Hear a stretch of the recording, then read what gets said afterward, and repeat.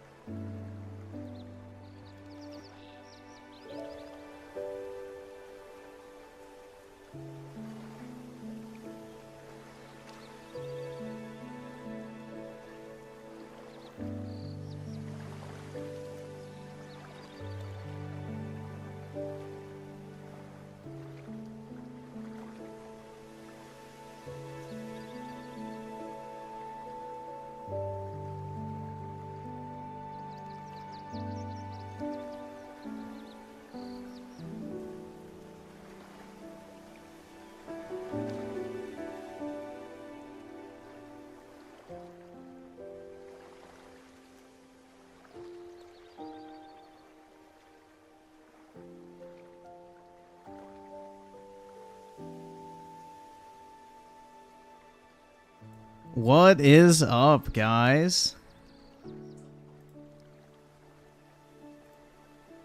How is everyone doing?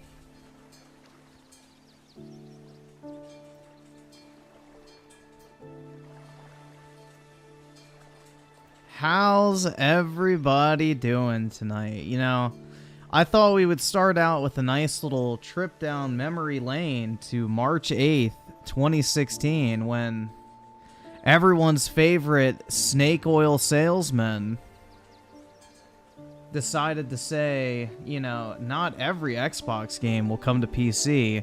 And then from that day forward, literally every single game did. So, yeah.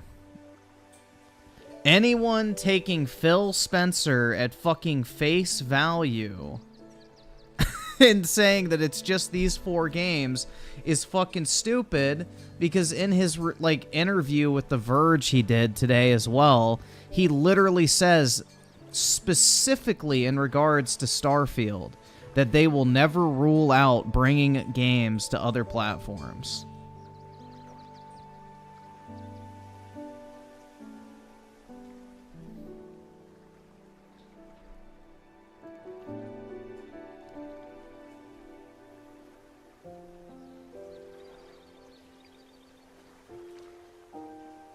So right here, hold on.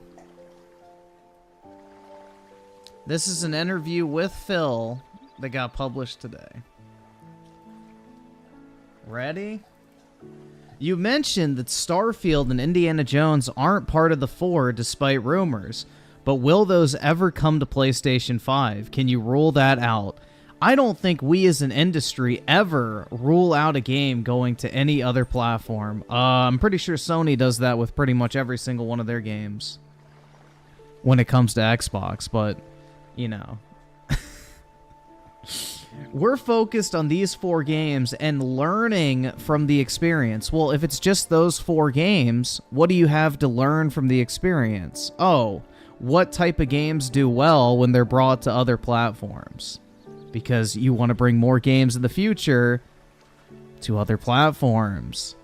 But I don't want to create a false expectation on those other platforms that this is somehow the first 4 to get over the dam, and then the dam's going to open, and that everything else is coming. That's not the plan today, but not tomorrow. I also don't want to mislead our customers on those platforms. We're launching these 4 games and we're excited about it. We're excited about the announce and everything else, but we'll see what happens for our business. So this is the thing, dude. When you pair that with this type of shit, read the fucking writing on the wall, motherfuckers. Like, if you all are still coping with the fact... I mean, this is what I think is kind of funny, too. Is Sea of Thieves is a bigger game than Starfield, or Halo is. That's what's the most ironic out of this entire fucking thing, is Sea of Thieves is unironically a bigger fucking deal to the Xbox platform than Halo and Starfield both are. It's funny as shit, bro. Like, people holding this as some great victory, I don't understand. Like, yeah, sure, today they might not be doing it, but everything Phil said, in the next 5 years, console exclusives aren't going to be a fucking thing. He literally said that in the fucking podcast today. That in 5 years' time, hardware exclusives or whatever aren't even going to be a thing. So there's your timeline, people. It may not be today. It may not be tomorrow. It may not be this year. It might not even be next year. But it's happening.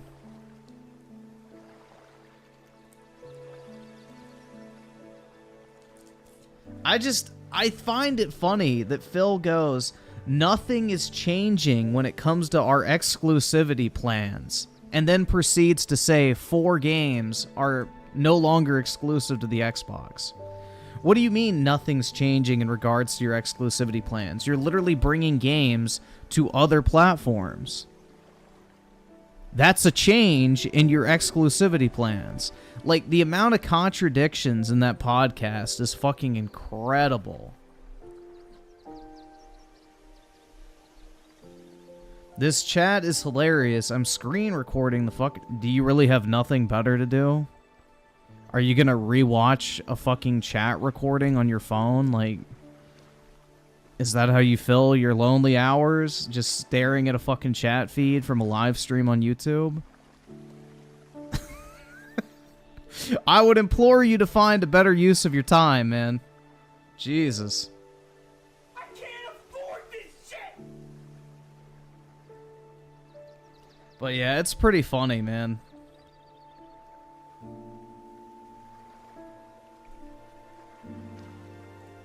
Hold on, I'm just curious.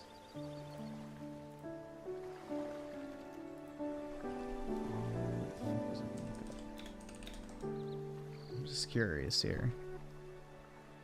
How many people still play Sea of Thieves? Yeah, 7,500. How many people still play Halo Infinite? Remember, free to play, keep in mind.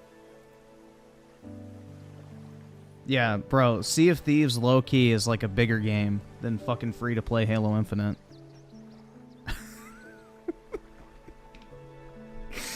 Dude, that's what's funny is Halo Infinite would be less of a big deal than fucking, Sea of Thieves going over there if you're talking about a player reach perspective. That's what's kind of funny. Is like, you know, the bots are like, well, it's just Sea of Thieves, dude. It's like, okay, well, Sea of Thieves is actually a bigger game than most of your recent releases. Like, Sea of Thieves, correct me if I'm wrong, is like Xbox's most played, like, exclusive game.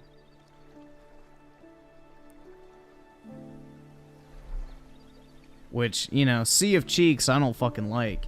But I'm pretty sure it is, like, their most popular game in terms of, like, player count. Like, first party-wise. Because that game popped the fuck off during COVID. I remember that shit.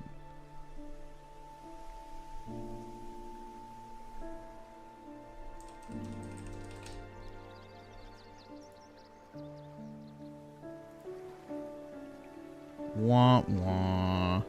Yeah, Sea of Thieves is bigger than Starfield, too.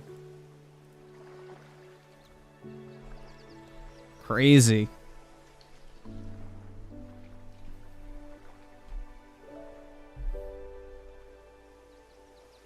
Oh, of course the Xbots are going to come back. They have to convince everyone how unbothered they are.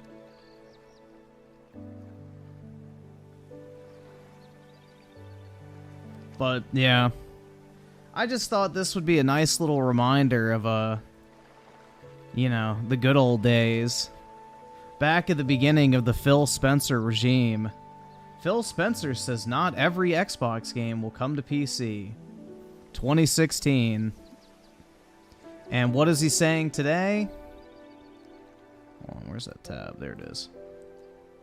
I don't think we as an industry ever rule out a game going to any other platform. We're focused on these 4 games and learning from the experience. Meaning, we want to put more games on more platforms. This is just the beginning. This is just the beginning, which a lot of people are saying, like, bro, you changed your fucking mind. Hold on, let's see. Give me a second. A lot of people are saying I flip-flopped, which I don't really know how you can say that. Because literally, what day was this? 3 days ago? 3 days ago. Probably going on 4 now. This is literally what I said. I said, them waiting until the end of the week is all the confirmation I need to know that the rumors were true, which the rumors were true. If there was no validity to the rumors, a tweet from Phil would have dispelled these rumors the day they broke. This period of silence says more than anything they could have possibly, or anything than they could possibly say on Thursday, in my opinion. Whether the timeline or immediate impact got shifted back a little as a result of the backlash remains to be unseen. but I think the long-term ramifications remain unchanged. As all things Xbox go, I guess we'll have to wait until Thursday. I don't really know how I haven't been consistent on this shit, bro. Like, that's exactly what happened today. This is the first step out of many to them going down the third-party route.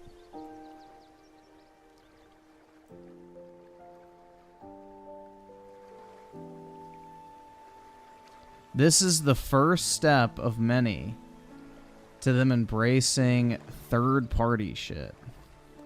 So, it's the same thing as this when Phil was talking about Quantum Break going to PC day and date.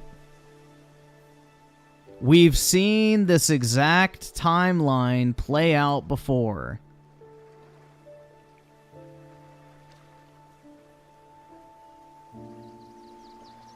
It's the exact same scenario over and over again. But, you know, pattern recognition, I guess, is a lost art. I'm not saying you should be upset with them going third party. The thing is, when it comes to Xbox going third party, I don't fucking care. Most of their games don't even, like, interest me. Most Microsoft games, I think, are dog shit. Well, pretty much all of them.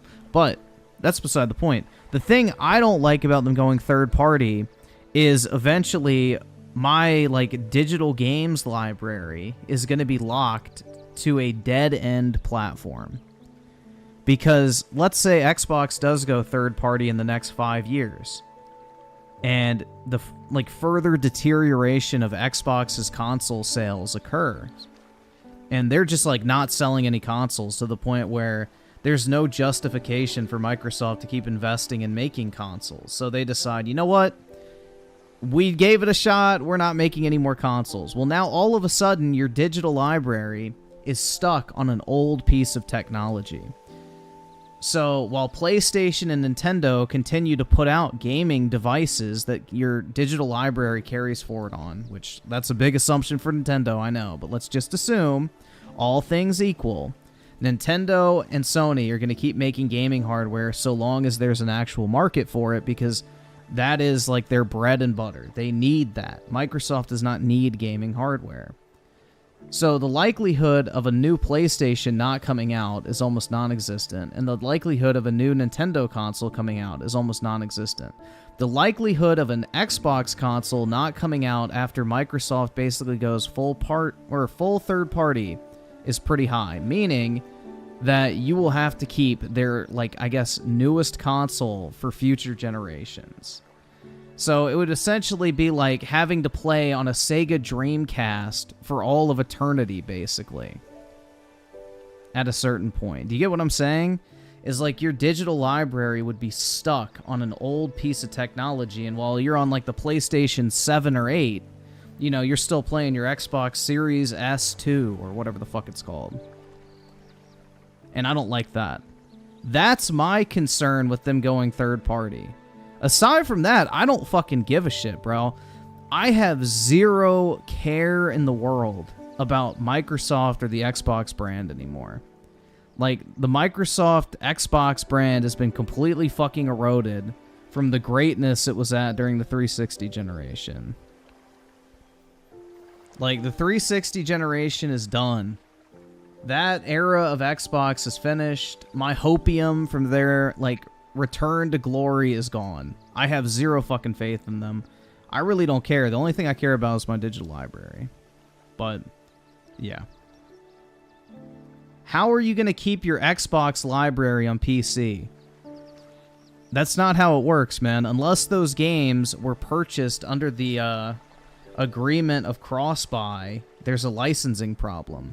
Microsoft would then have to buy everyone a PC key in order to transfer it. That's never going to happen. I can't afford this shit!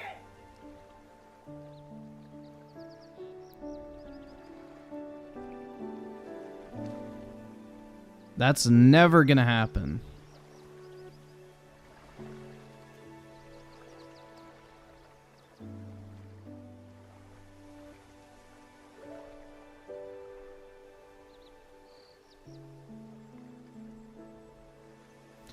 The daily count on Halo Infinite is 135,000. No, it's not. Stop. Do not embarrass yourself with that retarded-ass claim. If you really think the concurrent player count of Halo Infinite is 135,000, please go seek immediate help from your nearest doctor because you have sustained head trauma. You have actually sustained critical head trauma, and you are either hallucinating or on death's door. I don't know what to tell you, man. Like, if you actually believe that, that's some clown-ass shit.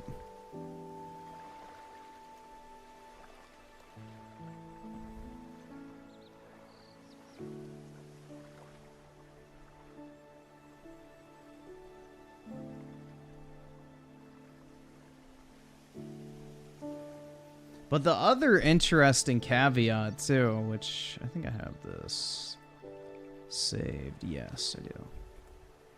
This was another interesting thing that came out today. So, for those asking, Microsoft has confirmed the 34 million Xbox Game Pass subscribers includes Game Pass Core, formerly Xbox Live Gold, which the last estimate of Xbox Live Gold memberships was, I think, 12 to 15 million. So that's a yikes, bro. The last, like, estimated or reported numbers of Xbox Live Gold was somewhere in the range of 12 to 15 million. If we assume on the low end of 12 million, that means the Game Pass, like the actual Game Pass, not fucking paid online Game Pass, is at 22 million. AKA, it is completely stagnated.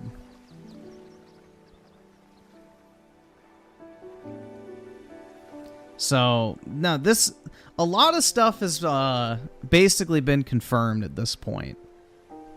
So, this is not a fucking W that all these fucking bots are, like, praising this shit to be. This does not paint a good picture. Well, Tom Warren got this from, like, I think he got it from Phil, from his interview with him today. Because he actually sat down with Phil Spencer and talked to him. So he got this shit straight from the horse's mouth, essentially.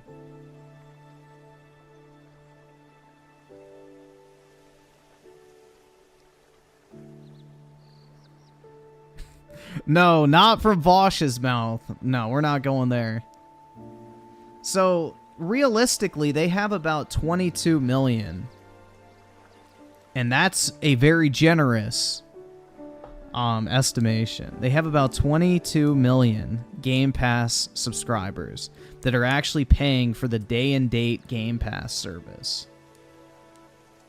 So, yes, it is completely stagnated. Like I've been saying for a year or two at this point, but I was told I was wrong, bro. I made it up. That's a fake number, dude. You don't know what you're talking about. Well, we got it straight from the fucking Microshaft. Microsoft confirms. The 34 million Xbox Game Pass subscribers include Xbox Game Pass Core, formerly Xbox Live Gold.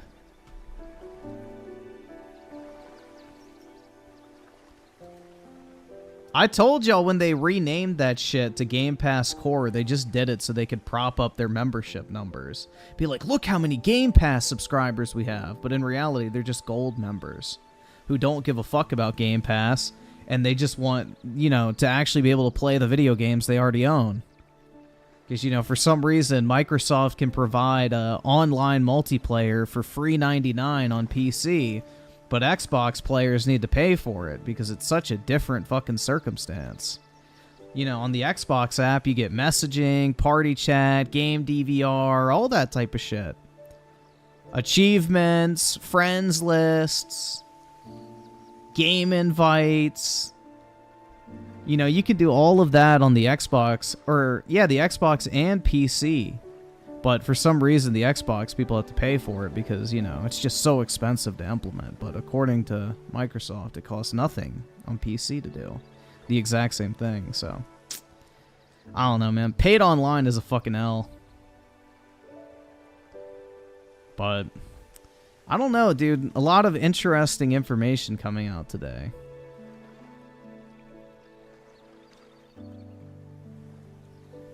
I'm using Tom Warren as your main source for everything. Yet Tom Warren sat down and talked to Phil Spencer. Did you sit down and talk to Phil Spencer? Oh, no, you didn't. Dude, he's literally citing Mike. Like, he's literally citing Microsoft as a source. So...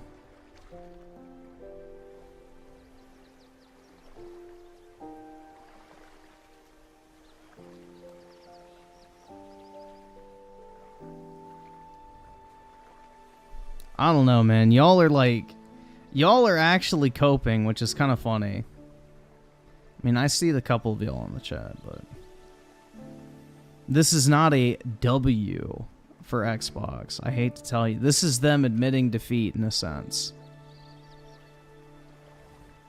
So,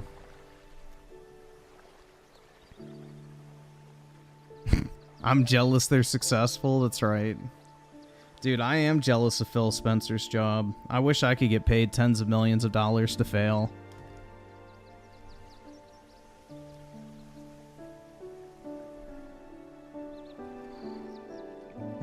I wish I could get tens of millions to fail.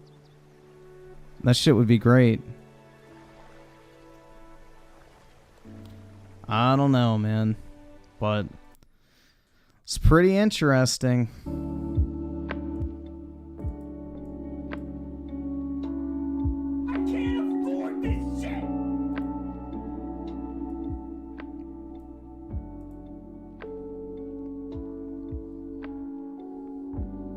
Sony doing bad, you a D-writer. Okay, dude. And your mom drank while she was pregnant with you.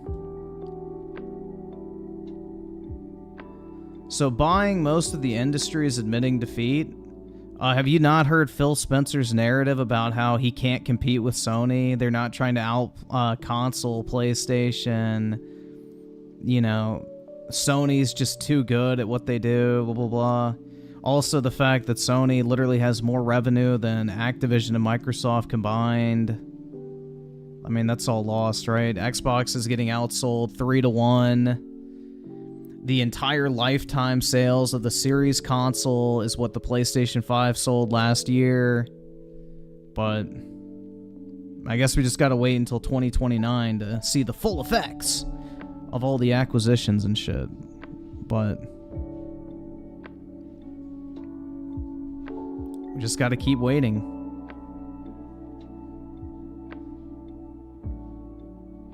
Griffin is too rich to fanboy. Fanboys can only afford one Yeah, that's right. I'm not a broke boy.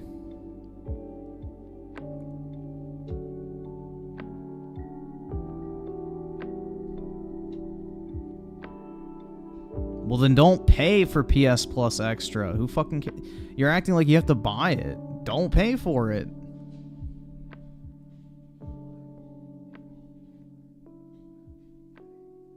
What the fuck does that have to do with anything?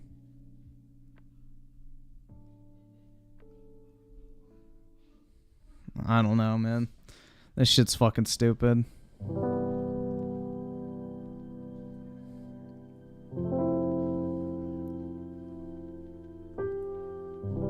Sony is bleeding cash. Last time I checked, Sony's profitable. I guess Microsoft is bleeding cash too because they spent $70 billion on their gaming division, right? I mean, that's the definition of bleeding cash, right? Just to keep things going.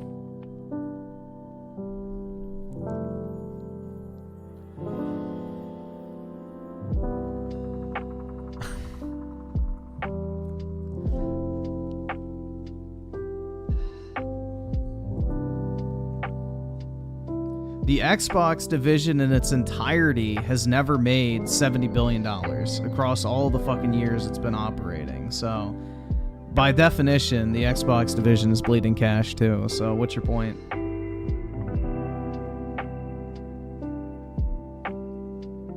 Sony had more revenue, but it's way more operating costs. Yeah, you can get operating costs down. The important thing is revenue with this type of shit. You can always cut costs. The biggest thing is growing your revenue. In technology, the biggest thing is increasing revenue. That is the #1 goal of every single tech company. Is to continuously increase revenue. That's how you evaluate tech stocks. Most tech stocks don't make money for like decades. Like Uber has never made a single fucking dollar in net income, but that stock is worth billions. Why? Because they have great revenue. And people are betting that one day they will become very profitable once they get to a certain point and can scale. So that's the important thing, is you want to capture as big of a share of revenue as possible.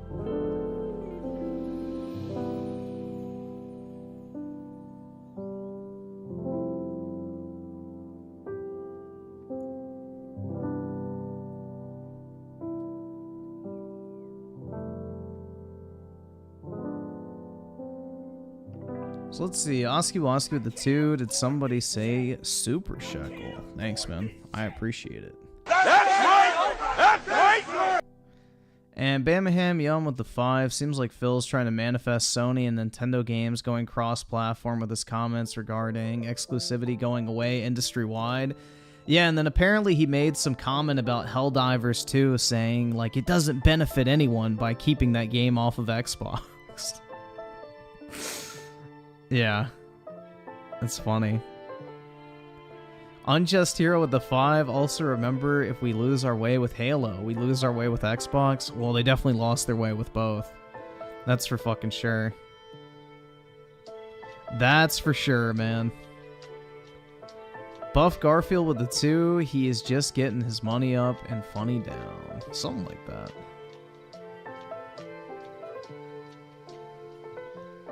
Tony Esquire with the 5. Yo, I've been arguing the same thing about digital libraries, not including Steam, being locked behind a wall. Yeah, that's the thing, is like console libraries are locked behind the expectation that a new console will forever be coming out. So it's kind of something that I've had to think about for a second. It's like, oh shit, yeah. Maybe this wasn't a great idea.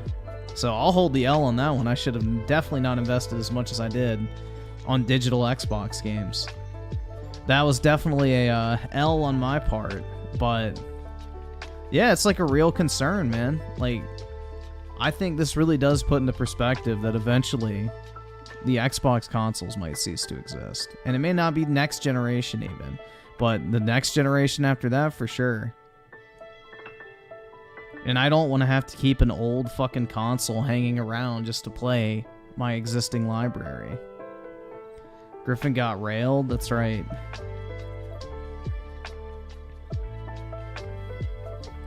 Here, let me pull up this one again. I like sitting in on this one. Let's see, Maximum with the 5. Execute Jethro. Also, his mom is a fresh catch from the Pacific Ocean, a whale flopping on land. I thought you were going to say because she smelled like tuna. That's right! That's right! And God Emperor Sofa King with the 5. Microsoft still sells the Surface Pro. Why would they stop? Because the Surface Pro has massive government and fucking industrial contracts.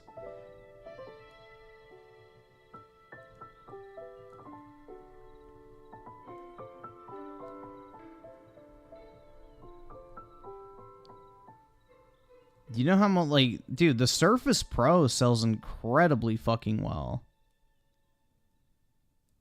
Like, government agencies and, like, corporations and all that type of shit that run Windows will, you know, contract Microsoft to buy them in bulk. So, Even if they don't sell well at a consumer level, the enterprise sales are what probably carry that division.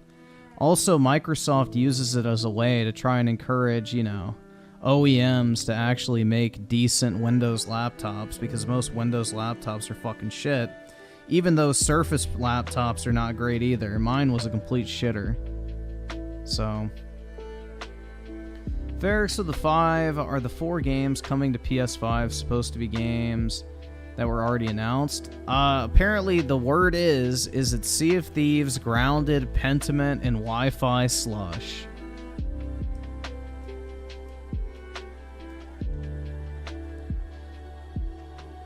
But then after that, it's fair game, because Phil basically said that, you know, they're going to see how these do and then go from there. AKA, there will be more to follow. Groovy with the 2. Thank God my PC purchase is imminent. Also, how you doing, man? Pretty good. Can't complain, man. Doing alright.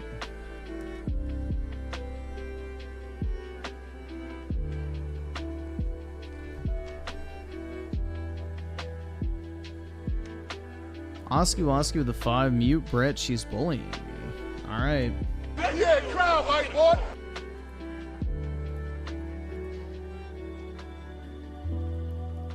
And Metal Mario with the 2. Sony is $2 trillion. No, that's not true. We looked this up before. That number is not accurate.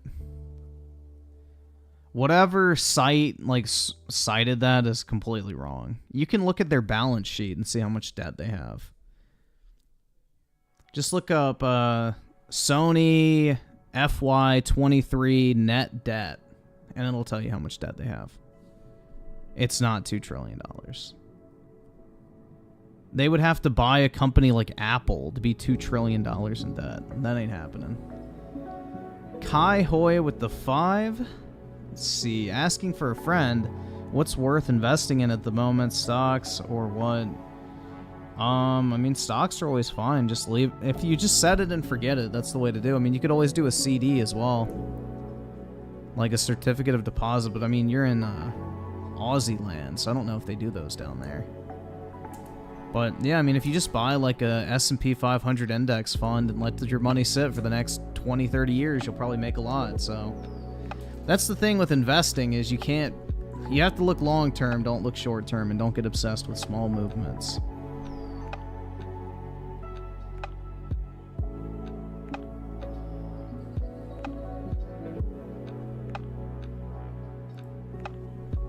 It is not $2 trillion, bruh. How would Sony have $2 trillion and they're a $100 billion company?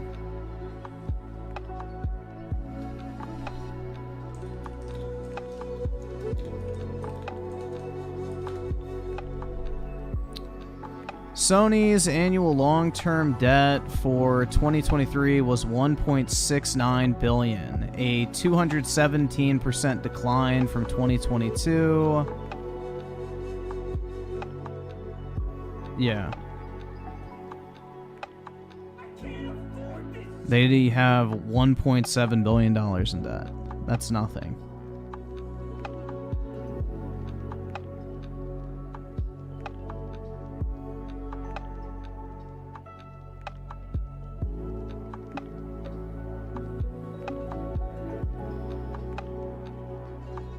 That's like literally nothing.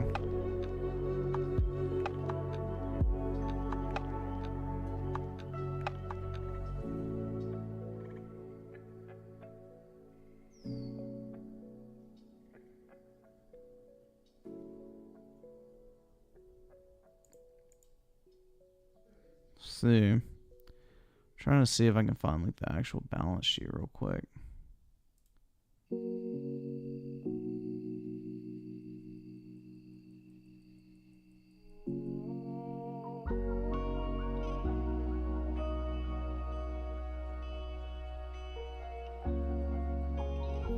But yeah, debt's not a bad thing. Like, if you got a low interest rate 3 years ago, it would have paid off to get debt.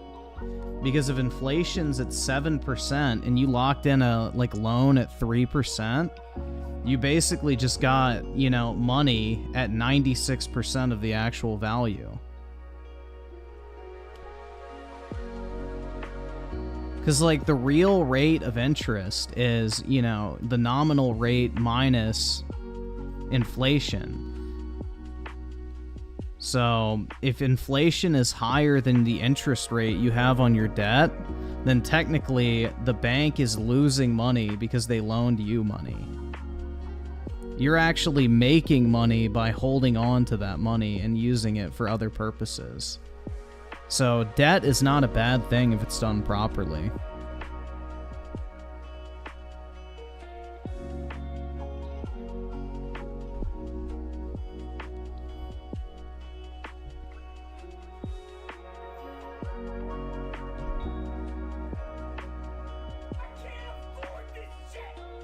FBI with the 2, so what even happened on the podcast? Absolutely fucking nothing.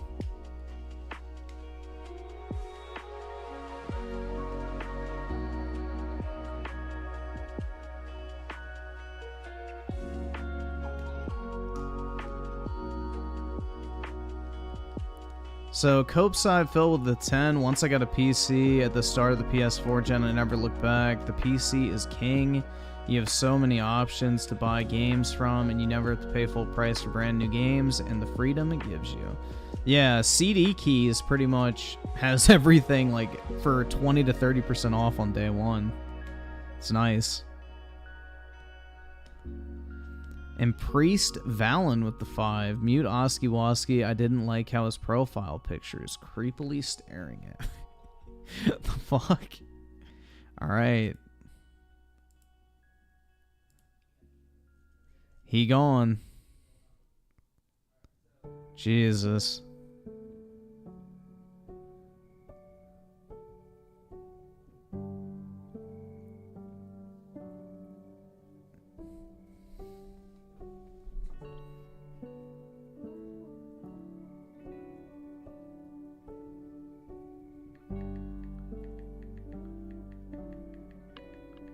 Hold on 1 second.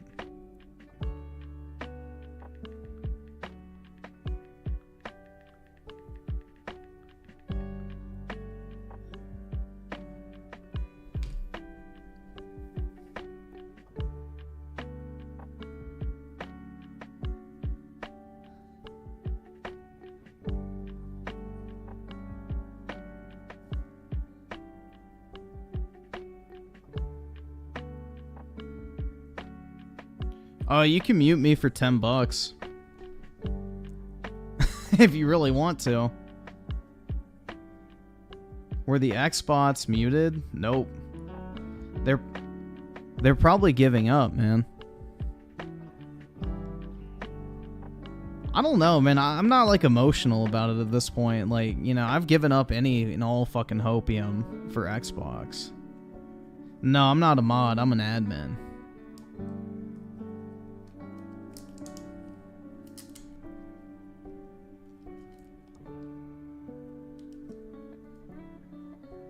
It's like a mod, but instead of having terabytes of content, I have petabytes of content.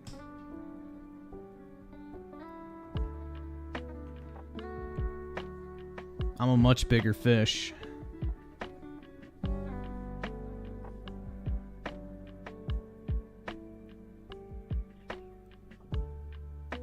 A bigger horse? Well, maybe. How much to mute members? So, normal people to mute is $10, $5 to mute a mod. Those are the going rates. Oh, I know, man. I was so looking forward to playing Starfield again on the PS5. It breaks my heart that I won't be able to. Truly, it's a devastating revelation.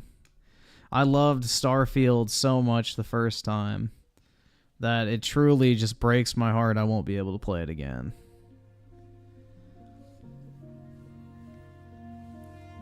Yeah.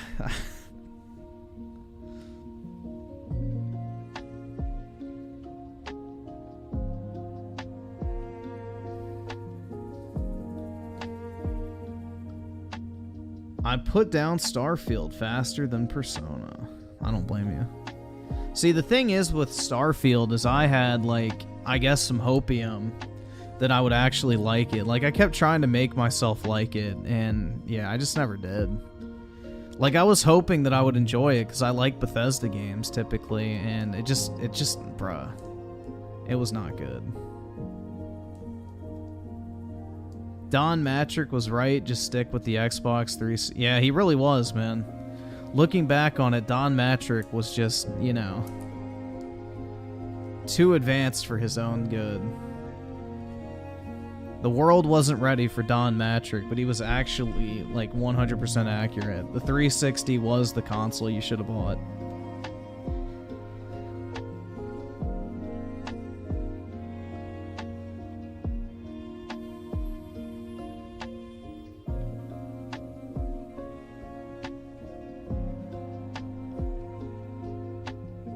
Nah, Bethesda wasn't always trash, bro. Oblivion and Skyrim were really good. Those are pretty solid games. Let's not pretend like they're not.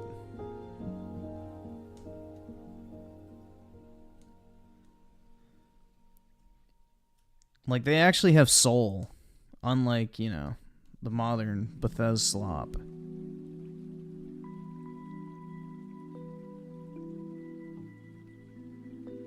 Britt, the Xbox 360 is not old.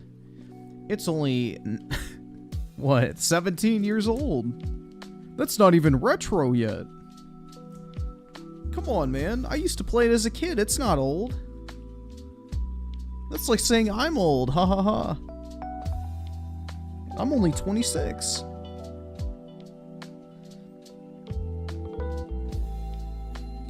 Yeah, it's literally yesterday, right?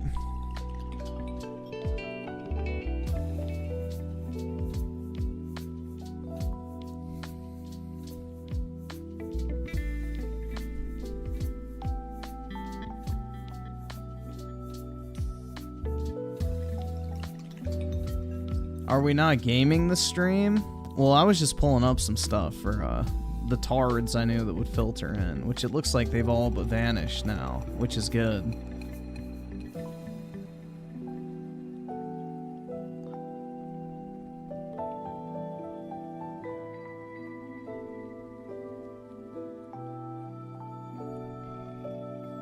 It seems all the dipshits have fled.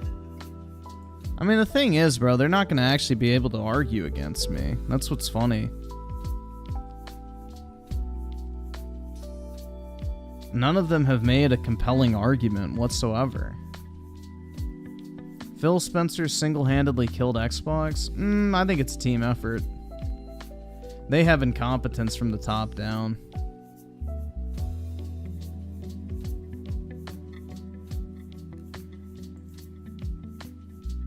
I don't think it's just old Philip. I think it's everybody at that fucking company. Their marketing sucks. Their first-party studios suck. Their messaging sucks. The leadership sucks.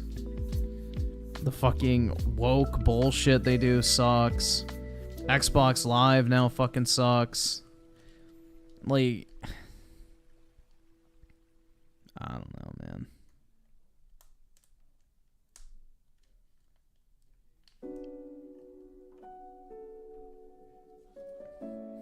They can't handle the BBC, so they left it. Oh my god.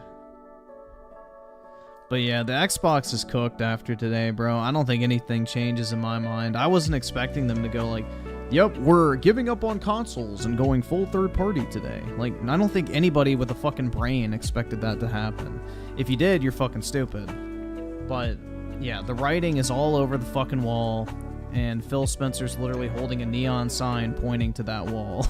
Saying, read me. So, I don't know. If you can't read between the lines of what was said and what the narrative and actions of Microsoft are at this point, then, yeah. OG Ghost with the 2, has your opinion on game preservation changed? Not really. I don't really give a fuck about preserving games. It's more so that I just want to have access to my digital library. That's the thing, is I just don't want to lose access to my stuff or have it stuck on an old piece of hardware. But preservation, I don't really care. I just don't want to have to rebuy stuff. That's my thing. Like, if a game developer wants to stop selling a game, then that's their fucking prerogative, in my opinion. The world doesn't end. Groovy with a 2. Quick question. $1,500 PC or 2K? I would go with 2K, bro. I would spend the extra $500, get a really nice CPU, a good power supply, and a nice motherboard. You know, use that extra $500 to, you know, throw a little more money into those 3 components, and I think that would pay dividends long term for the upgradability of your computer, because the power supply, the motherboard, and the CPU are the 3 things you don't want to have to replace. Like, everything else is easy. Like, buying more SSDs, easy. Buying more RAM, easy. Buying a new GPU, it's literally a screw. But having to fucking swap out a motherboard, or buying a new CPU and having to swap out the motherboard as well, or having to fucking rewire your entire computer is not fun. So...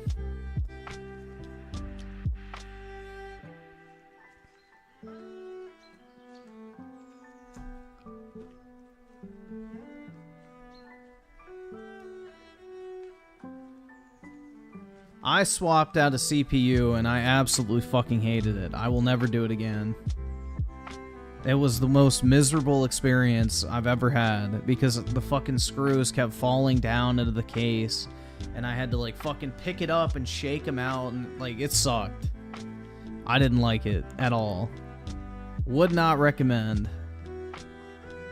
I think my computer was like $4,300 or something. I don't remember how much I paid for it. I just literally went through and picked the most expensive option on all the components and hit purchase, so that's how I ordered my PC. But honestly, I don't really want to buy another computer because it's like there's nothing modern that I want to play anymore. Like, everything new that's coming out basically fucking sucks. So it's like, yeah, why am I going to buy a brand new computer to play a bunch of new games I don't even fucking want?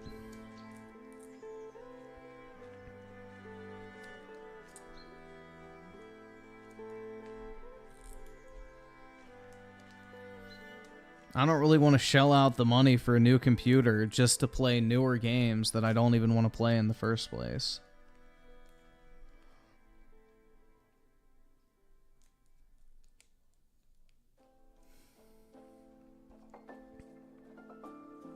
Suicide Squad sequel, where they actually suicide. That'd be nice.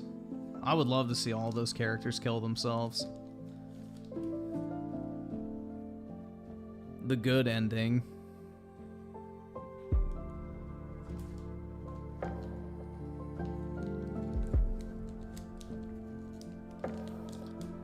So it seems like the general consensus is most people don't feel better about Xbox after the event today. That's interesting to see. So...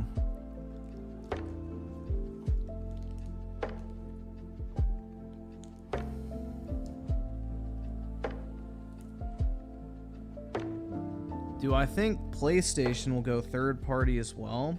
I think for their multiplayer games, yes. But single player, no.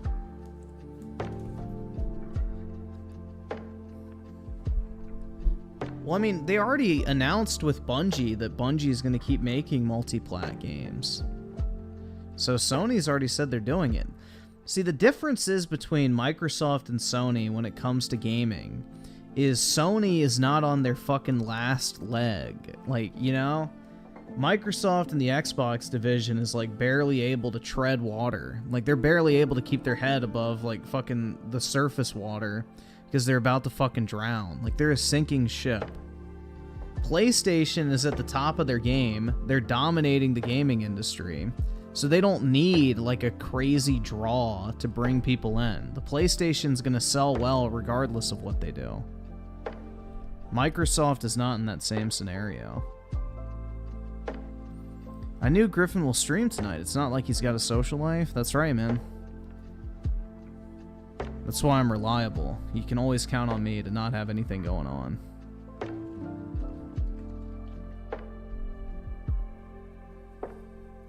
But that's the thing, is like, if you like movie games or cinematic story simulation type shit, then Sony makes the best games in that genre. Xbox does not make the best game in any genre, other than maybe racing, which, who cares? That's like saying, yeah, I make the best fucking soccer game. Like, ooh, don't give a fuck.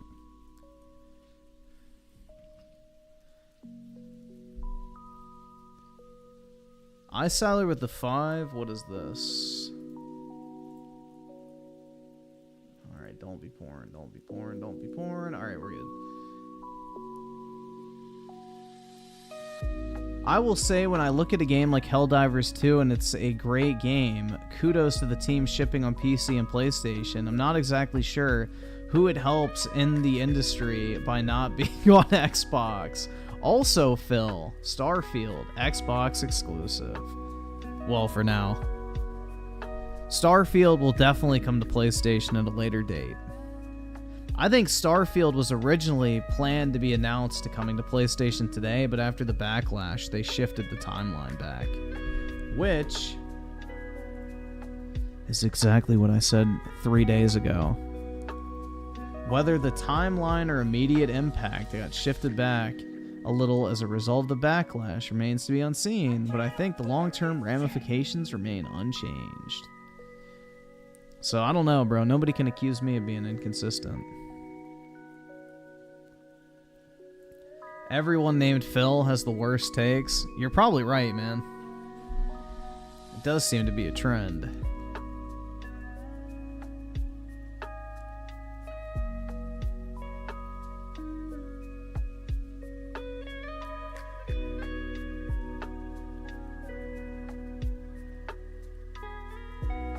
Griffin, you are inconsistent? Maybe when it comes to taking a shit.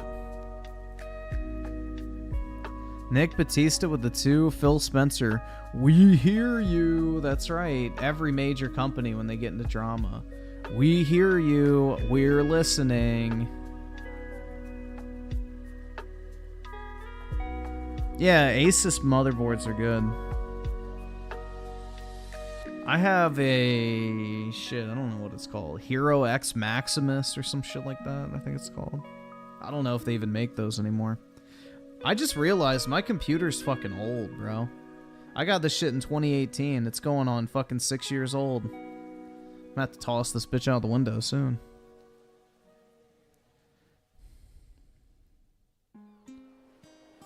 North Scout with the 5. When you finally gonna cross over and do DSP detractor videos? You'd be one of the top ones right away, lol. I miss your old reaction videos to cringe takes. I don't know. Like, that's the thing, is with like detractor shit, I don't know if I want to get too involved in those communities. Like, I don't know. Like, I enjoy watching detractor stuff, but once you start actually producing it, it's like another kind of realm. And I don't really know if I want that type of audience, if that makes sense. Like, if it's a one-off thing, maybe, but I wouldn't do it, like, consistently.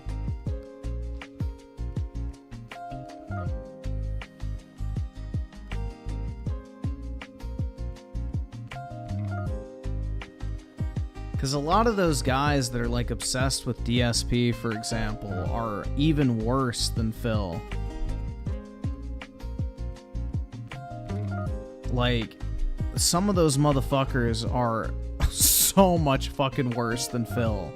Like, they make Phil look like a saint or a martyr. Like, the shit they do to him is insanity.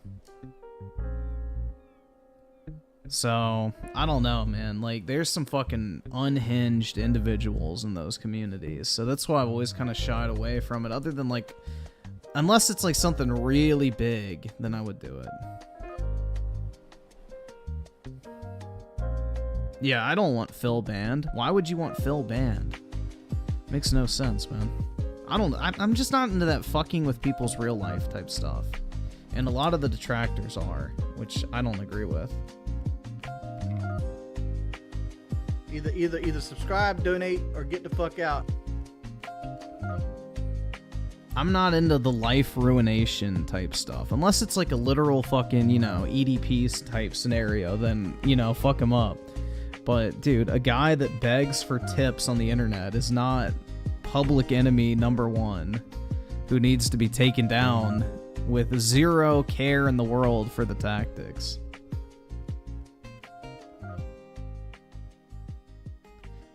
Yeah, like stalking his wife. It's creepy, man.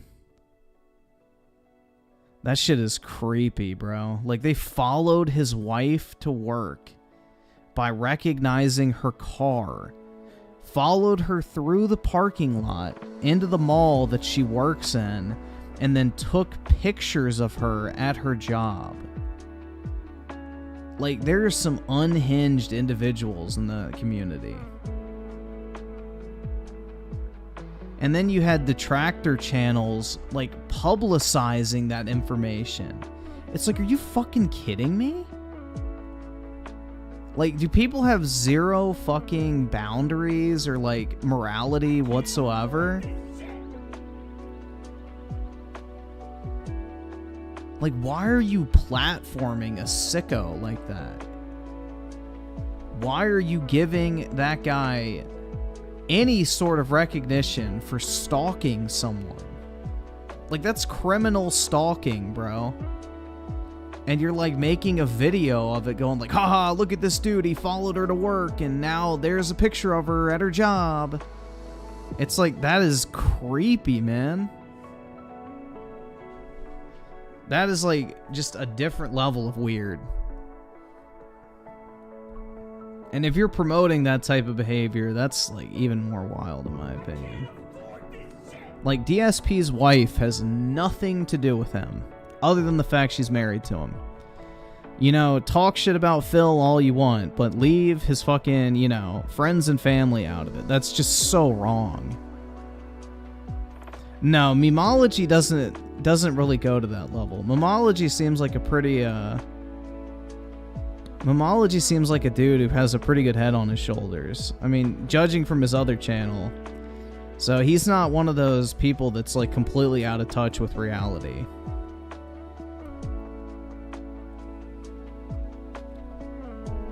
But some of the other troll channels, it's just like fucking wild, man.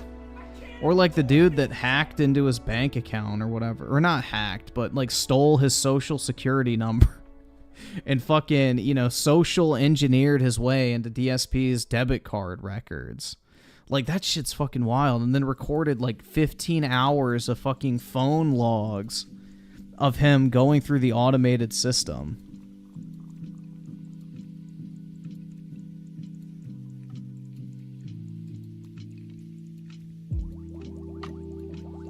North Scout with the Tier 2 membership. Appreciate it, man. Big ups. And 2023 Perfect Dark with the 10. Depends on which one has the most RAM and a good CPU. Just bought a 4K 4090 PC from Best Buy. What's hard is figuring out if the PC will get what I need. I needed one that can hold up to 5 SSDs I have. Yeah, I'm trying to remember, bro. I don't even remember. I bought like a USB expansion for my motherboard or some shit specifically for SSDs, so you may want to look into that. But I also had them install it, so I don't really know the process of how difficult it is to attach or source one. FBI with the 5. What's funny is a lot of the Wings detractors are fat themselves. No way, man. No way. Are you kidding me? I would have never expected that. Yeah, I don't know, dude. A lot of them, like, that's the thing is, like, a lot of them make Wings look like a winner. And that's sad. Brian with the 5. In 5 to 8 years, your digital library will be in the cloud. It will be an app on your TV and a controller. I don't know if I like that. xCloud sucks. Like, I tried using it once and it was horrible. The loading times were horrendous. The frame rate was horrible. I don't know, dude. xCloud was not a good experience. Also, the resolution was super fucking low. It was like 720p, maybe. I don't know. I'm gonna stick by the fact that Stadia was really fucking good tech-wise. Like, Microsoft should have bought Stadia from Google for the technology when they closed it down. Honestly, because Stadia was such a better version of game streaming. The only problem with Stadia was the pricing structure.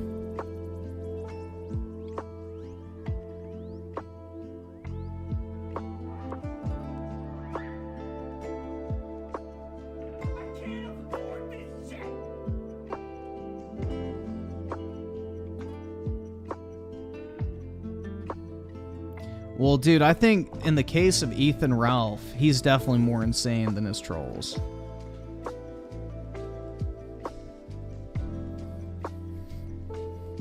Norscale with a 5, I was one of your first members. You thanked me in a video a few years ago. I figured it was time for me to come home. Appreciate it, man. I think I remember that specific video.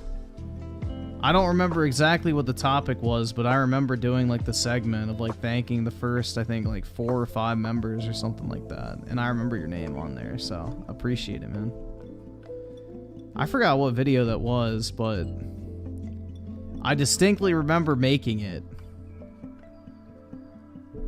I think it had like Doom footage in the background. It may have been one of the Hippo Zone videos, but I'm not entirely sure. Like the first one I made about him like defending the Epic Game Store, possibly. It could have been that.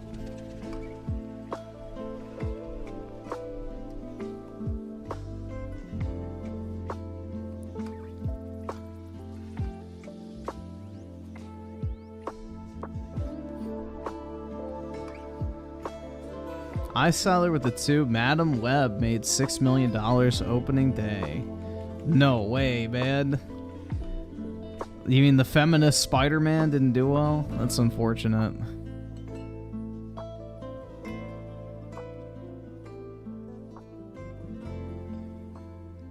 There was this Ethan Ralph troll who was trying to troll him to impress a girl by doxing his family. They are insane. Yeah, but Ethan Ralph does just that, if not worse. Bro, I don't want to get involved in the fucking Ethan Ralph rabbit hole. So I have restrained myself from watching that type of shit on stream. But go look up Medicare's old streams of like Ethan Ralph getting into a fight with his now ex-wife's ex-boyfriend, of him wearing an all-red fucking jumpsuit or some shit. And just getting his fucking ass beat by trying to break into some other... Like, dude, Ethan Ralph is fucking batshit insane. Like, that's one of those cases. He's like Cyrax, man. You know, Cyrax is just as crazy, if not worse, than his most insane fucking trolls. Yeah, Ethan Ralph beat his wife. Well, he beat both of his wives, I believe. Allegedly.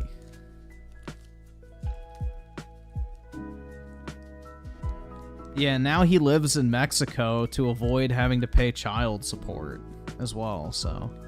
And dodge parole. No, it's not too extreme to watch on stream. I just don't want to interact with that part of the internet. I don't want to get involved with the fucking IBS people. That is not a community I want to be a part of. I will watch and enjoy the content from afar, but yeah, I'm not getting involved in that type of shit.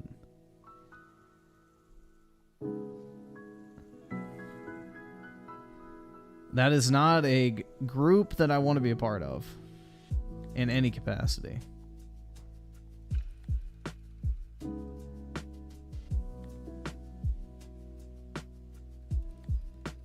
Apparently, he's thinking about coming back to the U.S. after his encounter with a Mexican escort. Oh my god. Jesus. Griffin has no balls? That's right. 2023 Perfect Dark with a 5. Oh, those exist. I'll look into those. I have 3 hard drives and 2 M2s, I think. I know I have one M2. Yeah, typically I think... Well, I think my motherboard has 3 M2 slots, if I'm not mistaken.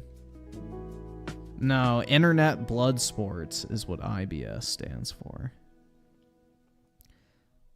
You should think about checking out Last Epoch when it launches next week. I haven't heard of it, but I'll write it down.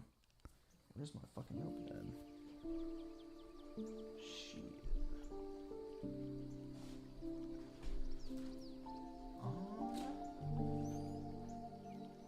There it is. It's under my Apple thing. Last Epoch.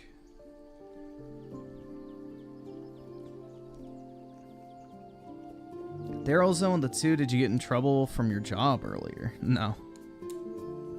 And JBT with the 2, is Rainbow Rare Charizard VMAX worth anything? Yeah, it's worth about, I think, $200 in the 10. You can look it up, but yeah, I think it's still somewhat valuable. It's gone down a lot in price.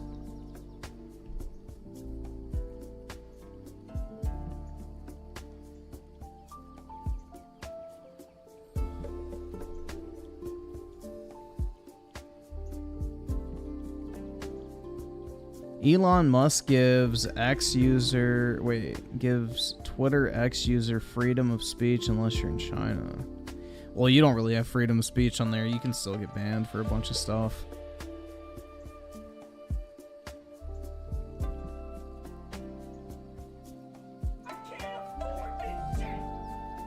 Dude, I'm just excited for Final Fantasy VII, bro. Like, that's like the one game I'm like really looking forward to. Especially after I just replayed through Remake and I beat Crisis Core for the first time.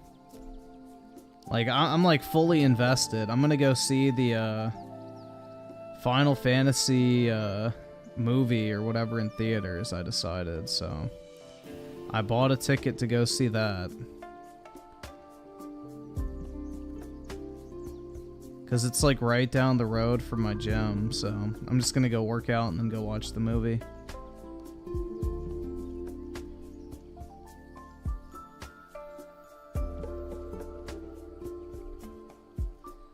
The Advent Children movie for Final Fantasy VII. I haven't seen it in years, so...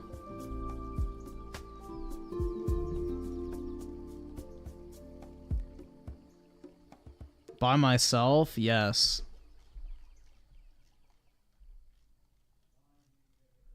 Yeah, I highly doubt even after I work out, I'll be the one stinking up a Final Fantasy movie. Thank you very much. I guarantee you there will be somebody who smells worse than me. I don't think I'll be the problem. Thank you very much.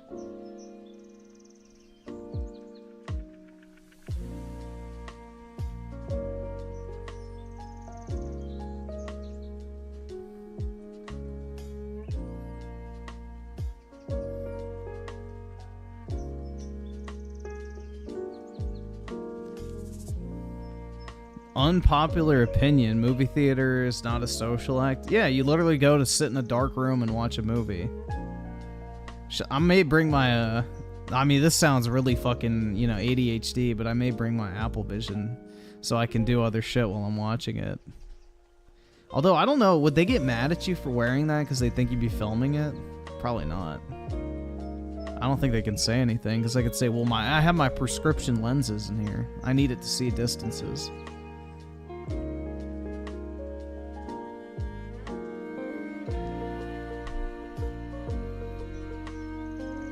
Never went inside a theater? Damn, man.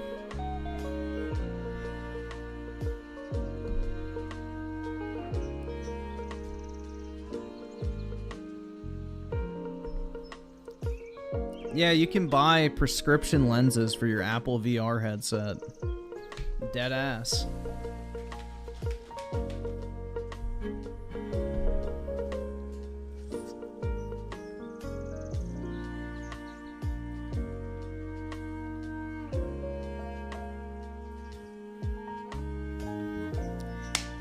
I'm sure somebody will try to drive in them. And they'll probably win a nice-ass lawsuit when somebody pulls them over and gives them a ticket. Say, well, I had my prescription inserts inside of the headset, and I needed them to see. Because then at that point, is it considered, whatever it's called, corrective eyewear? Like, you could classify the, Apple Vision Pro as corrective eyewear if you have the special lenses inside. So, I'm sure there's all sorts of shit you could try and pull with that.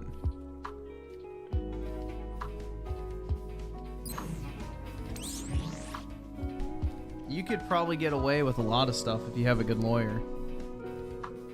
But that's the thing, is do you want to go through the legal process and risk it?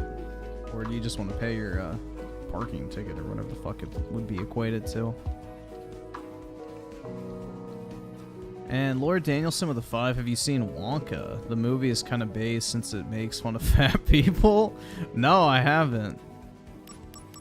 If it's on like HBO or something, maybe I'll watch it. That's pretty fire, man. I'm glad to see somebody spreading the good word.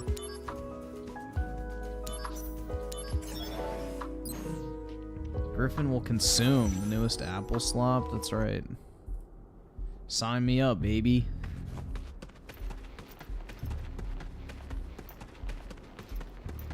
Activating combat mode. The only version of Willy Wonka I've seen is the original movie. That's it. I never watched the Johnny Depp one. Oh yeah. I just watched the original one as a kid.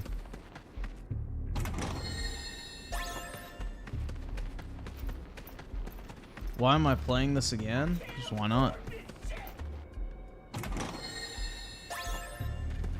Activating combat mode.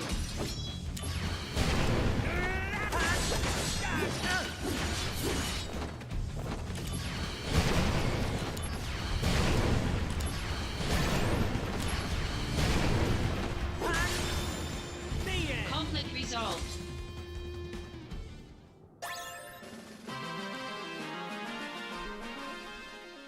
The Johnny Depp one is pretty good. Yeah, I never saw it, so I don't know, maybe someday I don't really watch many movies, that's the thing. I'm not really a movie guy. Why not replay the remake? I don't know. I mean, I could also do, I got Type 0 installed. I also have the original Final Fantasy installed. And then, of course, the 21st is,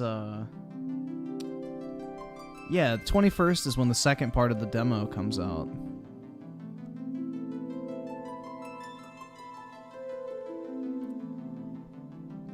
Play the original? I mean, I guess I could. Yeah, but PlayStation Plus Extra or whatever has all the fucking Final Fantasy games.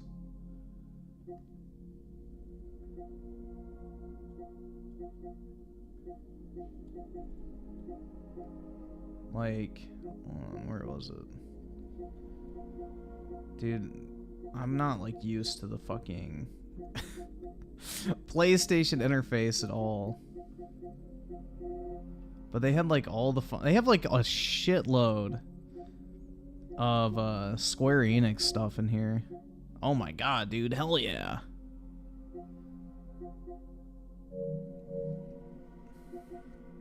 But they got a bunch of stuff. Yeah, I like the PlayStation UI. It's very clean. I'm just not used to it because I've barely even used my PlayStation at all this generation. I've mainly only played Final Fantasy on it.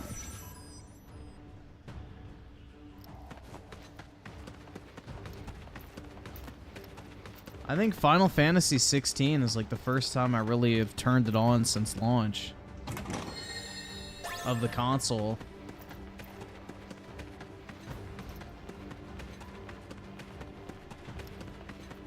Activating combat mode.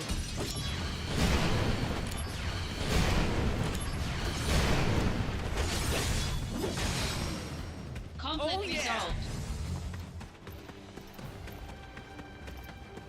I'm a pony? That's right, man. No, but I think I am going to buy more games on PlayStation moving Activating forward. combat mode. All bullshit aside. I just see the longevity here. Come on, give me it. It's not going through. Thanks. Warm-up's over. Concentrate. I'm feeling it.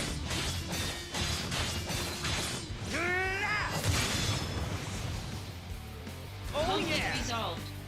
Easy. I also have Gravity Rush 2 installed, which I never beat. Activating combat mode. But I'd probably have to restart it at this point, because I don't really remember how to play it at all.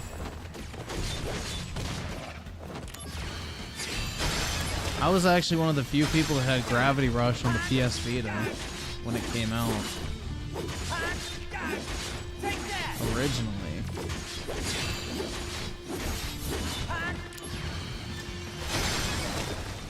Conflict resolved. Activating combat mode.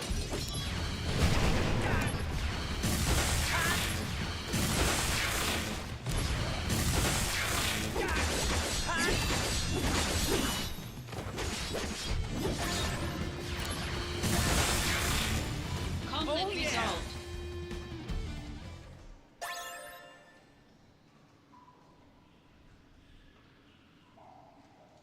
Taylor with the 2 giving up on Final Fantasy VII Remake coming to X. I don't think it will. Like, if it hasn't already, I don't know if it ever will, to be honest. I don't know what type of exclusivity contract Sony has on that game. Because Sony apparently paid for the development of it.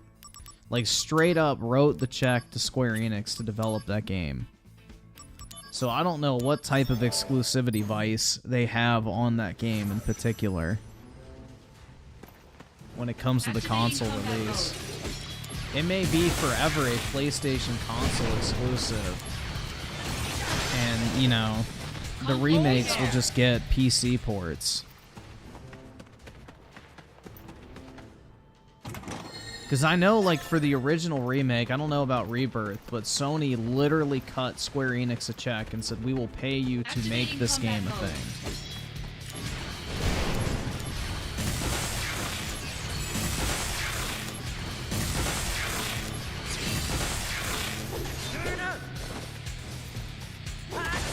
It's the same reason why Rise of the Tomb Raider exists, is because Xbox cut Square Enix a check to make the game a reality. Conflict resolved. Oh, yeah. So it was like during that period of time where Square Enix was really fucking bad financially.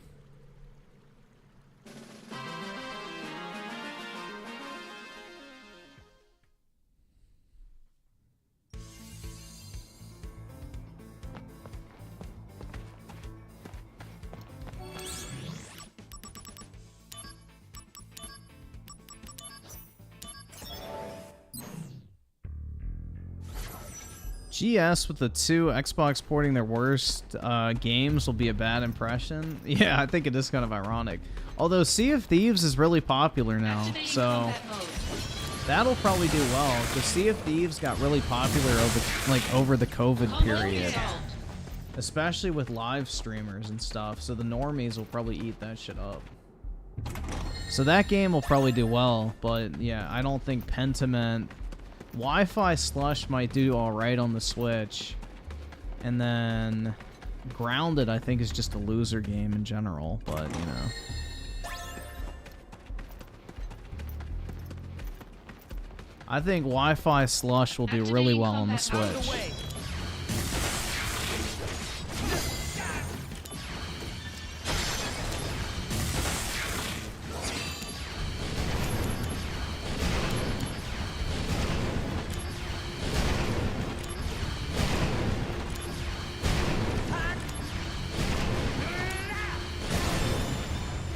Conflict Oh, yeah. resolved.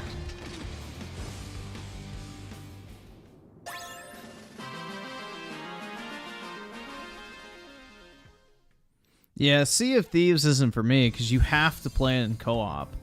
Like, it's almost impossible to play by yourself, and I don't like co-op games, because, you know, for obvious reasons.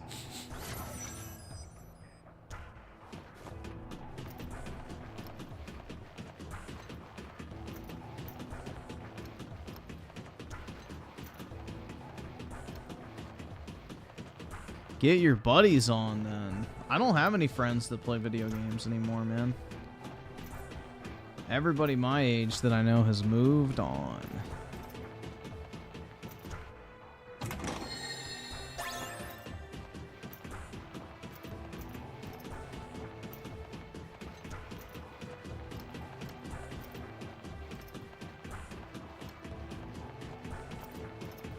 Activating combat mode.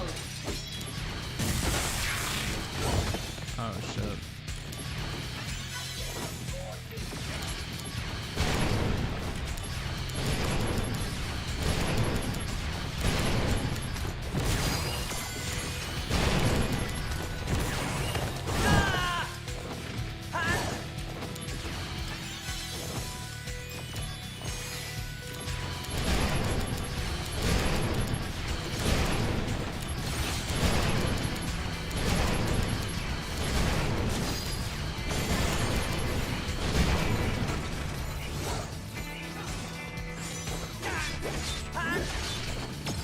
Better run for it.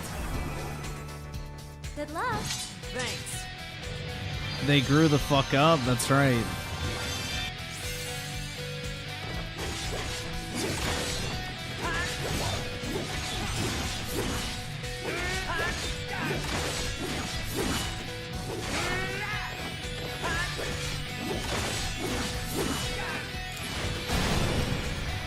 Conflict resolved.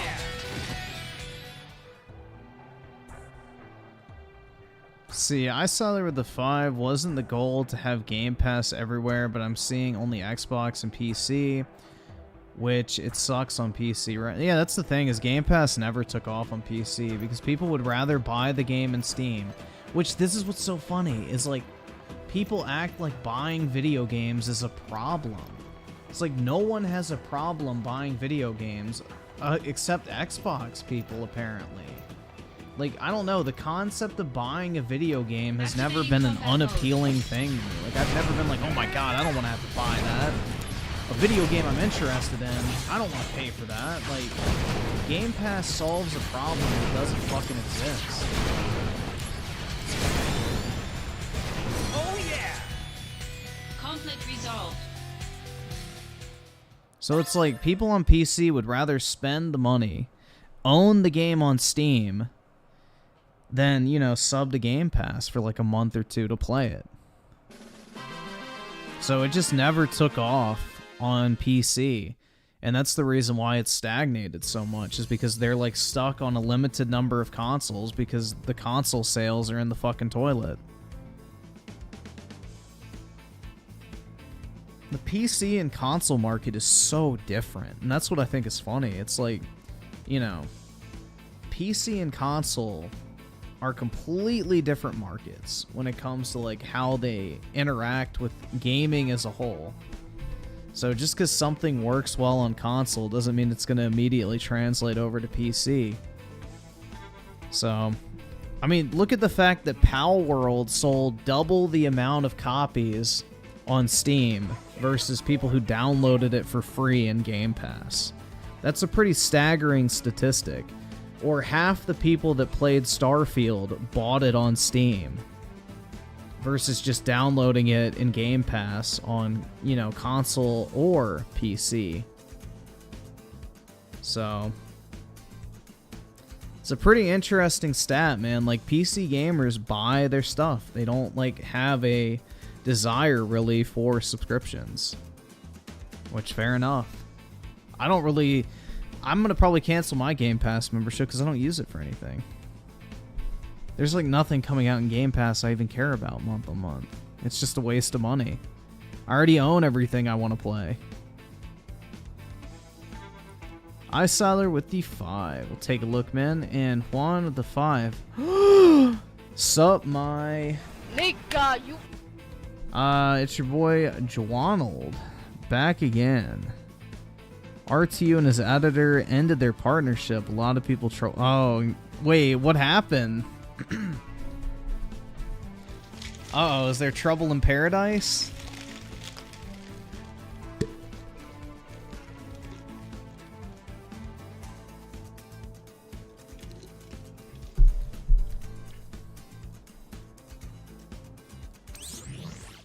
The Final Fantasy slums look better than America.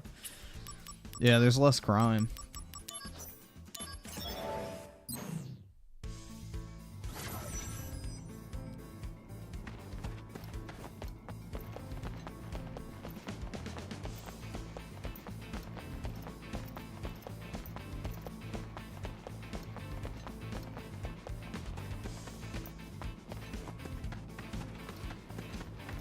The fuck?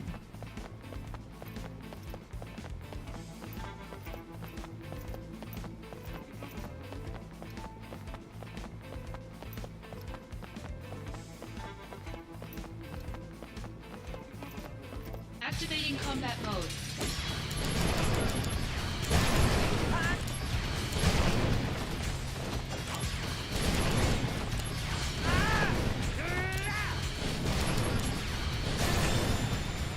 Conflict resolved. Easy. The reason why people don't buy Game Pass is it's on the Xbox launcher and not... Exactly, that's what I'm saying, is the Xbox platform is very different than PC. If it was on Steam, it'd be 10 times more... Well, Valve would never let it go on Steam. Because it would cut too much into their profit margin.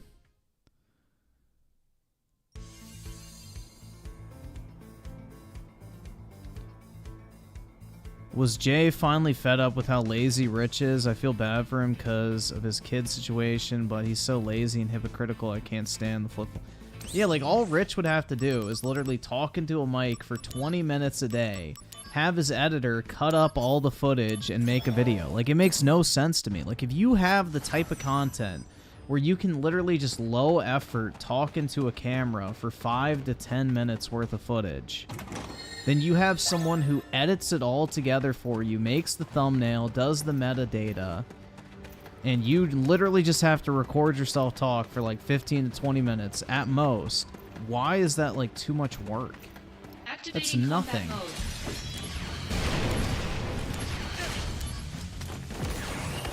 Like, just pay somebody, which he already was, to like do the hard part.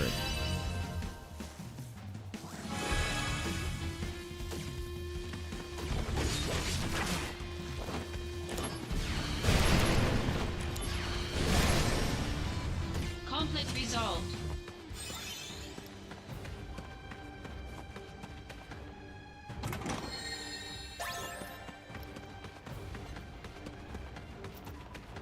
Like, if my type of content was, I guess, Activating combat mode. suited towards, like, having an editor, I probably would do it. But my content's kind of hard to do without me actually doing it myself. Activating combat mode.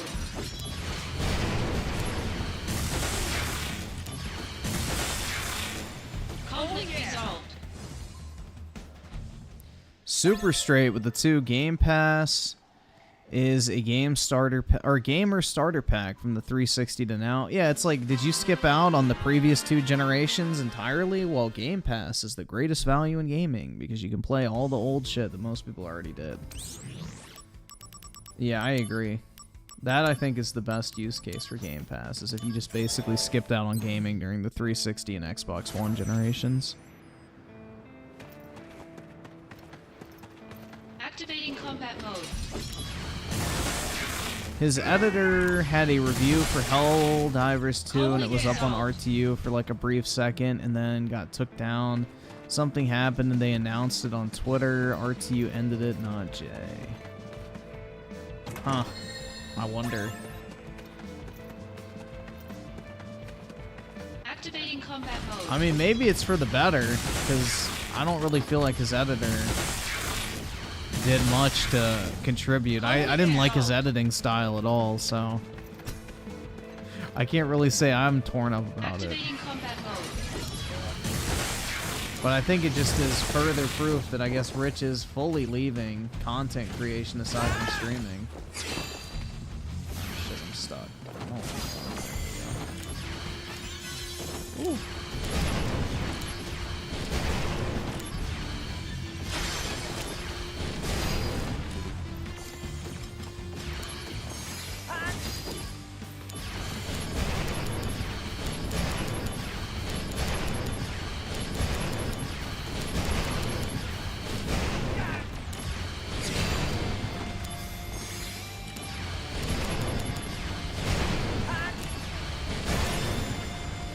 Conflict resolved. What are you doing out there?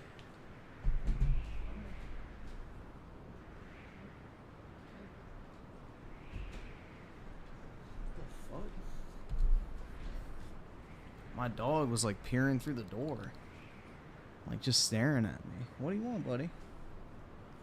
Good boy. Hey, buddy.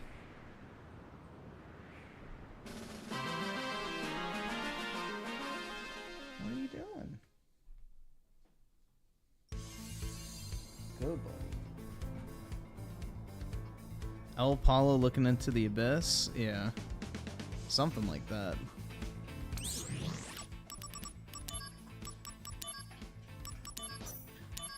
It's not a lot going on between this 2 years, let's just put it.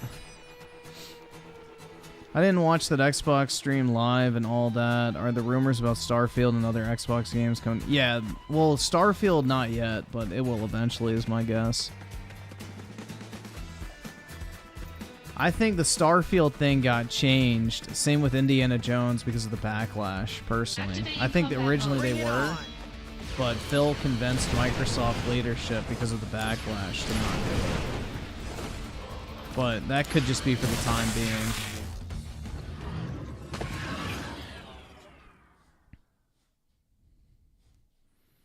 GS with the 5. Do you think the Suicide Squad disaster will make other developers more cautious and terminate their contract with Sweet Baby? No.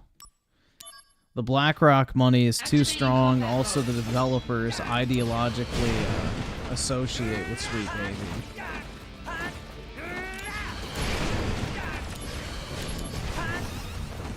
You gotta remember, most game developers are extremely liberal, so they're gonna naturally, you know, believe in the same takes that Sweet Baby has.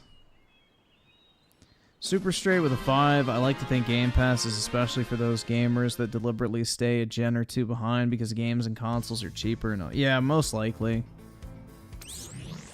I would agree with that. I think that's what they were hoping for, is it would entice people to like upgrade to the new consoles or switch over to Xbox, and it just didn't work.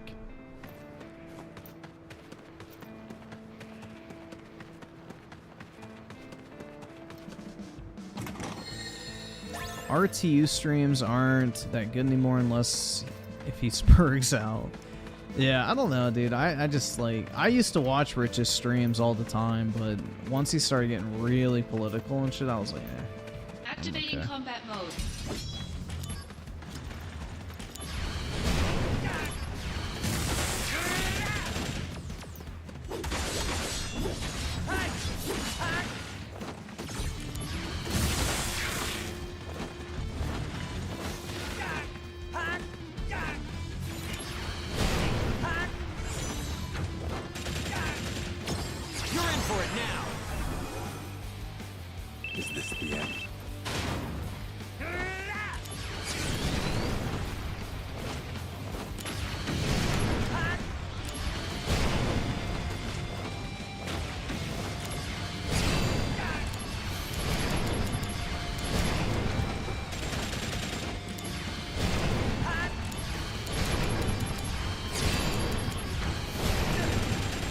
Oh my god, I just got fucked.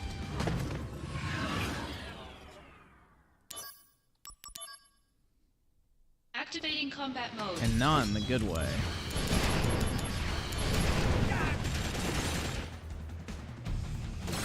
Bruh. Alright, I might be too low of a level. Jesus, man. I think this is a level Activating 7 combat mission, mode. so...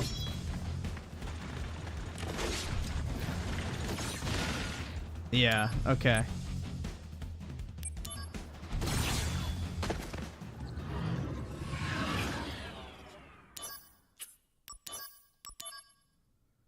I need to level up a little more for that. Yeah, I'm just curious, what level was that? Was that 7? Yeah, okay. That makes sense.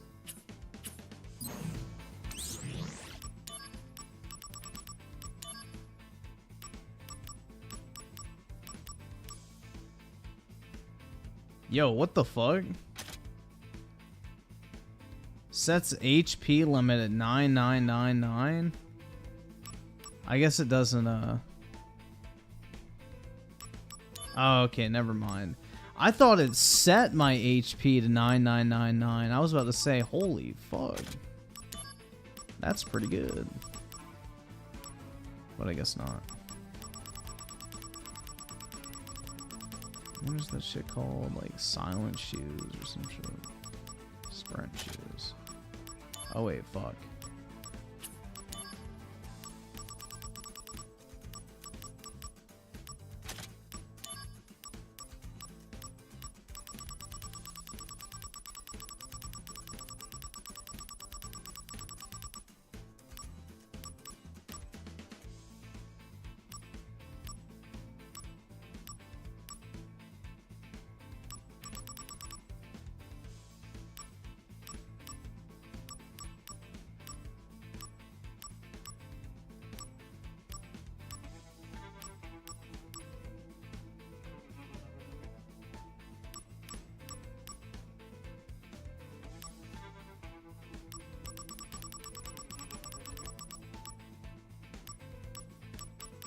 I'm looking for prevent stun.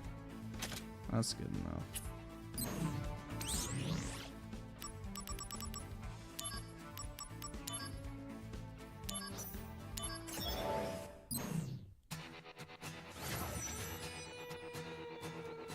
Activating combat mode.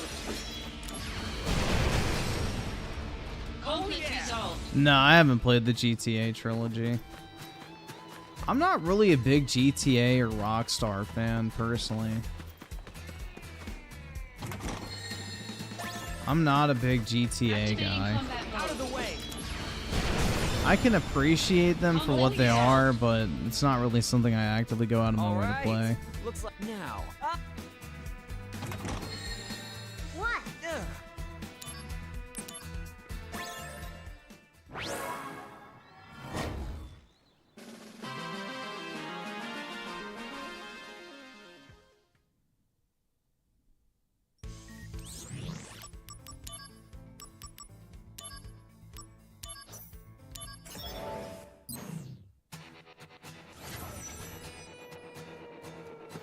Activating combat mode.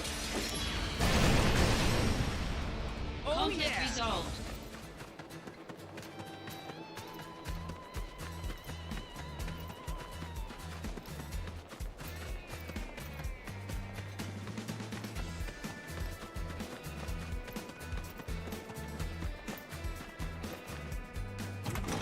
Yeah, I just don't really enjoy open world games that much anymore. Activating combat I just mode. like, they don't hold my attention. They're usually way too long. And it's just filled with a bunch of slop activities that add nothing to the Alright. overall experience. Looks like now. Zoom, zoom, zoom, zoom. Like walking in a straight line for 10 minutes for no fucking reason other than padding is irritating. There's very few games that I'll put up with that anymore. And GTA games, like driving, is fucking insanely obnoxious. Takes fucking forever.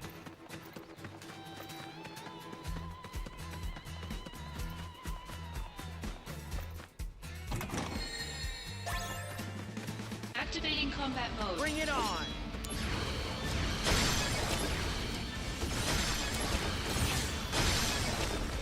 Oh, Conflict yeah. resolved. Activating combat mode.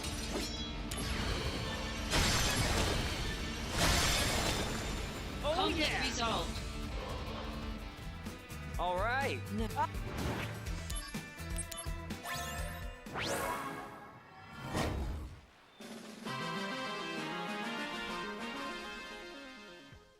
Yeah, Witcher 3, Elden Ring, Elder Scrolls. I don't know. There's not very many I can think of that I actually like open world.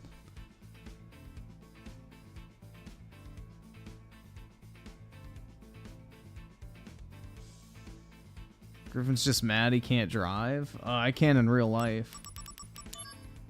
So, I don't know.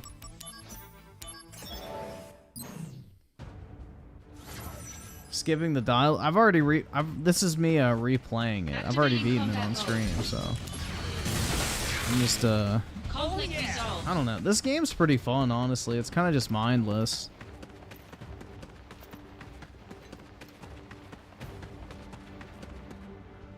It has decent replayability.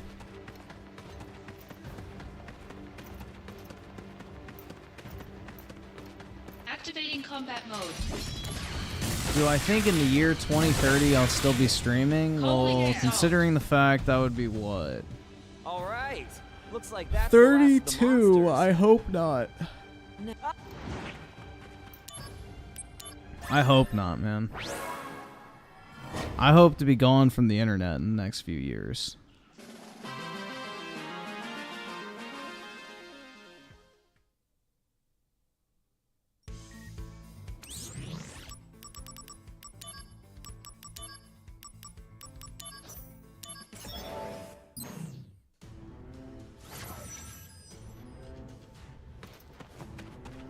Activating combat mode. Out of the way.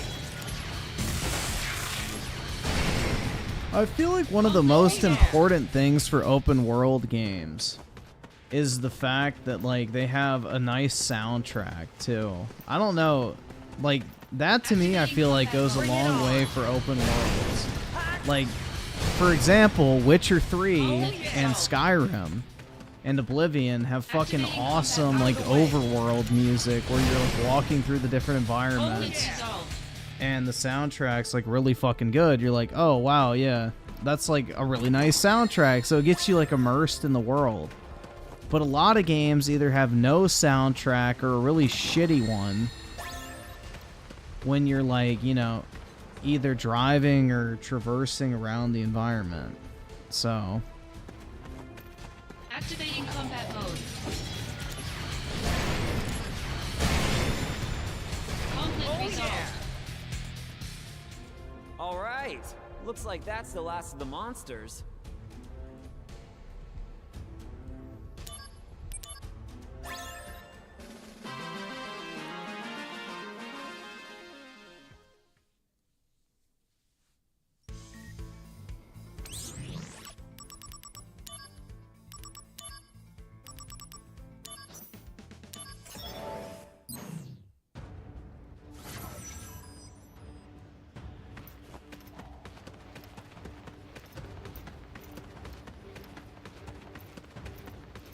Activating combat mode. Bring it on. Oh Conflict yeah. resolved.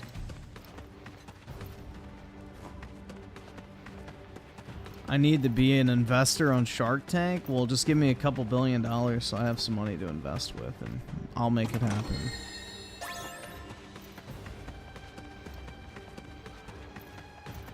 Activating combat mode.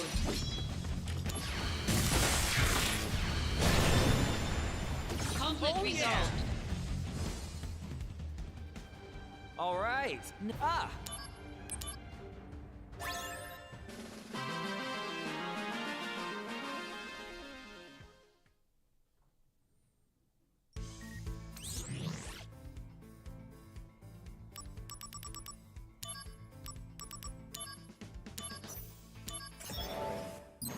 We need a Shark Tank, but for poor people who want to invest in small businesses, fish pond.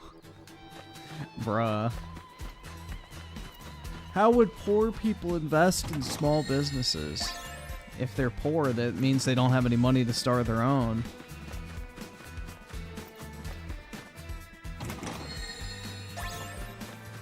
Activating combat mode.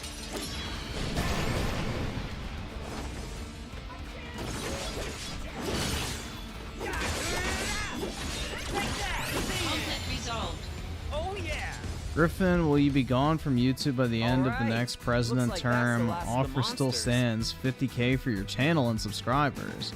But you make content for the next 6 months. Hell no. Ah! Absolutely not. What? Two.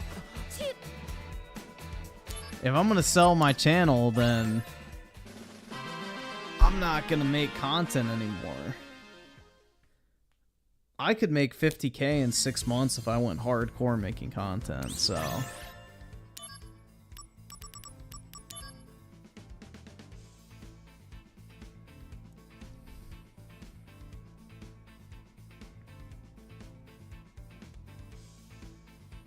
Buy Rich is Dead channel. I'm good.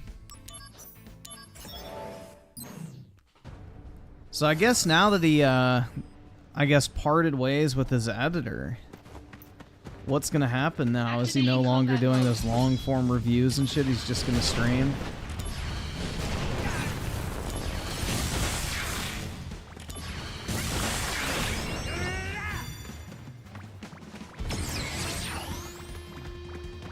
Better run for it!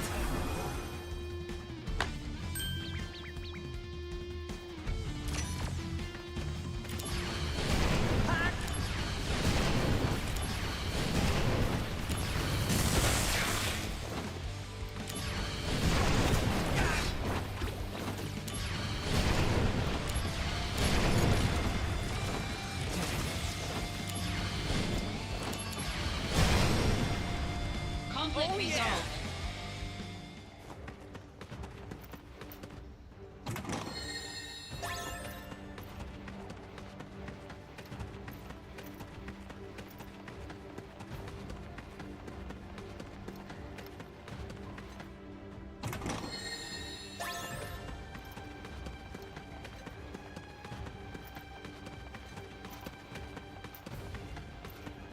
Activating combat mode.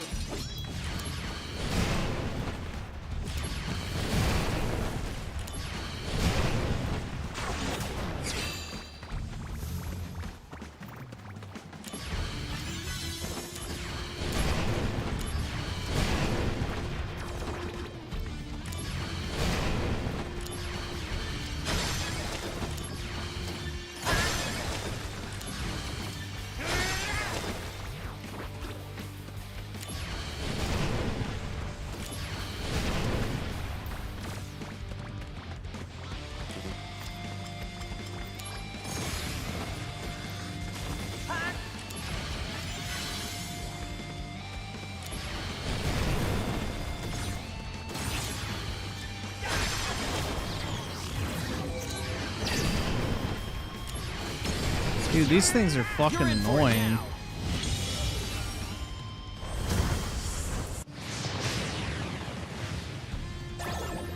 Oh Conflict yeah! resolved. All right. Now. If you...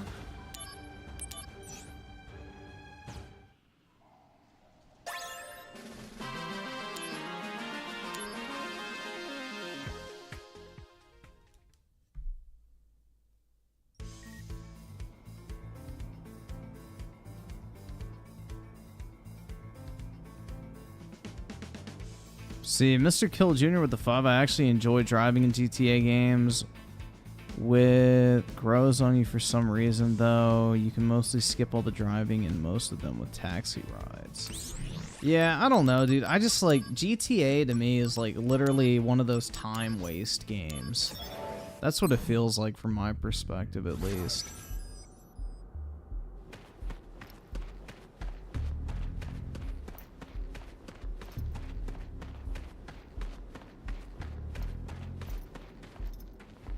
Activating combat Out mode. of the way!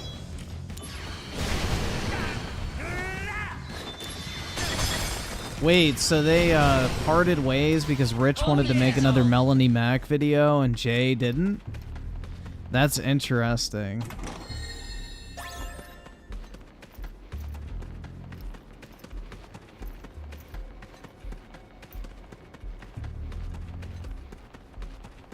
You would have thought that he would want Rich to make another fucking video on her. Activating combat mode.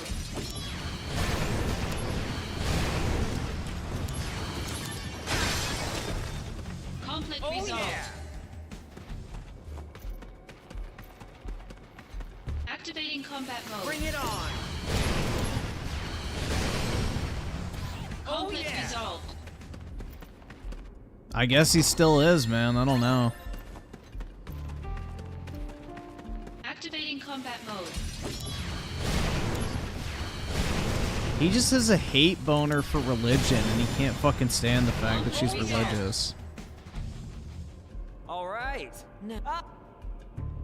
Like, it's very obvious what his problem was. Is he just hates religion, and, you know, she is religious. Even the dude who sniffed her ass is tired of Rich's crusade against her. Exactly. Rich wanted to make a Melanie Mac video and Jay wanted to make an Xbox News video. Well, there's not really much Xbox News. That event today was a big fat nothing.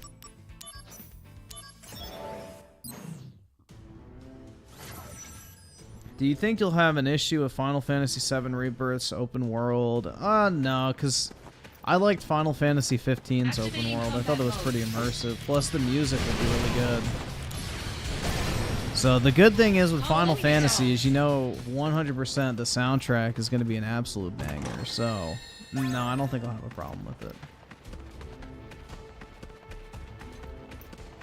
Activating combat mode. Conflict resolved. Yeah, so I wonder what Jay is going to do now for a job, because it's not exactly like YouTube editors are very easy positions to switch from. Activating combat mode. Out of the way. I'd be kind of angry because it's like, yeah, you go from like an easy job of editing YouTube videos, now you got to go work at a gas station or some shit. Activating combat mode. Conflict resolved. Activating combat mode. Bring it on. Conflict resolved. All right. Now, where's that treasure? Ah! I get it.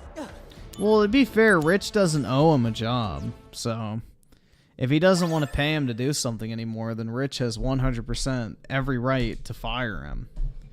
But the thing is that wasn't smart is Rich started making him a part of the content, which means his audience is going to develop some sort of attachment to him. And, you know, they're going to get mad at him for getting rid of him, is my guess. Happens all the time.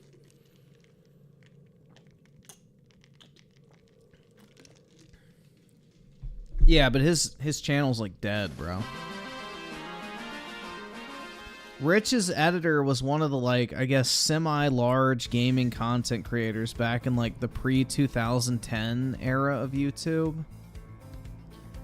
And basically he ran the channel with two other people. The two other people left, and the channel died. That's my understanding of it. Drinking that G Fuel? Amen. I don't need an editor. The type of content I make, I have to do it myself. Plus, I'm too fucking A-type about it.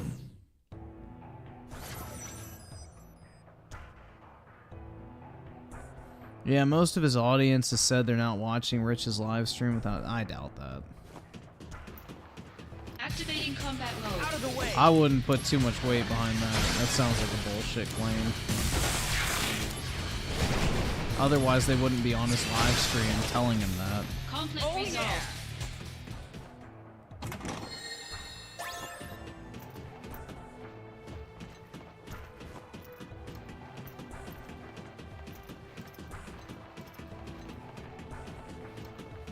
Activating combat mode.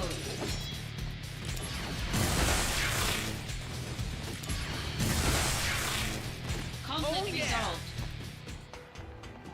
Oh, I'm sure there's some people who are upset about it, Activating but combat mode. let's be honest, man. Nobody's gonna stop watching Rich over a fucking person to be fired who just edits his videos primarily. Conflict resolved.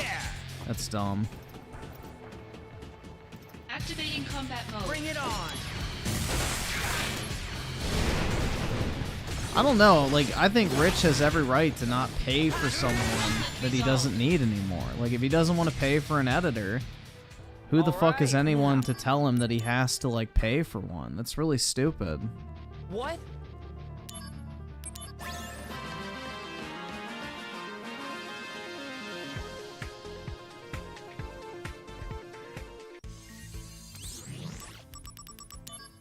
Damn, bro, I'm gonna have to go take a shit. What the fuck?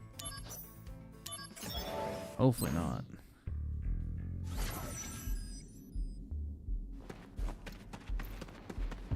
Activating combat mode. I don't know what's going on, but my asshole is in danger. Conflict resolved.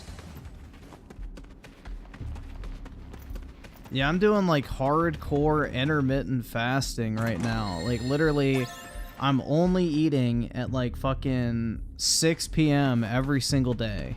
Activating I've been combat doing mode. this for like 3 or 4 days now. And whatever it is, man, it makes me have to shit like a fucking whatever consistently. It's weird. Because I'm barely even eating anything. Like I ate 2 fucking chicken thighs and some turkey meatballs. That's like all I ate today. And I don't know, man.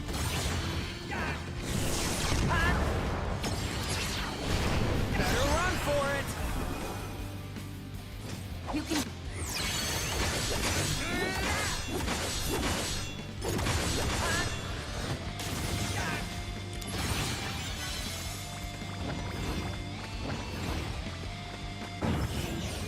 Let me give you a hand with the flowers. No, it's fine. These flowers, they only want to be tended to by me. Seriously? Bringing out the big guns! Good luck. That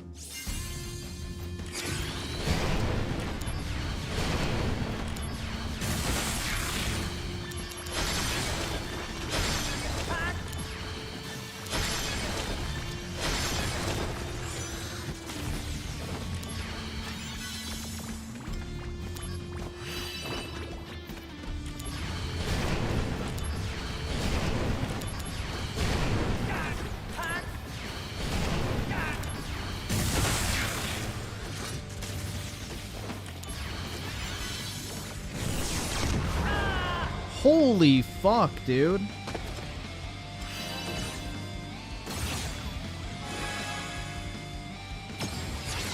brace yourself! Damn, man. That thing is no joke.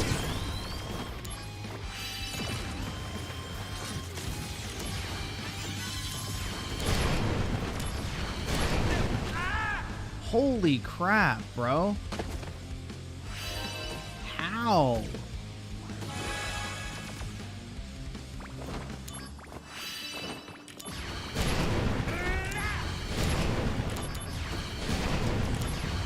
Conflict resolved. Holy shit, dude. These 7-star missions are no fucking joke, man.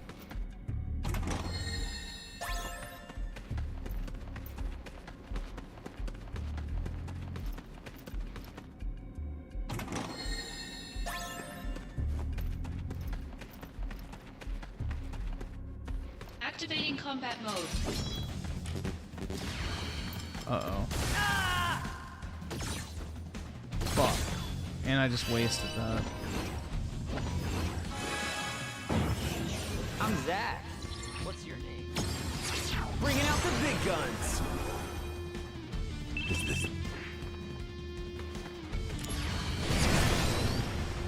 Conflict resolved.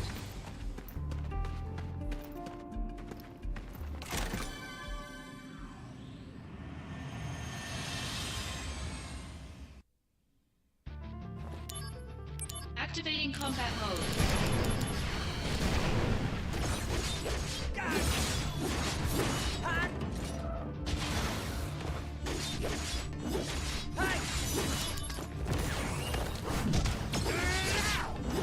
You're in for it now! Prove your honor to me.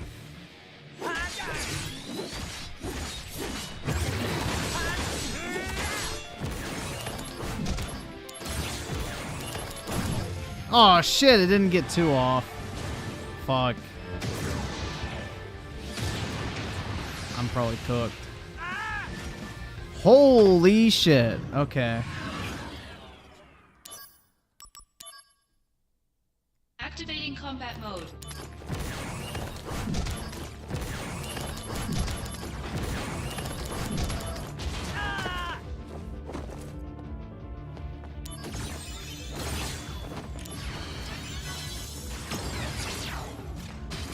Better run for it! Is this...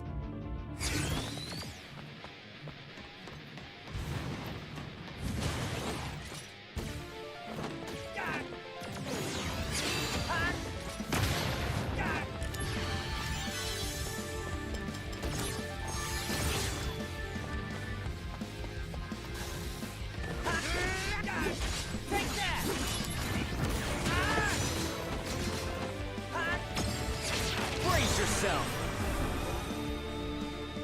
You can do it, Zack.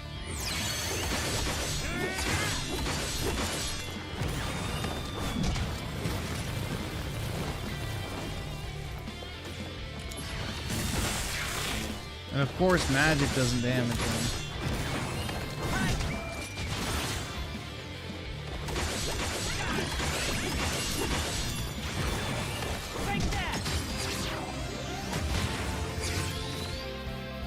Warm-up's over! Bro's fighting a legendary Pope, something like that.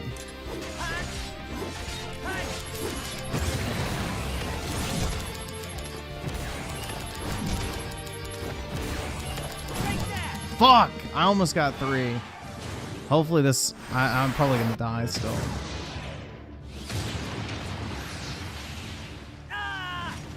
Damn, man.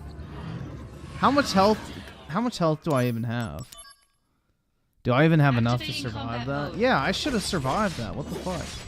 I thought I had full health. Guess not.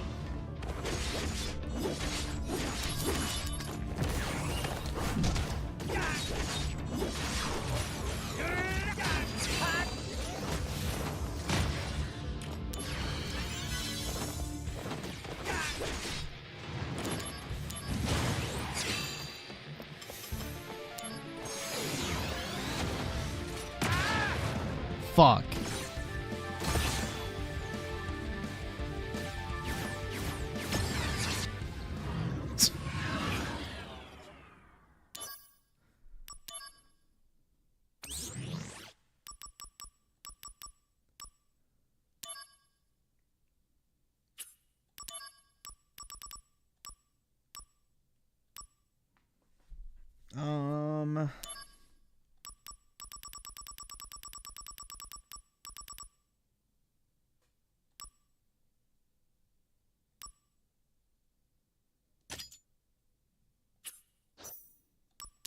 Activating combat mode.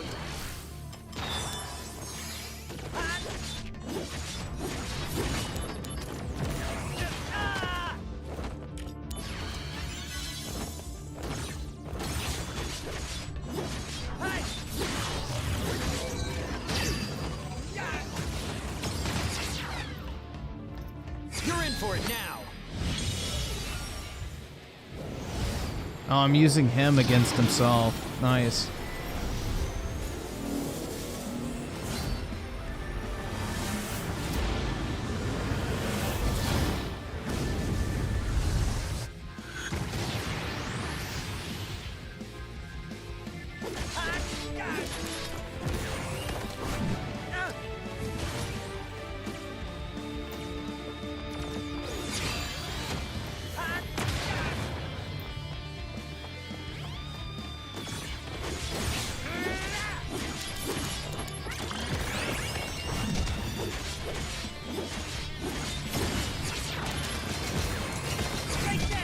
Brace yourself!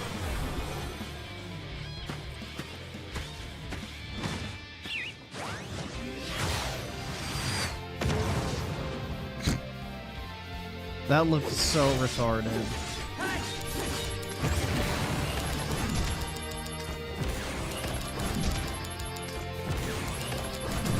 Fuck, man! I couldn't get 3 off.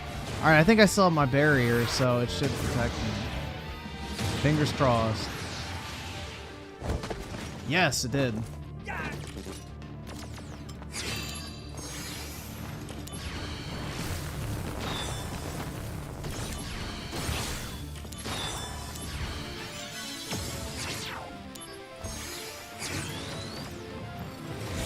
Bringing out the big guns. Here we go.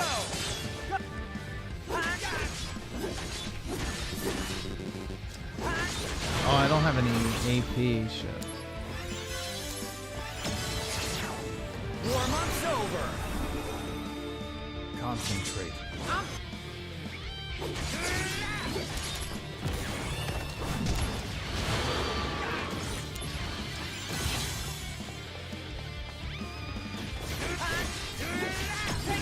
Brace yourself. You can do it.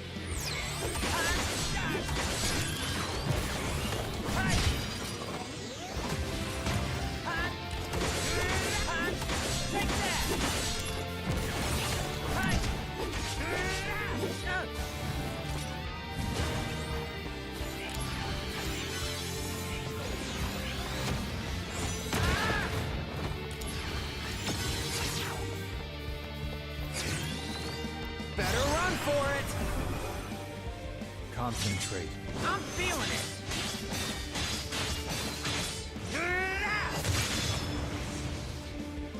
Oh yeah. Oh shit, I got him. So, magic barrier is how you beat this. Nice. I think I get him as a summon now. 2. Scenic hot springs not too hot. 3. A tourist.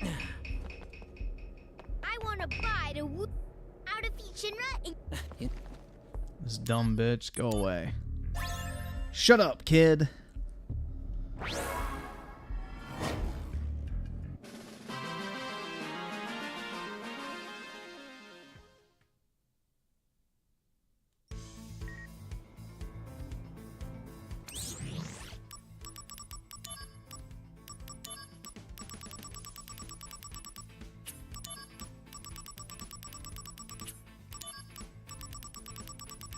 I forget which shop you need to unlock in order to get Phoenix down, but I need to get more of that.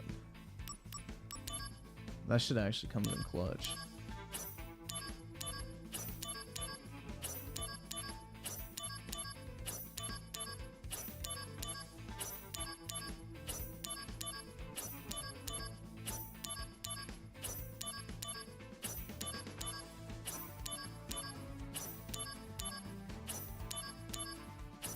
GS with the 2, do you still use the Vision Pro constantly?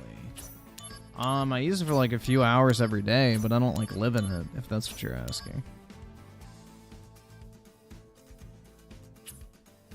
I just use it to like watch TV or like watch a YouTube video or whatever, because like I'll sit on my work laptop with the Vision Pro on and I can like, you know, see through it and do shit on my laptop and also, you know, watch stuff around me, which is nice. But I don't like live in it. I'm not one of those people that's like, I wore my Vision Pro for 24 hours straight, including during sex. Like, yeah, that's not me. But yeah, I use it pretty much every day.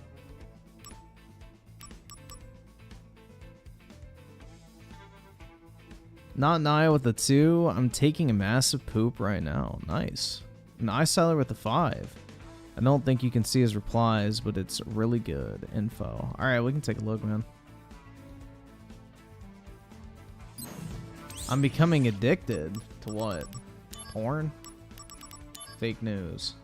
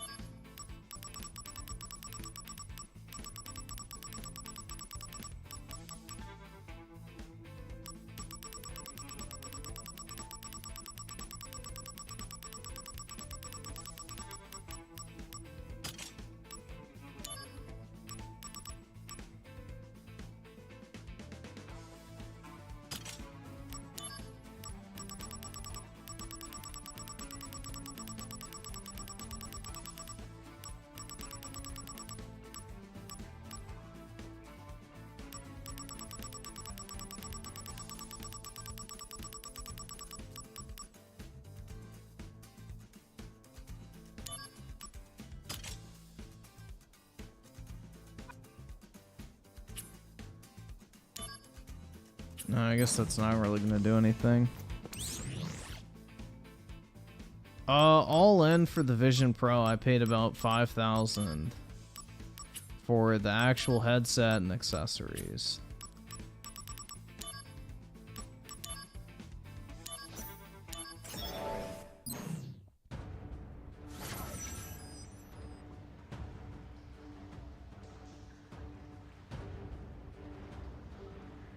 Watch them call me a Sony fanboy for praising Helldivers 2 peak player count, getting close to Halo Infinite's peak player count on Steam.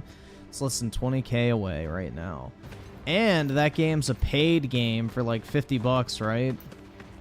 And Halo Infinite was free. So yeah, Helldivers 2 looks really good. That game actually looks genuinely interesting. Activating combat mode. Out of the way. It's 40? Whatever. That doesn't really matter at that point. It's closer to 50 than free. That's what I was getting at. Bringing out the big guns.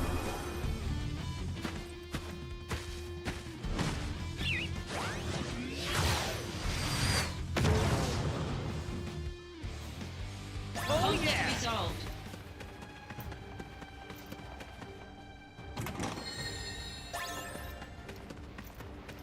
Activating combat mode. Bring Oh, I fucking hate these, dude. The Not, oh fuck, I almost like a cigarette. The Marlboros. Conflict Oh, yeah. resolved. Yeah, Microsoft really did irreparable damage to the Halo IP. It's kind of sad, man.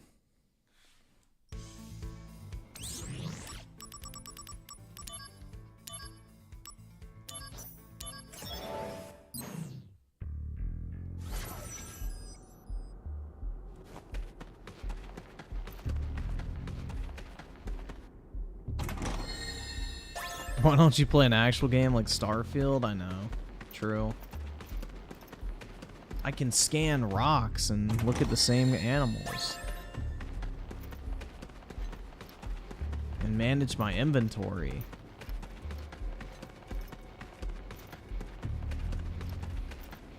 Activating combat mode.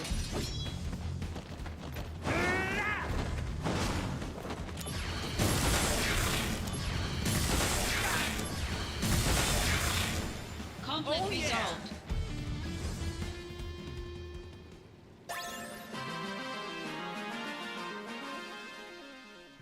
I saw with the 5, they also made a character binary. They didn't waste of time. What is this? Alright, let me see. Actually, let me pull those up later because I don't have my incognito thing on my actual monitor right now.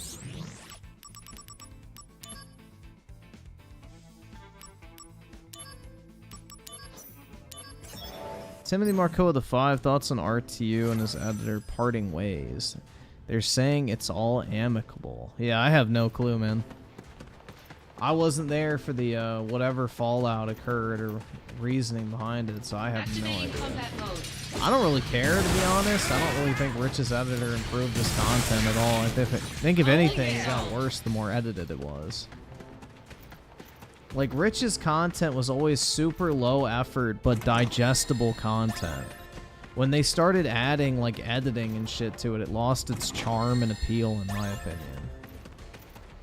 Like, there was beauty in the simplicity of it. You just would turn it on and, you know, have some, you know, regular looking gameplay footage in the background with, like, the fucking news being read to you, essentially. Like, there was something nice about that. It didn't need, like, fucking talk jokes and Conflict resolved. all that type of shit. Or a face cam, or, you know, burping edits. Or soundboard inserts. Like, it just, I don't know, man. Activating combat mode. Insta-killed. Nice.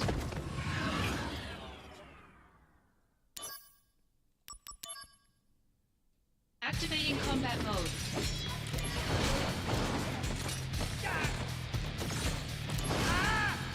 Fuck, man. The death thing. Why would it not automatically Activating pull? combat mode. There we go. Conflict resolved. Nice try, doggy. Activating combat Ooh, he's mode. got a different coat on.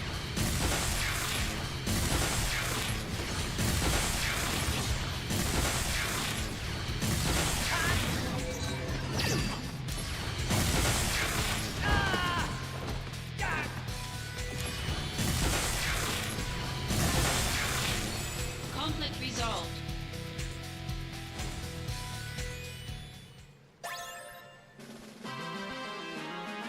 New generation with the 10. Oh god, this can't be good.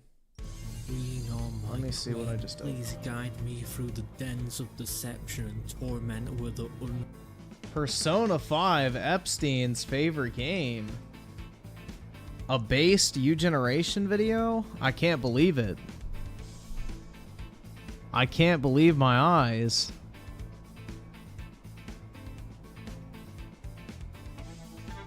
Oh my god. What the fuck? What got into you?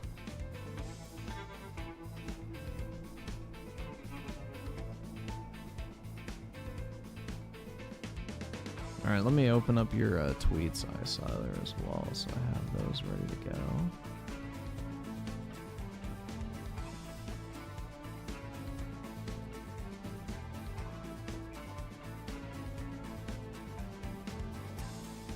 Alright, all those are good now. Cool.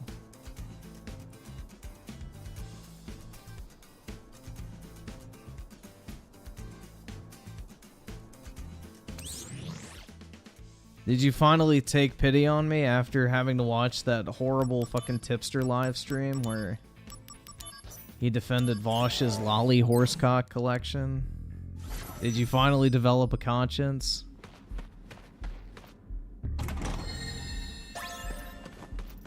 Oh, Phoenix down. Activating combat mode. Death thing. I need to get the item that prevents insta-death. There is one in this game. I don't know what it's called, but Activating I combat need mode. that. I have one for stun, silence, and everything else.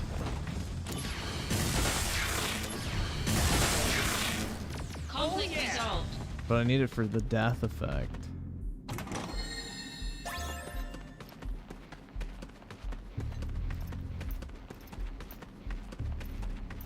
Activating combat mode. Well, dude, George Soros owns all of Taylor Swift's old music. So if she ever wants to get it back, she's gonna have to play ball with the fucking. I'm feeling it. She's gonna have to play ball with the Democrats and shit like that. So that's the reason why Taylor Swift is a huge fucking lefty. I'm sure she wants to get her music back.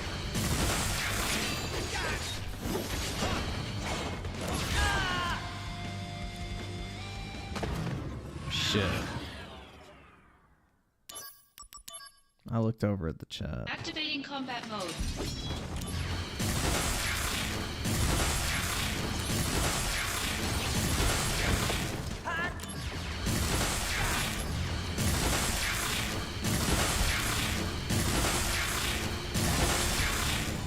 Conflict resolved.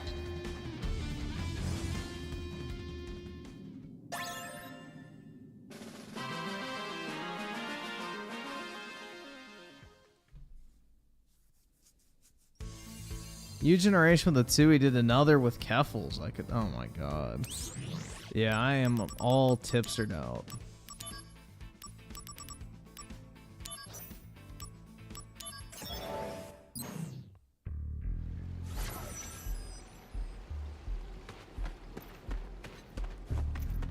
What did you hate about the third Bioshock I saw there? I like Activating Bioshock combat Infinite mode. personally. I thought it was good.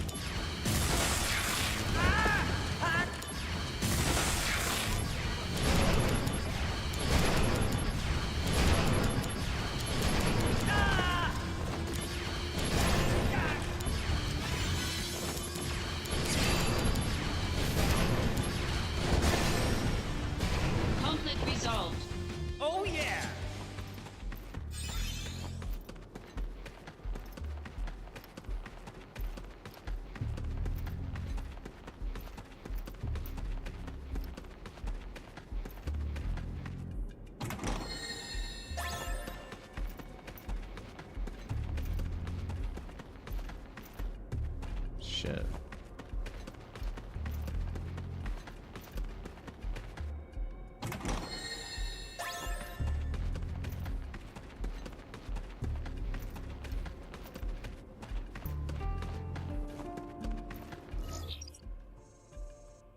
Oh, wow, I went the complete wrong way.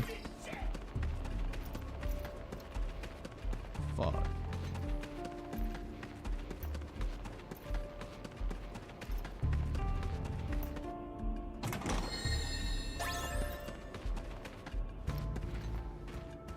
I like the suspense of Underwater Rapture. The new one was too colorful and toned down. Twist. Yeah, fair enough.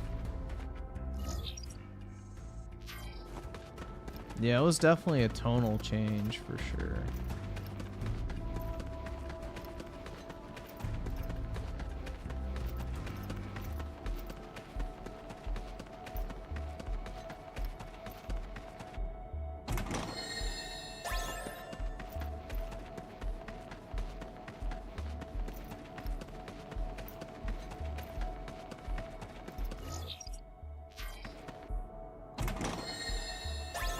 Yeah, I really liked BioShock Infinite. I played through that game like 7 times, dude. I played through that thing like 4 times in a row when I first got it.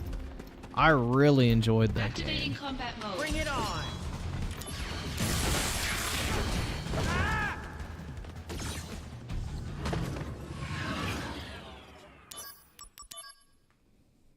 Activating combat Out of mode. the way.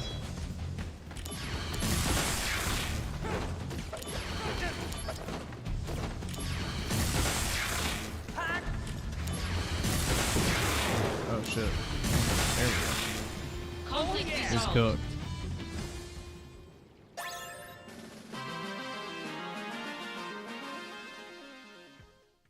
I like BioShock 1 better than 2 personally.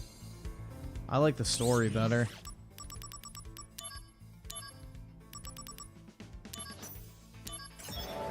I mean, 2 was cool because you got to play as the Big Daddy, but, you know.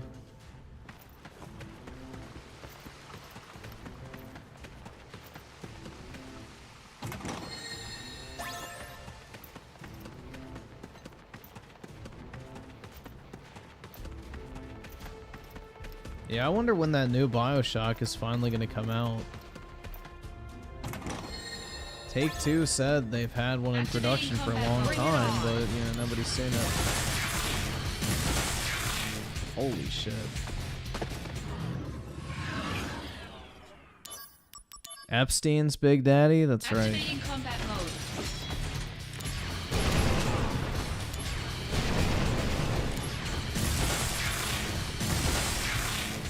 Conflict resolved. There we go. Activating combat mode.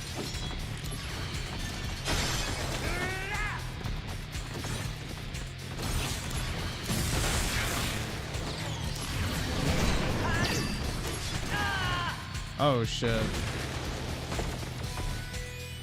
This is gonna be ass. I have to do physical damage. I may not be high enough for this. Activating combat mode. Oh, they just have a straight up guard, so I have to take out one at a time, I guess. Holy fuck, dude. Okay.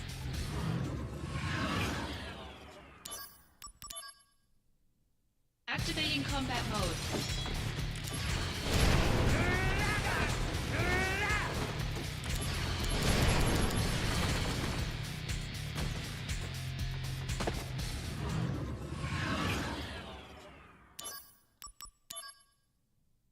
Activating combat mode.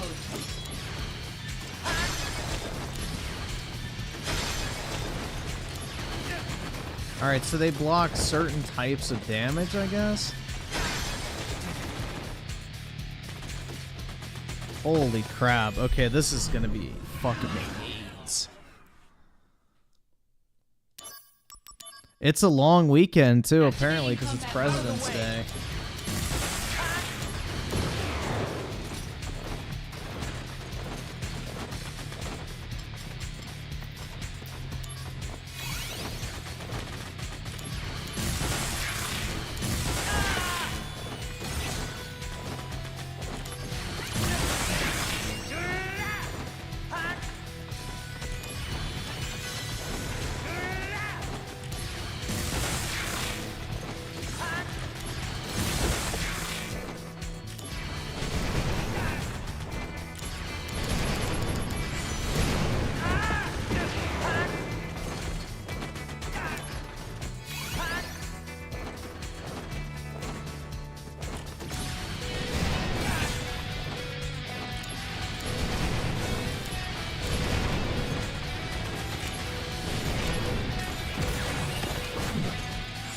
Oh shit, seriously? I hit the wrong button. Fuck. I didn't mean to be holding down L1 when I did that. Activating combat mode.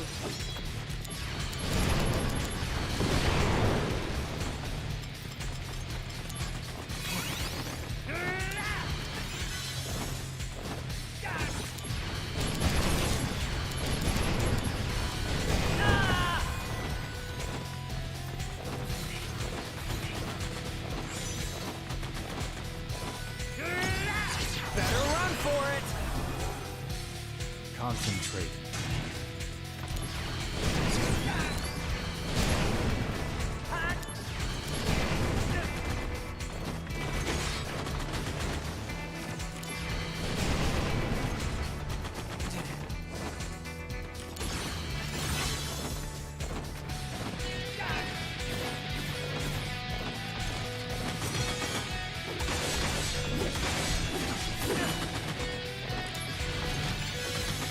Fuck.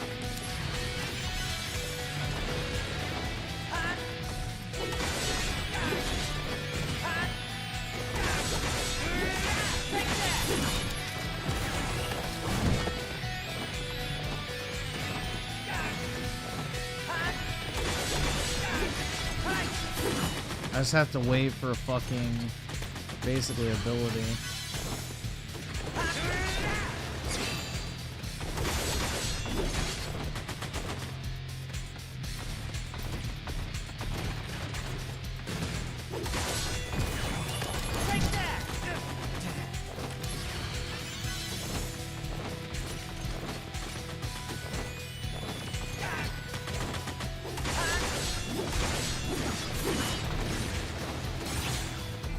Come on, give me something.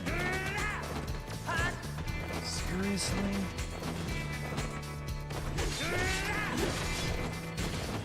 Can't give me anything?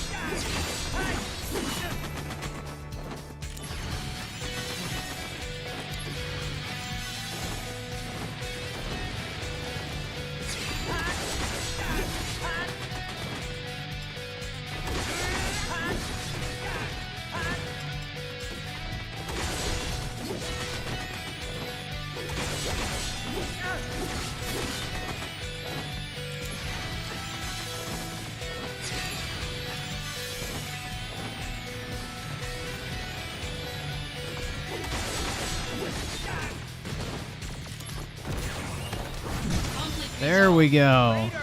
Damn, man. That was sweaty.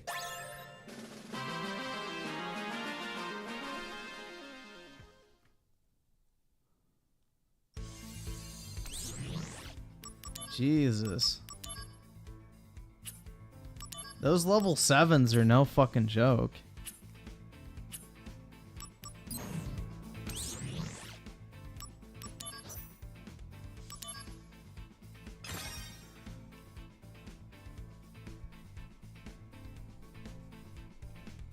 The Lugia with the FOD, did my previous super chat go through? My phone was acting weird. I don't see one recently, so I don't think so, man. If it says you got charged for it, you'll probably get a refund. So, or it'll just stay as a pending charge and disappear. But yeah, no, I don't see anything. And Timothy Marco with the 2. Also, the 21st can't come soon enough for the demo. Yeah, I agree, man. I'm looking forward to the demo as well.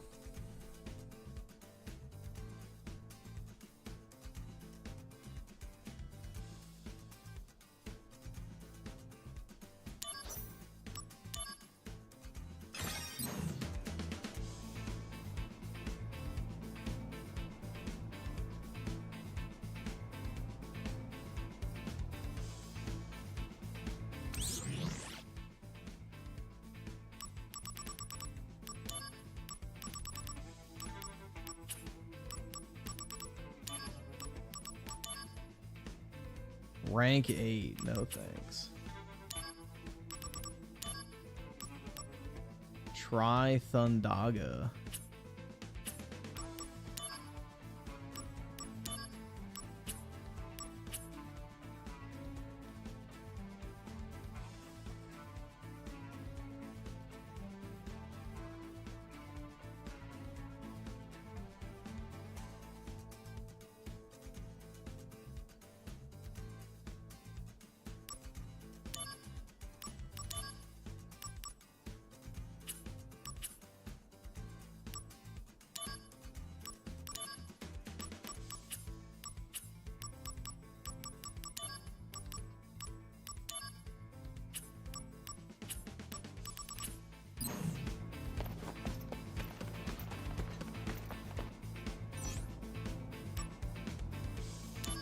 All right.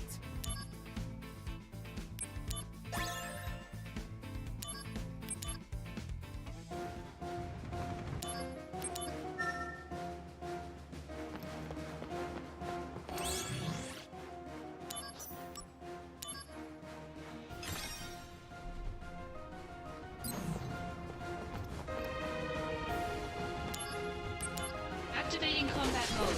I see it! Later! Conflict resolved. Oh yeah! Gotta run! Lugia with the 2 react to 50 worst. Okay. Oh no, dude. Activating combat mode. Conflict resolved. That's enough! Activating combat mode.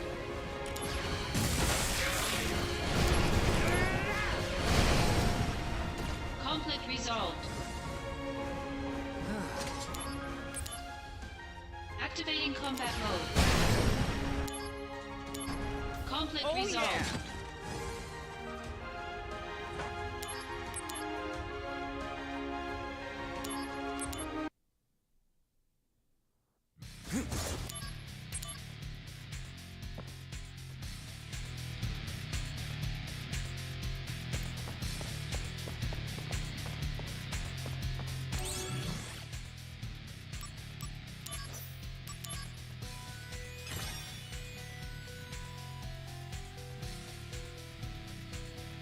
Why does my voice sound like it was AI generated in the past? Because it was.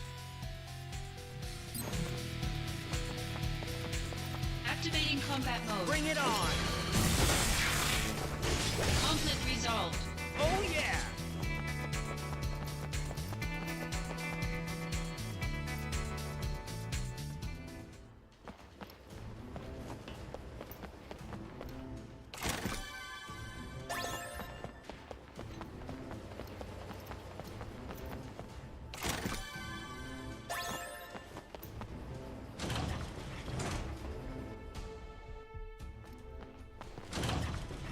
Professor, are you...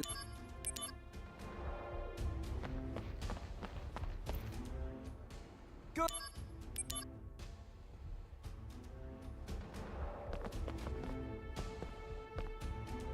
Whoa!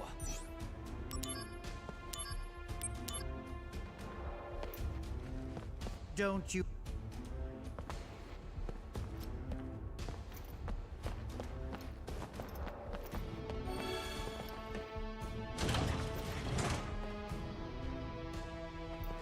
These must be the samples. Yep, they really are defending that podcast, man. Shit's wild. But it's not surprising. They're literally cucked by Phil. Like, they really are, dude. Like, I always say that as a joke, but I really do think it is true. They're, like, literally cucked to Phil Spencer.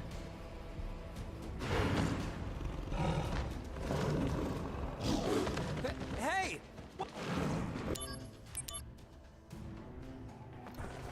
Like, he just has to whisper sweet little nothings in their ear, and then all of a sudden, all is forgiven.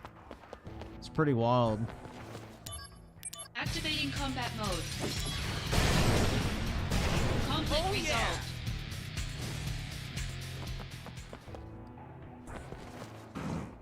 yeah. Activating combat mode. Out of the way! Conflict Oh, resolved. Yeah, Xbox always has the world's most powerful console. And then we'll release a game like Sea of Thieves to show it off. It's like, okay, yeah. Activating combat Or mode. Wi-Fi Slush. Or Oh, Redfall. It's like, okay, good for you. Activating combat mode.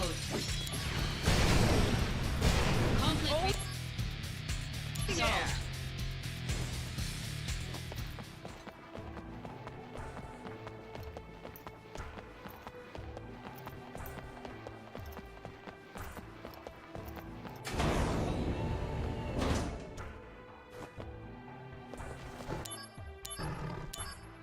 Activating combat mode. Conflict resolved. Oh yeah! Here's a cell. Wait a minute.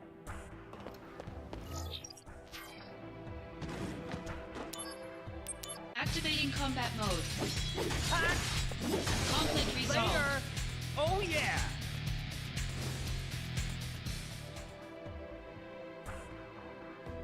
That's all of there's still time. Can't go item. So I took out all the sample. Okay, better.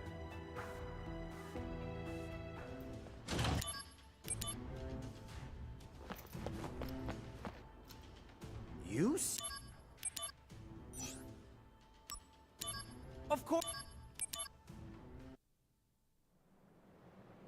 My soul. Activating combat mode. Well, that's a much easier version. Conflict resolved.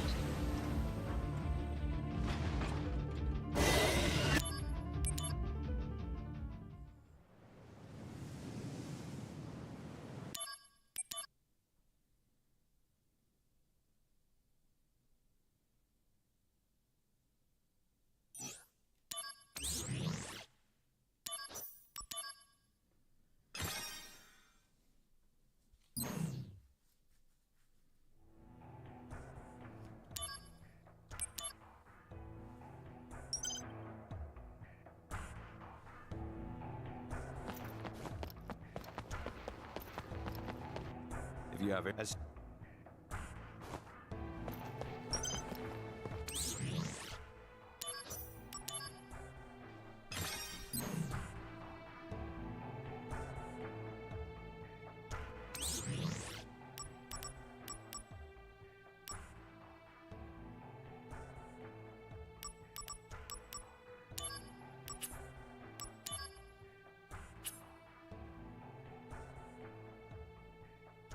Colt reacted to the Xbox thing? What?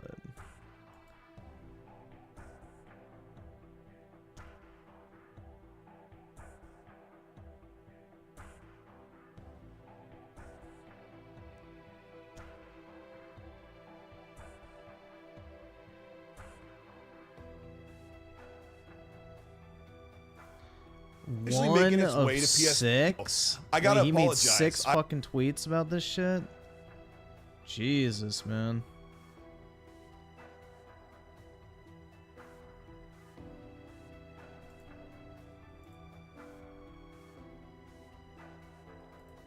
I can only see the first one, but dear lord. Here's the tweets. Okay.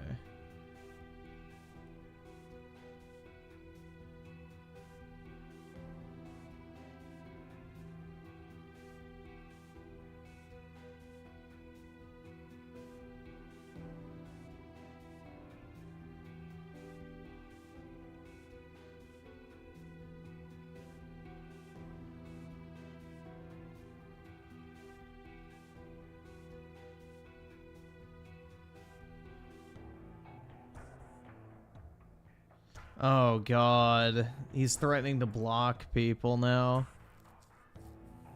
Holy shit. Colt Eastwood. Hold on, let's just listen to his little fucking damage control video real quick. I was definitely one of those guys that put out there everything that could possibly happen, at least the reasonable, logical things that I thought were going to be a part of the Xbox future. Now, I did a video a couple of weeks ago where I talked about big tentpole games like possibly Starfield eventually making its way to PS5 in the next year. That's not happening, and for good reason. For now. It was great to see Phil say that they don't want to damage the brand by bringing their games to other platforms that actually mean something to the fans and have an identity for the platform itself. And yeah, I have to apologize for 2 podcasts that I did and a couple of videos where I laid that out for everyone to kind of get prepared for and the expectations of that. Now, if Xbox was going to do some of this, I really wanted to break that down and get an understanding of what that means for us as fans of the brand. And I did a lot of talking behind the scenes with a couple of these insiders that have a really great track record, and I'm sure they're as shocked as we are. So let's see. It says, my apology for spreading the rumors of Xbox putting games on other platforms on X and C in my videos. No freaking out, no name changing, declarations of leaving, or asking others to be outraged at middle-aged gamer guy. And I spent hours discussing this reasonably and without hyperbole.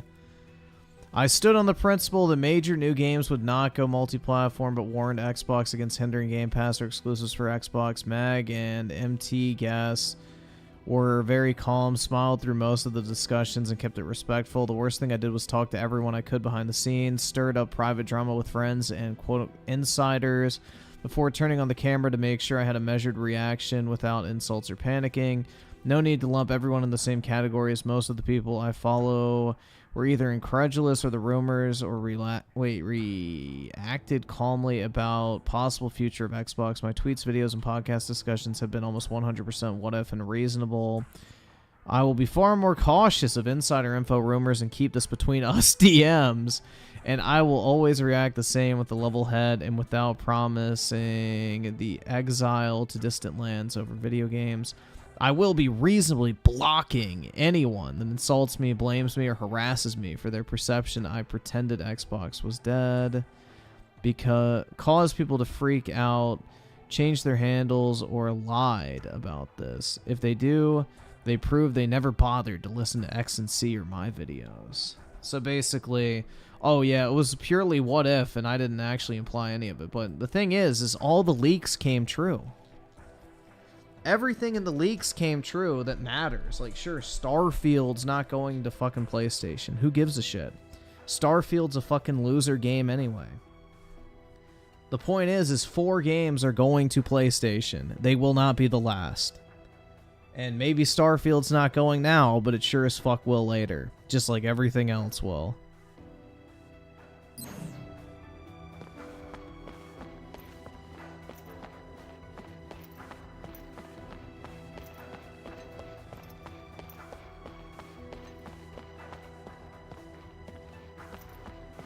Oh yeah, this is just the tip of the spear, man.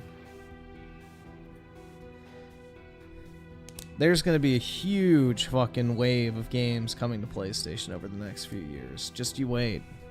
CIA with a 5 at 12 a.m. I'm going to be playing Mario vs. Donkey Kong, but I will still be having you as background noise. Sounds good, man. Have fun. Sayonara, nigga! Gaming. But gosh dang it, I've had so much fun playing it.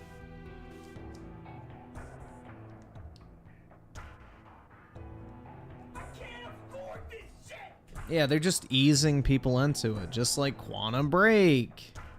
When Phil said not every Xbox game would be going to PC. Well, that was false.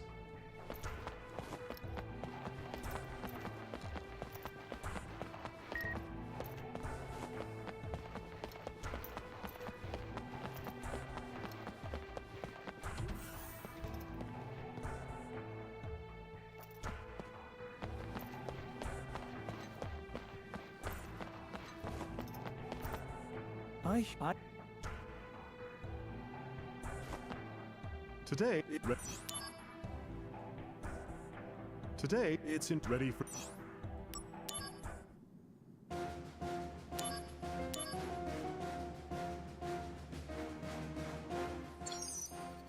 Oh God.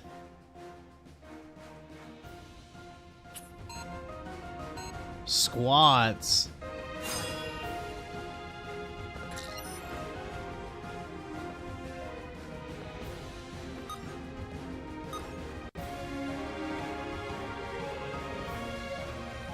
What the hell?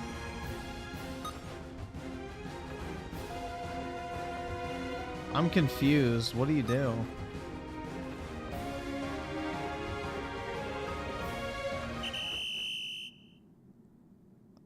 Huh? Hold on. I need to see the tutorial again.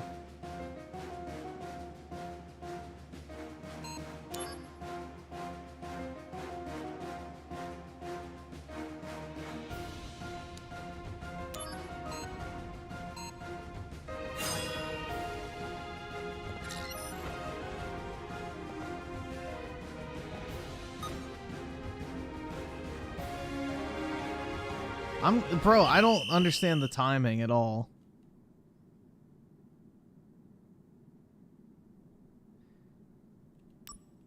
Let me see if I can get the explanation again. Today, it's ready for...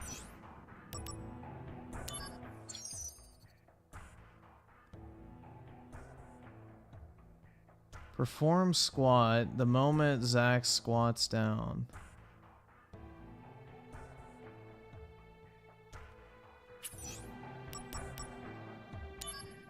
Alright, so I don't know what was up with that. There needs to be like some sort of indicator. I don't know, man.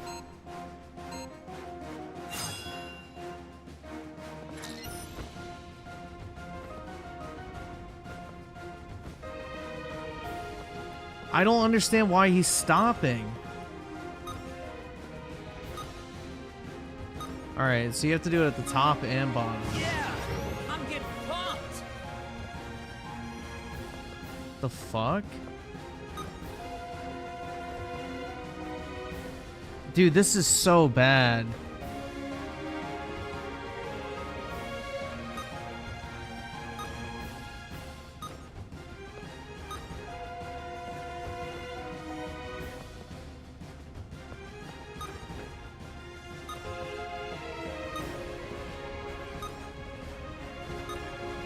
Yeah, I'm getting pumped. Yeah, I'm getting pumped.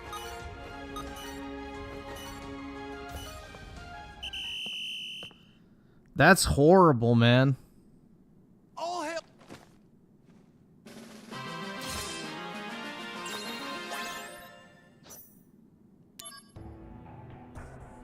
No, so you have to do several. It's ready for... So you have to press it when you're up and then down. Up, down, up, down, up, down, up, down. Like, it's really weird.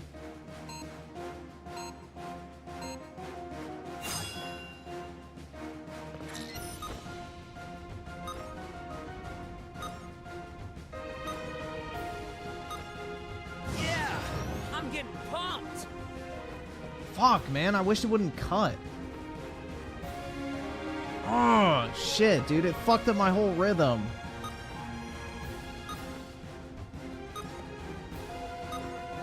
Yeah, I'm getting pumped. Fucking stop zooming in. Bro, that's so irritating. Yeah, Stop. pumped. Oh my... Bro, it fucks me up every time.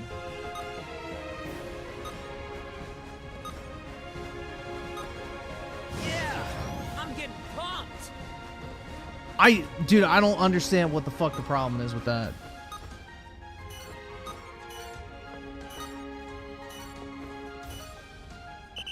Why does it, like, literally stop me every time that happens? Yes.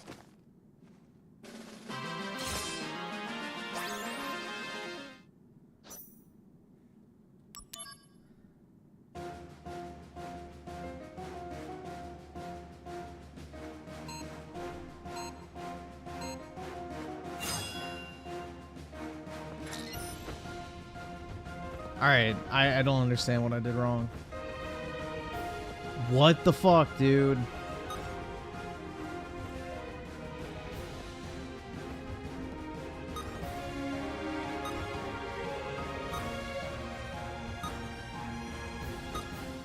Yeah, I'm getting pumped.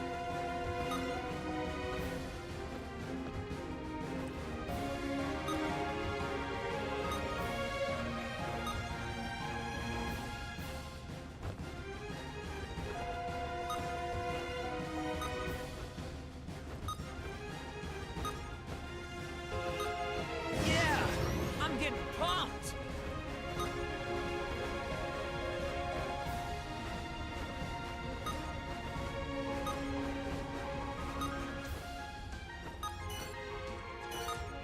Yeah, I'm getting pumped. I don't understand why it fucks up every single time it does that. Huh? Is that... Bruh.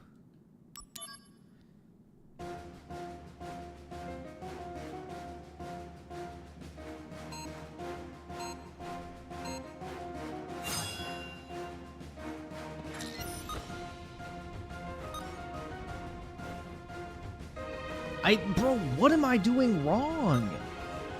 I don't get it.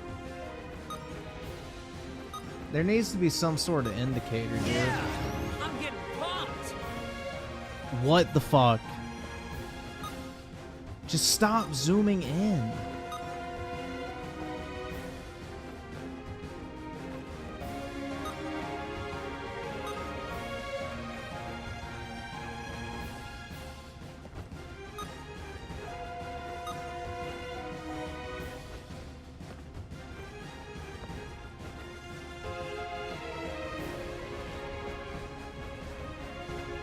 I don't know, dude.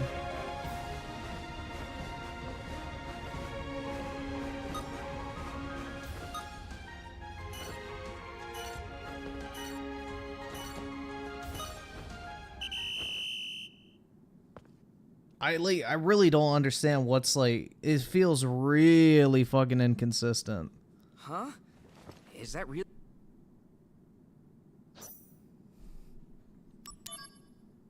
I don't fucking know, man.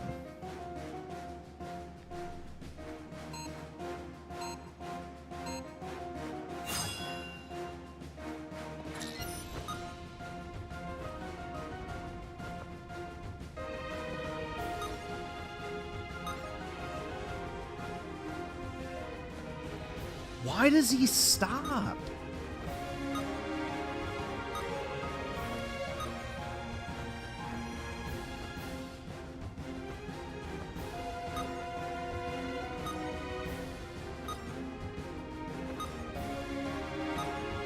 Yeah, I'm getting pumped. Fuck this, dude. I'm on blog TV with my fucking hands up. I'm not starting my fucking self.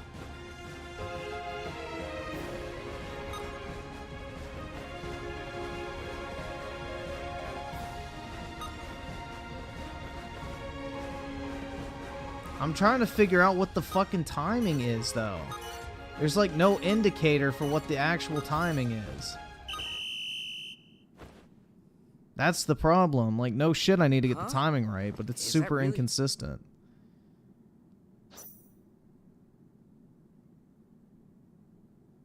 No, you do not only push the button when he goes down. Watch. This is what happens when you only push the button when he goes down. Ready?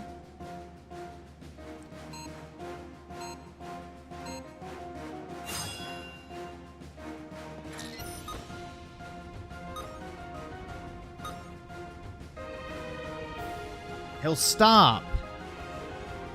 You have to push it constantly.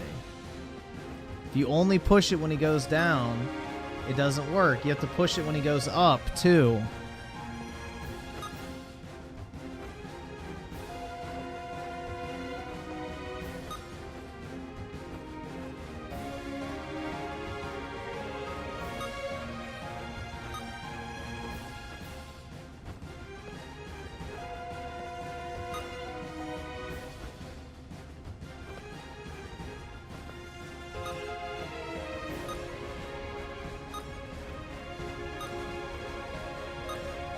Yeah, I'm getting pumped.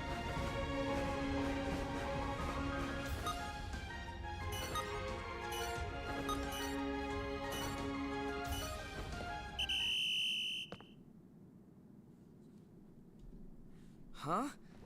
Is that really the best you can do?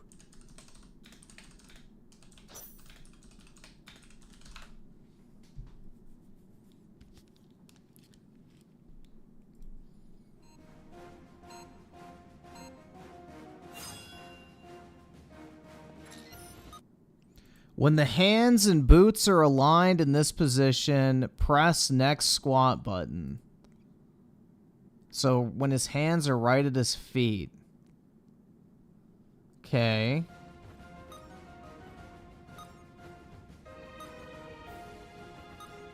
Alright, so that's when you push it. Apparently. But I don't know why it stops when I fucking do that. Alright, let me try it again. Because it's stopping when I do it, even if I do that. Because that's what I was doing before. Unless it's just fucking buggy.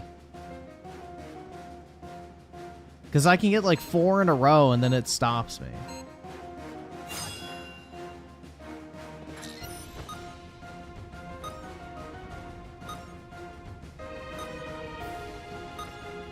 Yeah, I'm getting pumped. All right. Yeah, I'm getting pumped. Yeah, I'm getting pumped.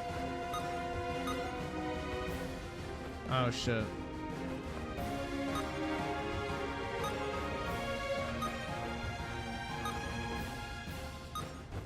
Yeah, I'm getting pumped. See, if you go off the vibration, Yeah, it'll fuck you I'm up. getting You pumped. have to wait till the vibration's over. That's what the problem is.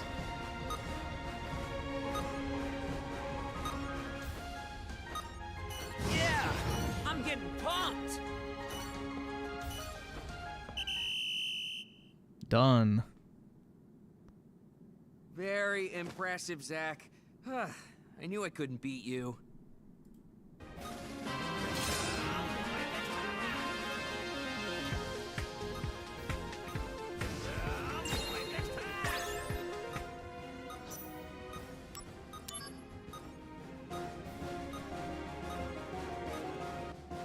I think this is the last one.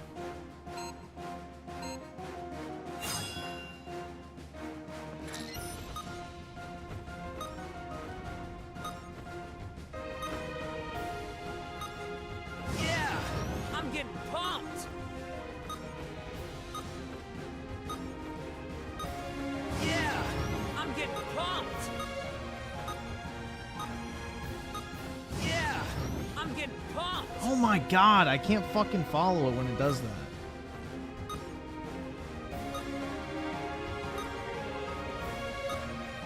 Yeah, I'm getting pumped.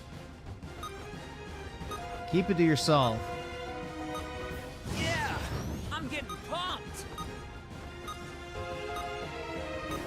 Yeah, I'm getting pumped. Keep it to your fucking self, dude. Holy shit. That is so irritating.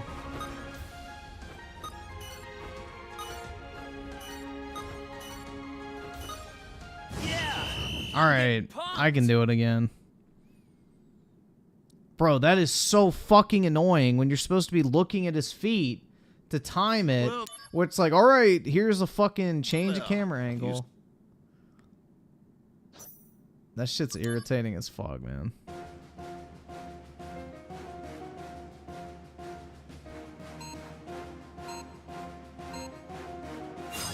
Because it's not even like it keeps the rhythm either when it does it. So it wouldn't be a big thing if the timing didn't change, but the visual did. yeah, I'm getting pumped. Alright, bro, what?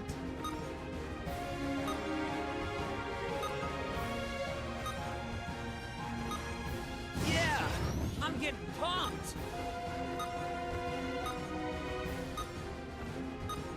Yeah, I'm getting pumped. Keep it to your fucking self, dude. I don't care.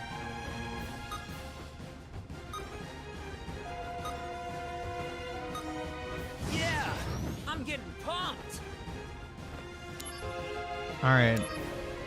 Can I quit? Because there's no way I'm beating that one. I need to restart it. Dude, that is so irritating. If I can figure out the timing when it changes, then I'll be alright.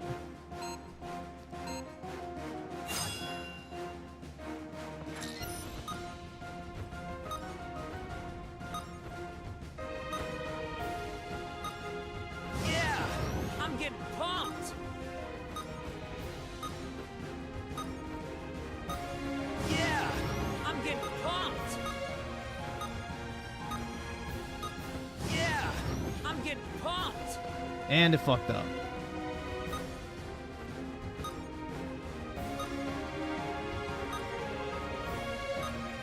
Yeah, I'm getting pumped. Yeah, I'm getting pumped.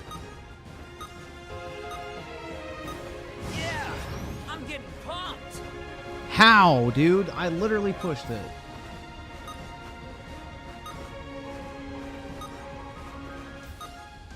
Yeah, I'm getting pumped.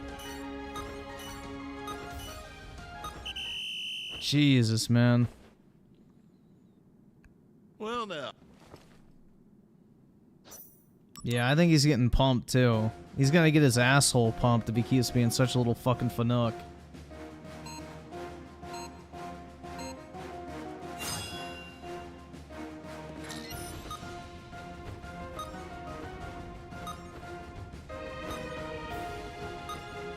Yeah, I'm getting pumped. Yeah, I'm getting pumped. Yeah, I'm getting pumped.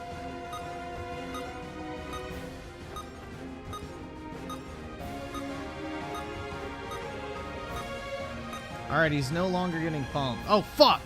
I screwed it up.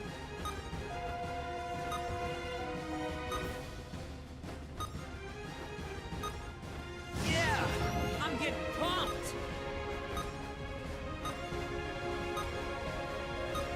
Yeah, I'm getting pumped. Yeah, I'm getting pumped.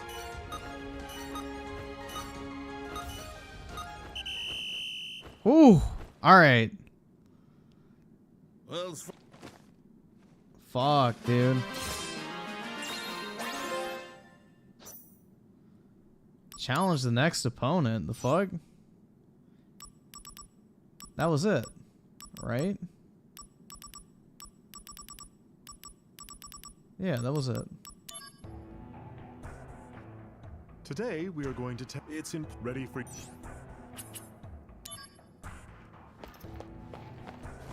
Fuck that, dude. That was AIDS.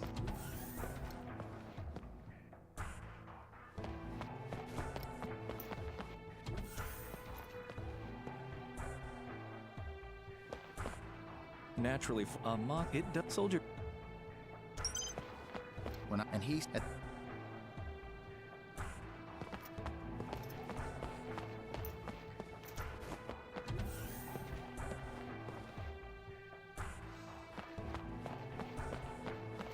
Dude, that was fucking cancerous. Damn. These workout games and the fucking Final Fantasy VII games are just horrid, dude. Absolutely horrid.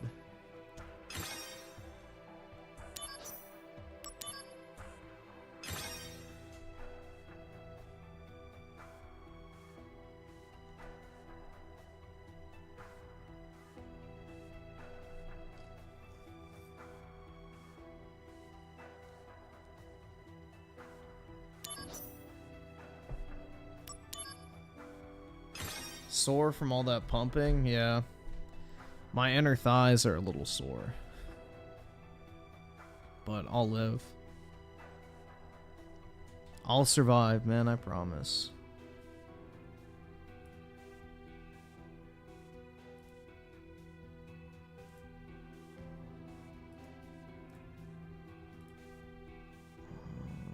What's the video called?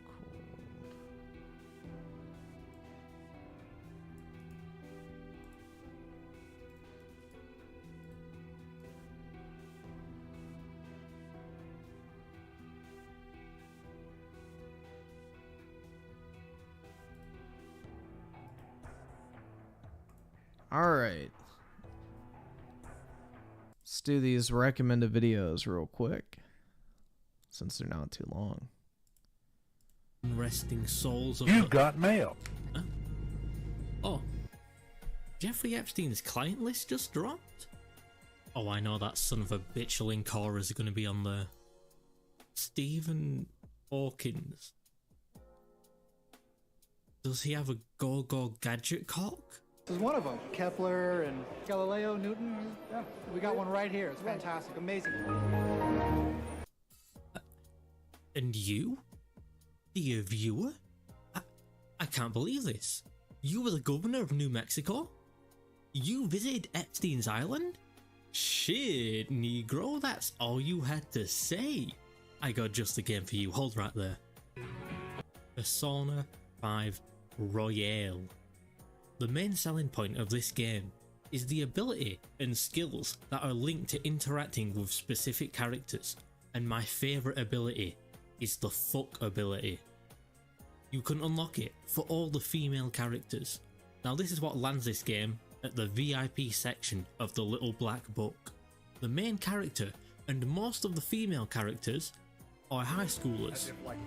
Yep. I am a grown ass man who pays taxes, High school grooming simulator. allegedly. I am also cripplingly lonely. Why the fuck am I trying to get a high schooler underage pussy? There is even more of a Jimmy Savile moment with 3 characters specifically, because they are grown ass adults fucking a high schooler, and one is even his teacher and the cat maid. Now this right here is one of the 3 games I have ever 100%ed, so I say this with love, respect, and an immense hatred of Hassan Piker. You know that, Hassan Piker? I'm gonna kill you! Never before have I seen a game with such a shitty story and absolute abortion of a main cast be this hard carried by the gameplay, visuals, and music.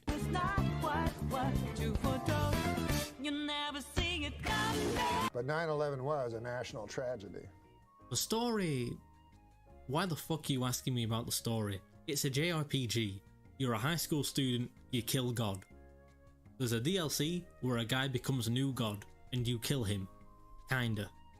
But that's not the point. The story is just kinda bland and drawn out, but it has its moments, like when Morgana leaves and I don't have to listen to him.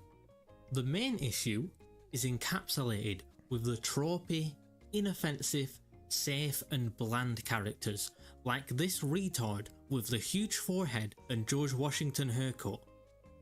What is her character? She's nice.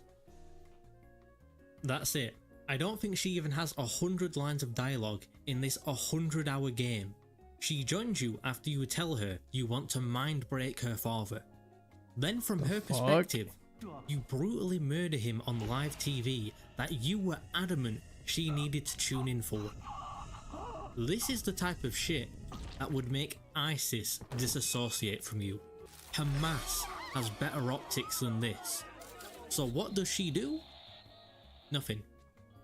She fully believes you didn't do it, despite the only reasonable conclusion being you did it, because you kinda did. She then finds the guy who did it, and just forgives him. He doesn't do anything, he doesn't change at all. She just forgives him for brutally executing her father on live TV. I hate you so fucking much. However, it isn't all bad. They have a goth mommy doctor and a gamer girl who 100% provably says gamer words. This is a canon event. The game is timed and the date is constantly shown in the top left corner.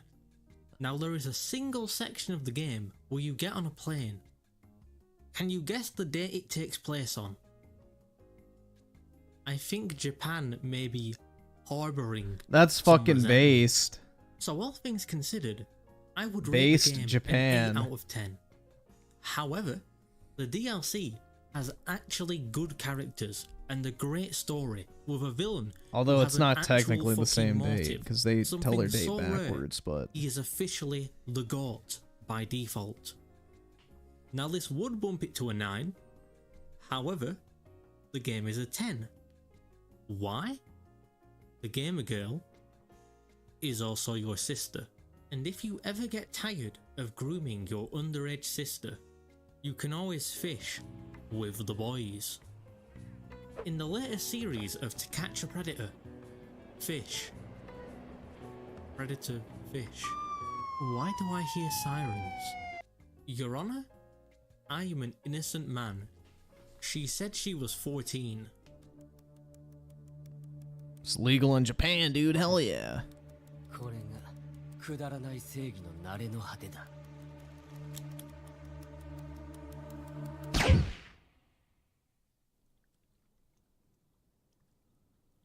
Oh no.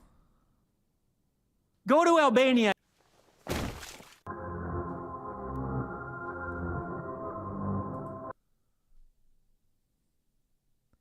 Who wants games as a service future? Phil Spencer does. I think everybody does.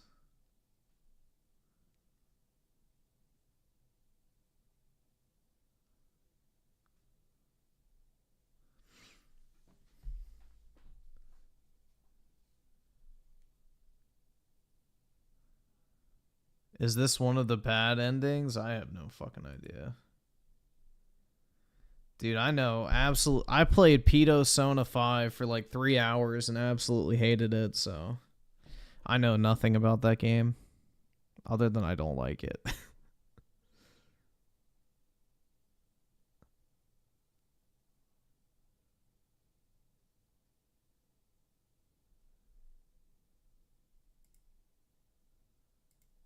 Alright, so then this.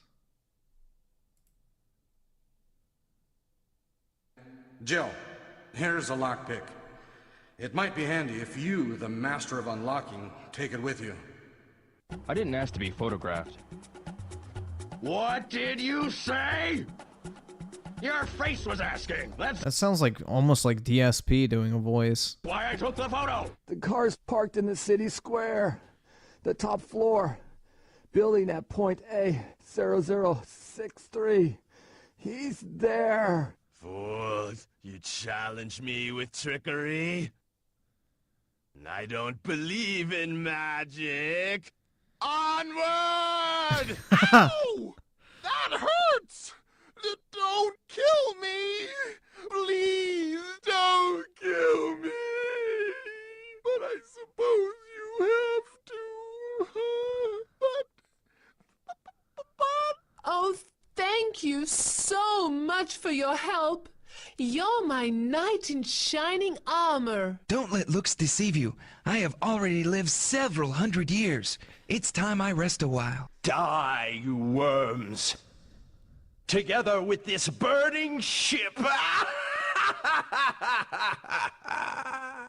There's no way I'm using this until I find out how it works. Oh no! Something's coming! Oh no! He's going to explode! Now, That sounds like the bitch from American Dad, the wife. I can't remember her name. But that sounds like the fucking wife from American Dad, the blonde woman. I can't fucking remember her name, but if you've seen the show, you know who it is. Something's coming! Oh no! He's going to explode! now bear my Arctic Yeah, blast. Francine. There you go. We deactivated the bomb! You shall die by my arrows. Your arrows are like you, weak and twisted. I fear them. Not. Leave me alone. It's men like you that are ruining this world. Oh, forgotten gods of ancient times. As revenge for my wife, my daughter, and myself, My wife. I will eliminate you. James, go and prevent the confusion in the city. That's what you should have done in the beginning. I eat guys like you for breakfast. Alright. I'd be unstoppable in this baby. I guess those three were no match for you. Let me be your opponent now. It hurts a bit, but I can walk. Yesterday is history today. Today is tomorrow's history. God, fucking anime bitches, dude. Ugh. Dub anime. Let's see, so Sneed feed with the 2. I'm getting pumped. They need to put that in here. In Hero Culture with the 5, the Xbox event could have been a tweet. All that was said was Xbox games are going to be 1-year console exclusives before going to PS5. And yeah, I mean, that's the path forward, I feel like. It's pretty obvious. Yeah, no, that event was a fucking joke. It was completely unnecessary. Soycast guy with the 2. Big ups. Cooking Mama, too. Dinner with friends. Hold me if I'm dying, and vice versa. Wait, isn't that just a Japanese person speaking and like reading the title of the game when you open it? Mama, too. Dinner with friends. Hold me. Yeah, that's just a Japanese person trying to speak English. That's not really voice acting. Me if I'm dying, and vice versa, okay? It is written, only Link. Yeah, that's like when a fucking Japanese person tries to say pocket monster and they would say poketo monster. Like, bruh, they can't pronounce English words. Even though they're the ones that named it that. Can defeat Ganon. Great! I'll grab my stuff! I like Chopin myself. Not me. That's probably why I don't play Chopin. Never? No, never. If I die, will you play Chopin in remembrance of me?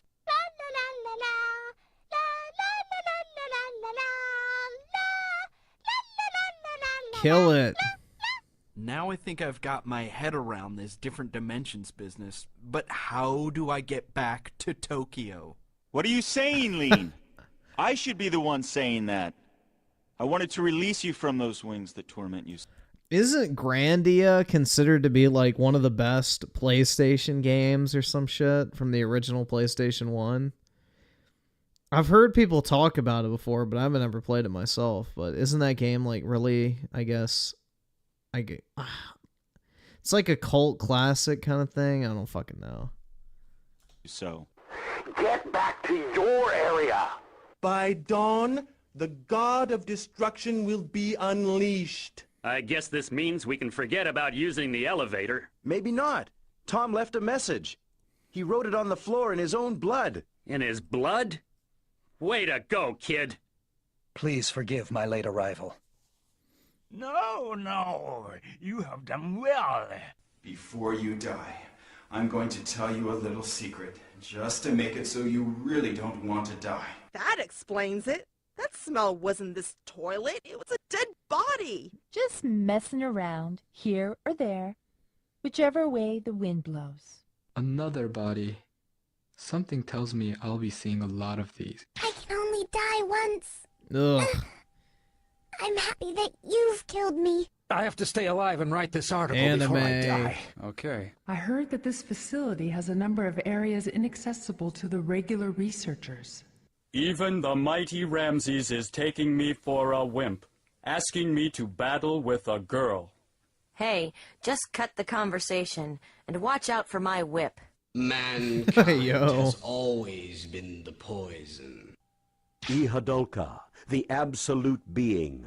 She is female, 23 years old. Bad. I love you more than anyone else. Much, much more. Hi, what a cute boy. Interested in my body, aren't you? Not interested. Maybe. Oh, you're into that. I like girls, but now it's about justice. I have to jump that crevice. You must recover all the energy immediately, Mega Man. But where is Dr. Wily? That's a good question. We may be able to locate another energy emission from the radar room.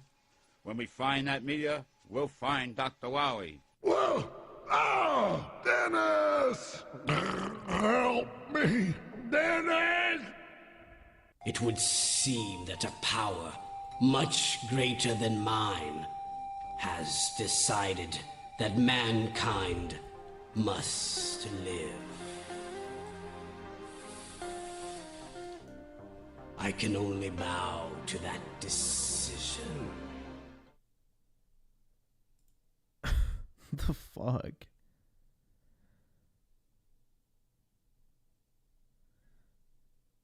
Hold on. I just want to see if this is the game I'm thinking of. The most overlooked PS1 RPG. That's the HD collection on the Switch.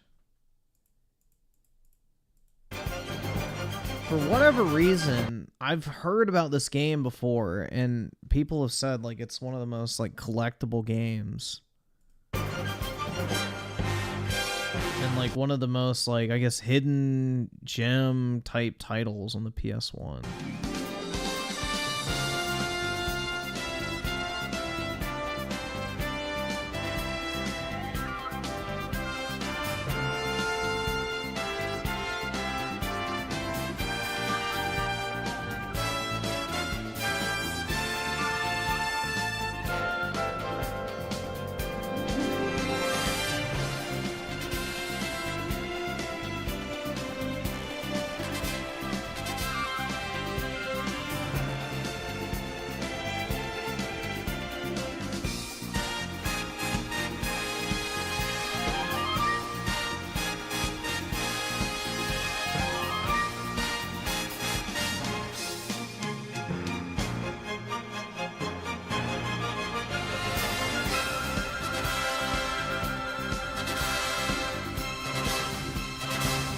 Yeah, I don't know, man. Square Enix. I just wanted to see how much it's worth. Because I just want to see if it's like the game I was thinking of. So, Grandia PS1. I want new. I don't want used. Brand new, factory sealed is $600. So yeah, it's pretty valuable.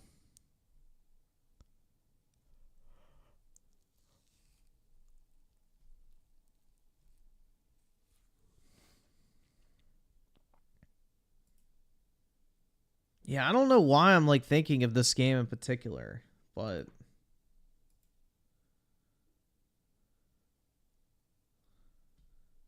all right, so let's see these tweets real quick. Oh god. This Xbox business update wasn't for the media, influencers, or super fans that we see post here daily. That update was for the consumer who can only afford one console and loves X. No, it's not. Does he really think that casual fucking gamers are watching an Xbox podcast? Like, what fucking alternate reality is this motherfucker living in?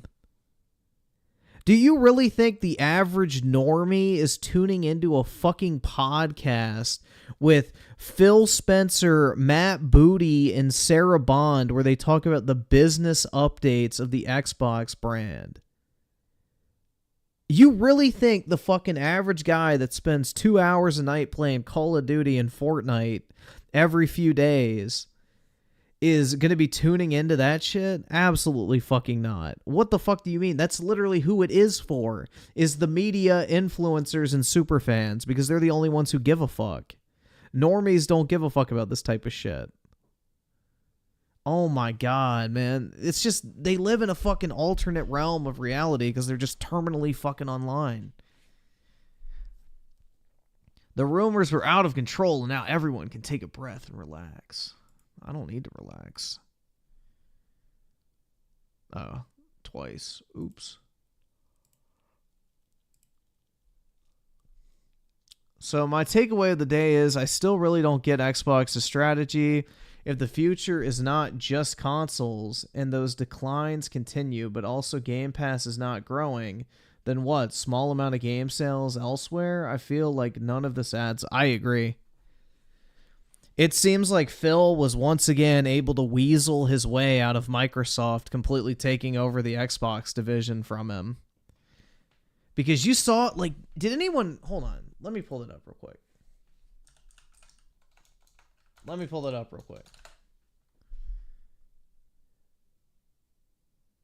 Everybody saw how timid he looked, right? I mean, he looked scared almost. Hello and welcome to the official Xbox Look podcast. at it. He's like I'm worried. your host, Tina Amini, and we have a He's worried, bro. very special episode today, as you can probably tell by the fact that I'm joined by Phil, Sarah, and Matt. Welcome. And we're going to talk about... He does not want to be there. Some updates at Xbox. We want to talk about game exclusivity. We want to talk about Activision Blizzard, now that they're part of our portfolio, how that might be an impact on Game Pass. And we want to talk about hardware, too, and how all of this fits into the strategy at Xbox. So where should we start, Phil? Well, when we originally had planned for the show, starting back in December, important input for us. So we made the decision that we're going to take 4 games to the other consoles, just 4 games, not a change to our kind of fundamental exclusive strategy. Not a change to our fundamental exclusive strategy. We're taking 4 games to the other consoles. That is a fundamental change in your exclusivity strategy, Phil. It is. We're making these decisions for some specific reasons. Well, I would hope so. Every decision really with the long-term health of Xbox in mind.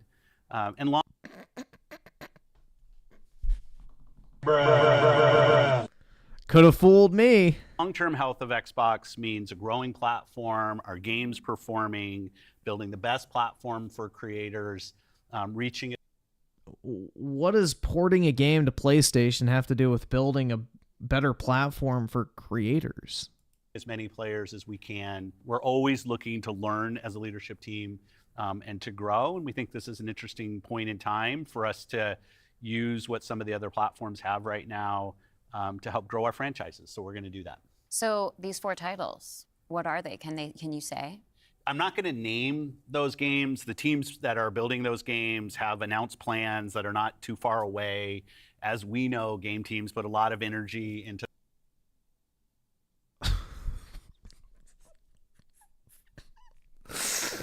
After all this, they still didn't even want to fucking say the names of the games. Their announcements with the partners. So I don't want to take anything away from those teams. The games have already released, Phil. The games have been out, right? Unless it's like fucking Blade, which they're gonna... I have a feeling Blade is not going to be exclusive. I won't be talking about the titles specifically, but I think when they come out, it'll make sense. Can we say if either of those titles are Starfield or Indiana Jones? They are not Starfield or Indiana Jones. Well, what was I guarantee you, originally they were going to be Starfield and Indiana Jones. And somehow Phil convinced Microsoft leadership, due to all the backlash, to change their mind. I strongly believe that those games were originally going to be multiplat, and he weaseled his way out of it. 100%. the criteria and how the team was thinking about selecting those 4 titles? Let me start a little bit outside of that, and then I'll get to the... Like, you saw how uncomfortable he was saying that, right? Like, it's not going to be Starfield and Indiana Jones. Like, he looks so uncomfortable, bro. Like, the dude is rocked. 4 specific games that we're talking about right now. Because the fundamental decision driver for any decision that we make, anything we're going to talk about today, is the long-term health of Xbox. That we're running a growing platform that You're not. is reaching more players. You're not. That our games are having as much success as possible. Ah, yes. Starfield, the face of success. And I do have a fundamental belief that over the next 5 or 10... Am I molding? What? 10 years, exclusive games that are... I'm not a fucking stale piece of bread, if that's what you're asking. Like, what the fuck? Exclusive to one piece of hardware are going to be a smaller and smaller part of the game industry. And that's not some great insight, because if you look at the last 10 years and what the biggest games are today, it's a natural place. Whether it's one console and PC, multiple consoles, mobile console and PC, you see big games landing on multiple platforms. And we want to be a great platform for creators that are trying to realize that potential. But now back to the specifics of the question on... What is... That has nothing to do with creators. You own them. If you tell them to create, they better fucking create. What is he talking about? We want to be a better platform for creators. You letting people put their games on other platforms is not you creating a better platform.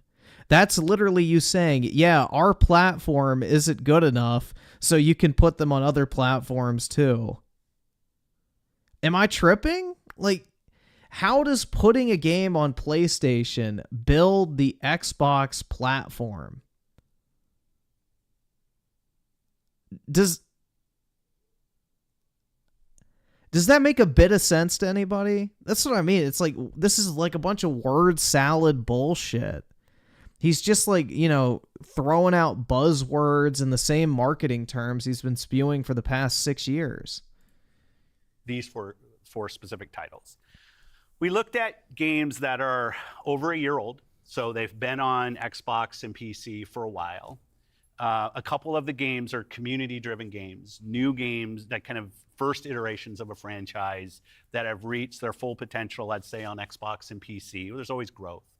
Franchises that we obviously want to continue to invest in. Part of having the ability to continue to invest is that the businesses behind those franchises continue. We think it's important that these service-based games that have communities behind them, that they can have confidence that they're going to exist in the future. So 2 of them, kind of community-driven games. Dude, I hate this style. Like, look at how cheap this shit looks.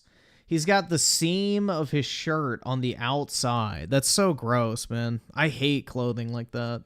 Anyway, that's a small nitpick, but it's irritating to look at. Their platforms and give us the ability to continue to invest in Makes them. it We look think that's cheap. great for the business and great for the communities, more players to play with. I'd say two of the other games are smaller games that were never really meant to be built as kind of platform exclusives and all the fanfare that goes around that. But yeah, but Wi-Fi Slush is literally the only good game you've released this generation, and now it's no longer even an Xbox game at this point. It's just a third-party game. Games that our teams really wanted to go build that we love supporting creative. Like, what is the one game that bots point to without fail as like the fucking crown jewel of this generation's Xbox lineup? It's Wi-Fi Slush, dude. Whenever I talked shit about Wi-Fi Slush, I had 100 Xbots beating down my door like, that game's great, shut the fuck up, you haven't played it, dude, you don't know what you're talking about, this is one of the greatest platformers of all time, it's like Devil May Cry but with rhythm, it's amazing. Like, the fucking Xbots worshipped at the shrine of Wi-Fi Slush. And every time I was slightly negative about that slop-ass game, people were fucking angry. And now they're even losing that shit. Endeavors across. Dude, they even tried to claim that it was in the running for Game of the Year. Like, bruh. Are you fucking shitting me? Wi-Fi Slush is Game of the Year? Dude, that shit was horrid. Our studios, regardless of It's size. a gimmick platformer. And as they've realized their full potential on Xbox and PC, we see an opportunity to utilize the other platforms as a place to just drive more business value out of those games, allowing us to invest in maybe future iterations of those, so sequels to those, or just other games like that in our portfolio. And when we don't damage Xbox and we can grow our business using what other platforms have and to help us with that, we're going to do that. And that's really the story behind Wait. I thought you were trying to build the best platform for creators. Why do you need to use other platforms? See, like, it's so inconsistent, man. These 4 games. And last thing I'll say, looking forward, I think there is an interesting story for us of... Like, it's so contradictory. Like, he's literally saying 1 second that we have designed Xbox to be the best platform for creators. And then in another sentence, he's saying, like, okay, well, yeah, we can leverage other platforms as well to help. It's like... introducing Xbox franchises to players on other platforms to get them more interested in Xbox. Yeah. Fucking Grounded, Pentiment, Wi-Fi Slush, and Sea of Cheeks is not going to make a lasting impression on anyone who has a slight interest in Xbox. It's going to scare them away. We think there's a good brand. And what it's going to do is it's going to signal to everybody, oh, look, Microsoft is putting games on PlayStation. I'm not going to buy an Xbox. I'll just wait till they put more on. And value for Xbox there. So 4 games, no promise beyond that. So if you're on those other platforms and you see... Dude, what happened when Sony put 1 game on PC? The entire narrative shifted from, oh, I'll buy a PlayStation 5 to, oh, I don't need a PlayStation 5. They're going to put that shit on PC anyway. People are very quick to figure out trends like this. So... any potential Xbox customer you have, the second they see one Microsoft game go to PlayStation, it will be forever etched in their mind that, oh, I just need to wait it out. I don't need to buy an Xbox. I'll just wait until it comes to PlayStation. And without fail, that mentality will work because Microsoft will be pressured into it. Because if they're doing it in the first place, they're going to continue to do it. They're just testing the waters, so to speak. And I have a feeling that Microsoft leadership is not going to want to miss out on that potential revenue. 4 games coming. Please don't take it as some signal that everything's coming. It's not. And we're going to learn. So when you are thinking about the future and this concept of live service games, games that can benefit from bigger audiences, new audiences, how does that apply to future titles and how you're applying that criteria there? Yeah, there's really no fundamental change to how we think about exclusivity. We just came out of Developer Direct, which was an awesome show, where we showed great games that are coming to Xbox and PC and cloud, which really makes them accessible to hundreds of millions of people. So it's this kind of, we're really focused on a couple platforms and what's going to show up there. But our key of play the games you want with the people you want, anywhere you want, when everybody plays, we all win. These have been part of our strategy for years and will continue to be. Our focus is on how do we continue to grow the games industry by reaching more players in more places. Well, the only way you're doing that is putting shit on other platforms at this point, because you tried with mobile, didn't work. You tried with PC, didn't work. Xbox sales are in the fucking toilet, so that's not working. So if you want to continue to grow your audience, there's only one other option. You put it on platforms that are actually successful. I mean, the writing is all over the fucking walls if you read between the lines on this type of shit. Like, filter out all the PR bullshit. What is Phil saying? We want more people to play our stuff. Well, the current model that Xbox has is not working in that regard, so why are they putting 4 games on other platforms? Because it's only the beginning. And how do we grow Xbox as part of that? Xbox is a hardware platform, Xbox is a publisher of great games, and Xbox as a platform for the world's best creators. And then knowing that, how do we think about our first-party games and Game Pass? Yeah, well, to build on what Phil just said, one thing I would add, when you were talking about growth, is just that we've sort of a change in strategy for us. Can you recap for me how it isn't? Yeah, and I thought both Matt and Sarah did a really nice job of talking about what we're doing on Xbox, where we're going. You know, if you take a platform feature like Xbox Play Anywhere, which has been a promise that we've made on our first-party games, that you can buy our game once, you're going to get play across Xbox and Windows. I think we're the only platform that does this. That makes it possible for you not only to play with your friends wherever they are, but to know that you actually have multiple entitlements to the games. I think that's a technology I would love to see applied to more platforms. But it is this view that people are going to play Xbox in multiple places. Whether it's play the games you want with the people you want, anywhere you want, kind of words that we've used, but always with this view that it's in xCloud, our investments in franchises like Minecraft and now Call of Duty and other large franchises so that we learn how to build those. This has been a strategy that we've been on for, I'd say, I'm trying to get to the part where he says it's not about one device. It's not about games in service of a device, but rather the devices that people want to play on should be in service of making the games as big and popular as they possibly could be. Because really, a healthy creator community on Xbox, well, what they're going to learn from games like Call of Duty is that PlayStation's the main revenue driver. Oh, man, it's everywhere. Read between the lines, people. He's literally saying that they're using Call of Duty as a fucking business model to teach them how to make better fucking games, aka make more money. Well, where does Call of Duty make most of their money? Oh, it's on PlayStation. Got it. Dude, it's so obvious.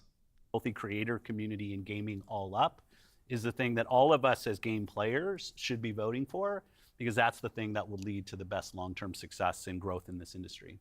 And my understanding, just from listening and learning from you three over the year, people are playing on multiple devices. That for players, how do games on other platforms? In fact, realistically, if you look with the addition of Activision and Blizzard and ZeniMax, we're one of the largest game publishers on PlayStation. We're one of the largest publishers on the Nintendo Switch, especially when you put Minecraft. Yeah, we're already publishing stuff there, so what's some more stuff? Into the equation as well. And now we're one of the largest publishers on mobile platforms as well. And that's not something that we want to back away from. We want to continue to be building great games that millions and millions of people can love, and that they can play those games where they want to go play. But we do understand the business success that Xbox has to have. Us as leaders in this business, The system today, the system that all companies that we play video games from, is a world of you got to be growing your business. Growth in an Xbox business is critical to the long-term health of Xbox. Many people know I've been on Xbox for over 20 years. Oh, dude. This is the thing, man, is there's no way I would ever get to sit in a room with like an executive, dude. They hand pick who gets to like interview people like Phil. Like when he went on that Kind of Funny show or whatever, he knew that those people were going to give him a fucking glazing. That's the thing, is these guys never want to answer hard questions. They never want to answer hard questions. And I want to make sure Xbox is in the best position for the next 20 years. That means healthy player community, healthy creator community, and healthy business. So when we look at opportunities to allow more people to play, more people to engage, more people to buy, more people to subscribe, it's all about putting Xbox in the best position. And our hardware is a critical component of that. The absolute best experience somebody has on Xbox is hardware that your team builds. No, it's not. It's PC. Xbox games are better on PC. And that people play on. But that's not going to be everybody. We fully accepted that we're going to have Xbox players across all kinds of devices. So I think a lot of people think about 2023 as this incredible year for gaming. And in a lot of ways it was. There were some really amazing releases that I think we all enjoyed. But what were the signals behind the scenes that maybe indicate? Which I assume is people who are watching this. It was an amazing year. So the future of Xbox and how we kind of keep up with the industry. Yeah, such a good question. And I think it's, as people who care about the industry, which I assume is people who are watching this. Wait, I thought people who weren't invested in the industry weren't the ones watching this. This was for the fucking normies that play Call of Duty 3 times a week. Wait, what do you mean it's the people that actually give a fuck about the industry that are watching? Oh my god, bruh. It was an amazing year. Some great launches. Some of the games that I think will stay. An industry doesn't grow. Which we had. We had even our own hard decision. Were we alone in that? When you think about a healthy industry, they love. I want people who invest. Like this is a place that's growing. If you listen to Lisa Su, decline in 2024. But if we don't get to growing as choices on how do you grow the industry, those players to get more money from the players by finding new players and adding those to the base of players that already play. We add new players to the base of people that already play other platforms. Focus on Xbox for the last decade has really been on that latter point of how do we Xbox in a position to be very strong for years and decades to come. Matt, earlier you... All right, well, I can't find the fucking thing. It was probably at the very beginning. I don't know. But, dude, it's just... It's so easy to fucking spot what's going on. But for some reason, the copium still flows.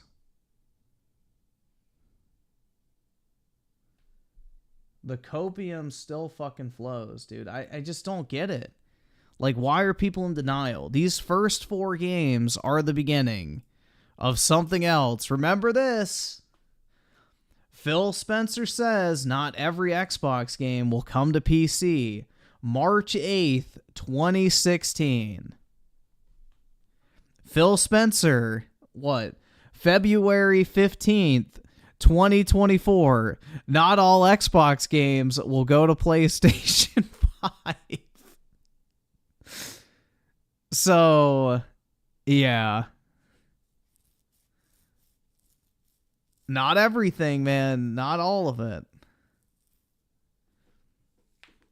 Famous last words, huh?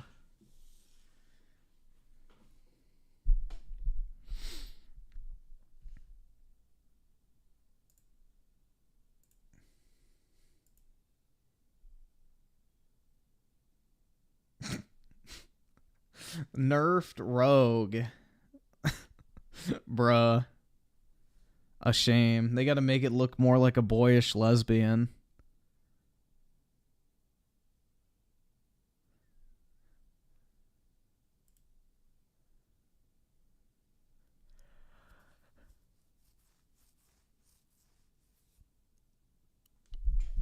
Alright, let's see. So...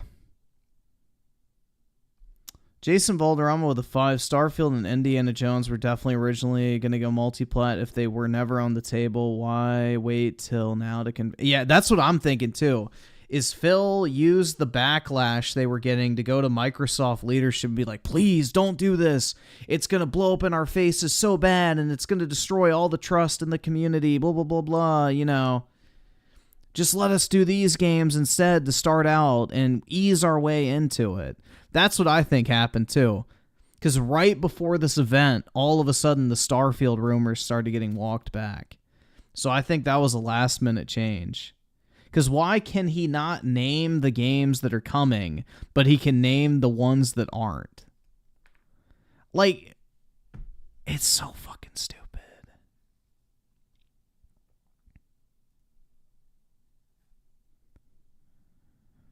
Oski Woski with the 5. Let's take another look at what should be playing soon. Peach in a bathing suit. Oh my god.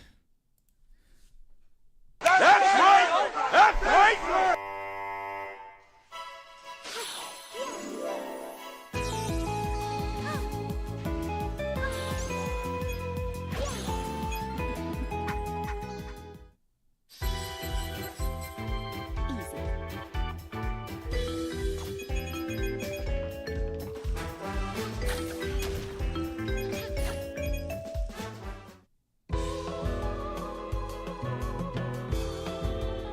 Mermaid Peach. There's already going to be porn of that.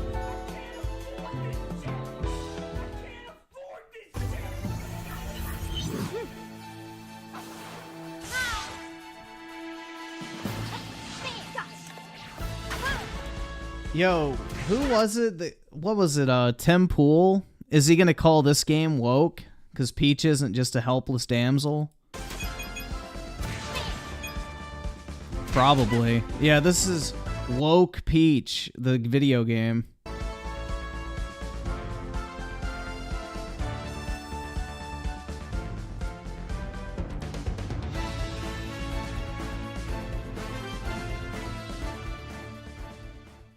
Oh, dude, the Rule 34 is going to be brutal.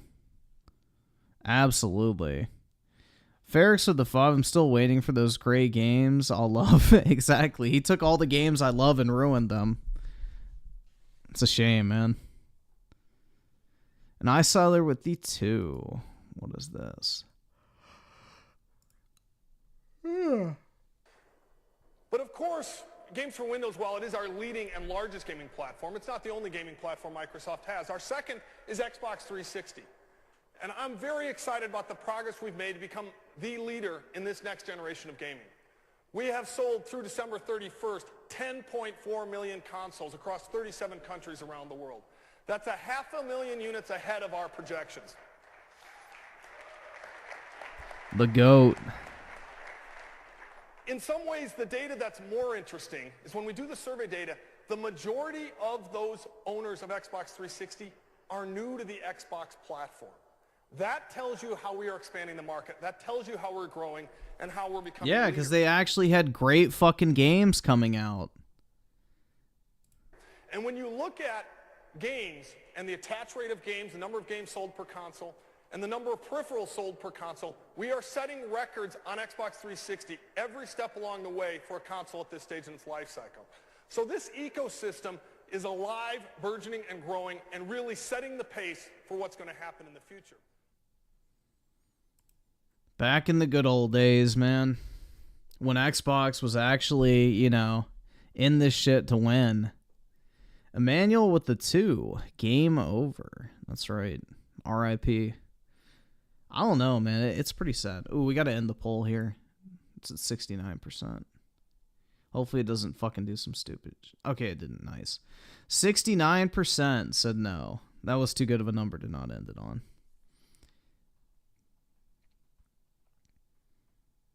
Senso Kid with the 2, getting my Xbox ready to turn in. Yeah, I mean, I don't know, man. This whole fucking podcast, that's not a fucking podcast. It's literally Phil just, you know, glazing fucking corporate speak. But, yeah, I don't know, man. That was such a waste of time. It literally could have been a tweet. Phil could have said, to address the rumors surrounding Xbox, yes, we're planning on releasing 4 games, all over a year old at this point, from the Xbox catalog onto other competitor platforms. We haven't announced them yet, but will be soon. Nothing substantial is changing for our short-term exclusivity policy, blah, blah, blah, whatever. Xbox will remain the best place to play these games, given you can play them day one of Game Pass at no additional cost, whatever the fuck. And, you know, thanks for being a member of the Xbox League. Bro, it could have just been a tweet along those lines. But no, we have to have a 20-minute sit-down where, you know, they tuck their fucking tail between their legs and, you know, act like cowering little fools. But I don't know, man. It is just, like, it was so unnecessary. It didn't add anything. They literally could have done more by saying nothing, I feel like. Senso Kid with the 2. Oh, wait, no, I read that. We're good. Dude, why is it like... Alright, so I have like 2 feeds, and one is like really slow with the fucking pop-in today. It just popped up. Fuck, man. Alright, so let's see. Let's see what pops up. Let's see what, Breathe, everyone. Breathe. That was 20 minutes of history that just passed us by watching Phil Spencer, Matt Booty, Sarah Bond. History? That's 20 minutes I'm never going to get back. I'll talk about the future of the Xbox business. I have many thoughts on this. I went to Twitter. I asked my community what you thought of the event. Felt very down the middle. Many people thought it was a nothing burger. Could have been a tweet. Could have been a blog post. Many people thought this could have been way better, way more straightforward, way more transparent. Many people have question marks about the future of the Xbox brand still due to conflicting information between the podcast and separate interviews done with, say, The Verge, which we'll talk about here today. And also... Yeah, I'll pull up that Verge interview. I actually have that. But yeah, Phil completely contradicts what he said in this podcast of the Verge interview. He literally admits, I have it right here actually. He says, I don't think we should, as an industry, ever rule out a game going to any other platform. In response to whether Starfield or Indiana Jones will go to PS5, he goes, I don't think we should ever rule that out. Meaning,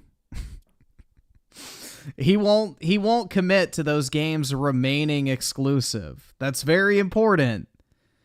Like, in the past, Phil would have no problem just saying, yes, those are Xbox exclusives. We bought Bethesda to make Xbox exclusive titles on platforms where Game Pass is present.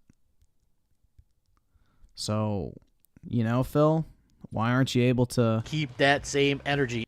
Why do you have to, like, pussyfoot around saying that, well, we're considering it? That's the thing, is, like, just come out and fucking admit this shit, dude. Like, Microsoft constantly leaving people second-guessing every single fucking thing they say is causing more problems than anything.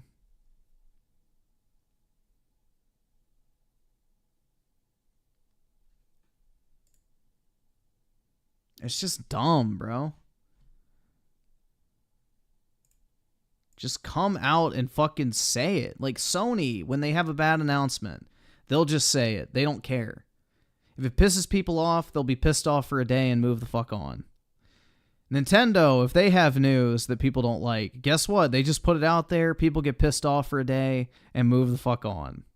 Microsoft, for whatever reason, the $3 trillion company is petrified of having a negative headline, but will allow rumors to swirl for weeks on end instead of just simply coming out and clarifying. A lot of people are pretty bullish on Xbox's future, saying, you know what, this is the path, and they're going to look really smart in a couple of years. I have many thoughts on all these subjects, so we're going to get right into it. Let's not delay any further. First thing they got into, which I'm happy they did, I said you got to tackle exclusivity right away, and they did. Phil said 4 games are coming to other consoles, and just 4 games. They mentioned this is not a change in the exclusivity policy of Xbox, which we frankly don't know too much about. Again, what I referenced in older material, like 2021's Bethesda Roundtable, where Phil mentioned, hey, this is about getting exclusive games where Game Pass exists, which right now, according to this podcast, is only in the Xbox space, but we don't know what that exclusivity policy is when it pertains to games that aren't brand new IP. Like, we don't know what a new Doom will look like, and they didn't answer that here. And I felt this was a good time to make that type of stuff clear, and I'm really disappointed that they didn't try to hammer that one out and say, like, here's how things are going to be identified moving forward. What they said is what led to this decision is long-term, health-driven focus for the industry and for Xbox. They want to use these platforms being PlayStation and Switch to grow these franchises. They looked at games that were over a year old. 2 of them were community-driven that they feel have reached their potential on Xbox and PC, aka growth is stagnated, and 2 that are smaller games that were, quote, never really meant to be platform exclusives, end quote, which is a term from Phil I don't really like personally, just because when I heard that versus what was marketed for Hi-Fi Rush and Pentiment, these were not marquee Xbox exclusives, but they were like the hidden gems in the rough. They were defining moments that when I look at my original Xbox collection from 2001, like there are games like Voodoo Vince in there. Like, are they the marquee exclusives? Maybe to some. Voodoo Vince. Oh my God. Get that slop away from me. FBI with the 2. What happened to the MC Minecraft? The fuck? Doing the account or the announcement? Oh, you mean the fucking Microsoft CEO? Yeah, like I said, I think Phil weaseled his way out of it. Honestly, I think he took all the backlash to the suits at Microsoft, like in the upper management who were, you know, I guess going above his pay grade to like make these changes and like look at the reaction, we need to correct course, blah blah blah blah blah. And like I think last minute there was a change because like the day or two before people started walking stuff back. So why? Because I think, you know, they were able to get Microsoft to either delay the timeline on a lot of this shit or ramp down the severity up front to like ease people into it. But to me, those are the things that define the platform. It's like Concrete Genie on PlayStation being brought to Xbox because Concrete Genie was, you know, this smaller, not meant to be exclusive game. It's kind of strange to me, not a fan of that, but they talk more about the business. They say they want to drive more business value out of these games to create more sequels. So if they want to explore these platforms moving forward, they will, in order to introduce other players to other franchises using other platforms. And it was confirmed through Tom Warren of The Verge that these 4 games are Hi-Fi Rush, Pentiment, Sea of Thieves, and Grounded. I do think that Sunset Overdrive would have been a really, really good pick here. You know, that's a game that is from now a PlayStation first-party studio. It kind of feels like it could come over to PlayStation and make a lot of sense here. It would kind of put another shot of life into a awesome game, by the way. And so I think... Ugh. Like, when I look at what Nintendo did with the Wii U exclusives and bringing them over to the Switch, like, Sunset Overdrive is deserving of that treatment of, hey, remember this thing? Hold on.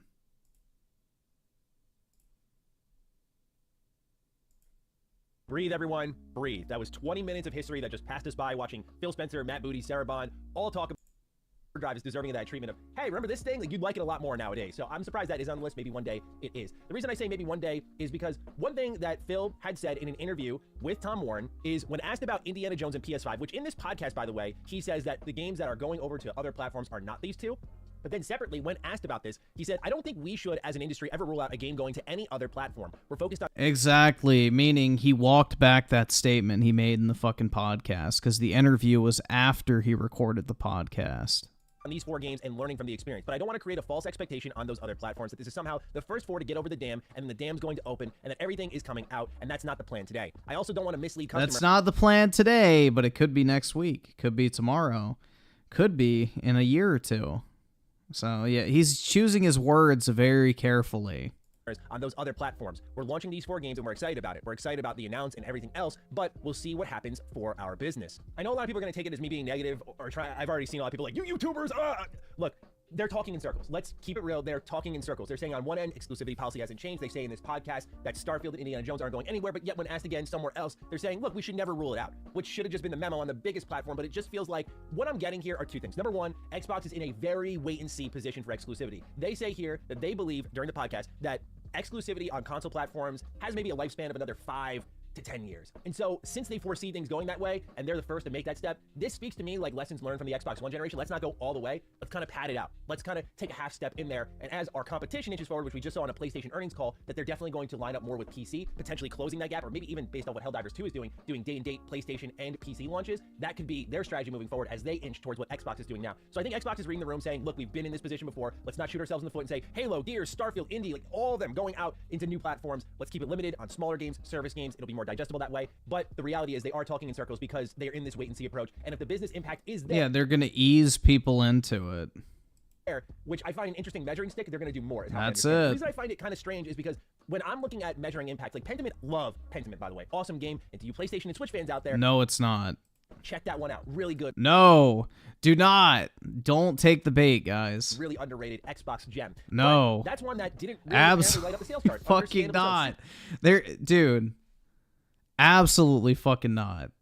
For a niche game, what kind of measurement does that game give you for something like just because you polish up a piece of shit like a gem doesn't mean it's gonna shine like one. Starfield or an Indiana Jones? Is Hi-Fi Rush going to be used as a measuring stick to bring those other games over? The reason I ask this is because what's missing from this list, which are more experimental, more artsy-fartsy games, is the AAA games are the big investments. And maybe you net the most on Xbox by developing for one platform or really two with PC and just collecting all the money straight up right there. But when you look at AAA games, why wouldn't you bring your biggest investments over for potential sequels, for new business opportunities? Like, it just, to me, I feel the games they're putting forward stand a chance at doing pretty well because they're the start of this new zeitgeist. But either way, I just think these games are going to come over and Xbox is waiting for other parts of the industry to shift where it's a little more acceptable. Think about, again, during the Xbox One generation, where we learned about like DRM and always online and digital libraries. We were like, no, are you kidding me? Which, right there with you. I'm still not crazy about where it's at, but Xbox was going somewhere. They went hard in that direction. PlayStation reeled it in and snipped some wires in their box. They were doing the same thing. And then you see how by the end of the generation, they both lined up. Very much about your digital library and building that out. The read was right, but the timing and the statement and the way they presented that information was wrong, and it hurt them for a long while. So I imagine there's a little bit of reeling back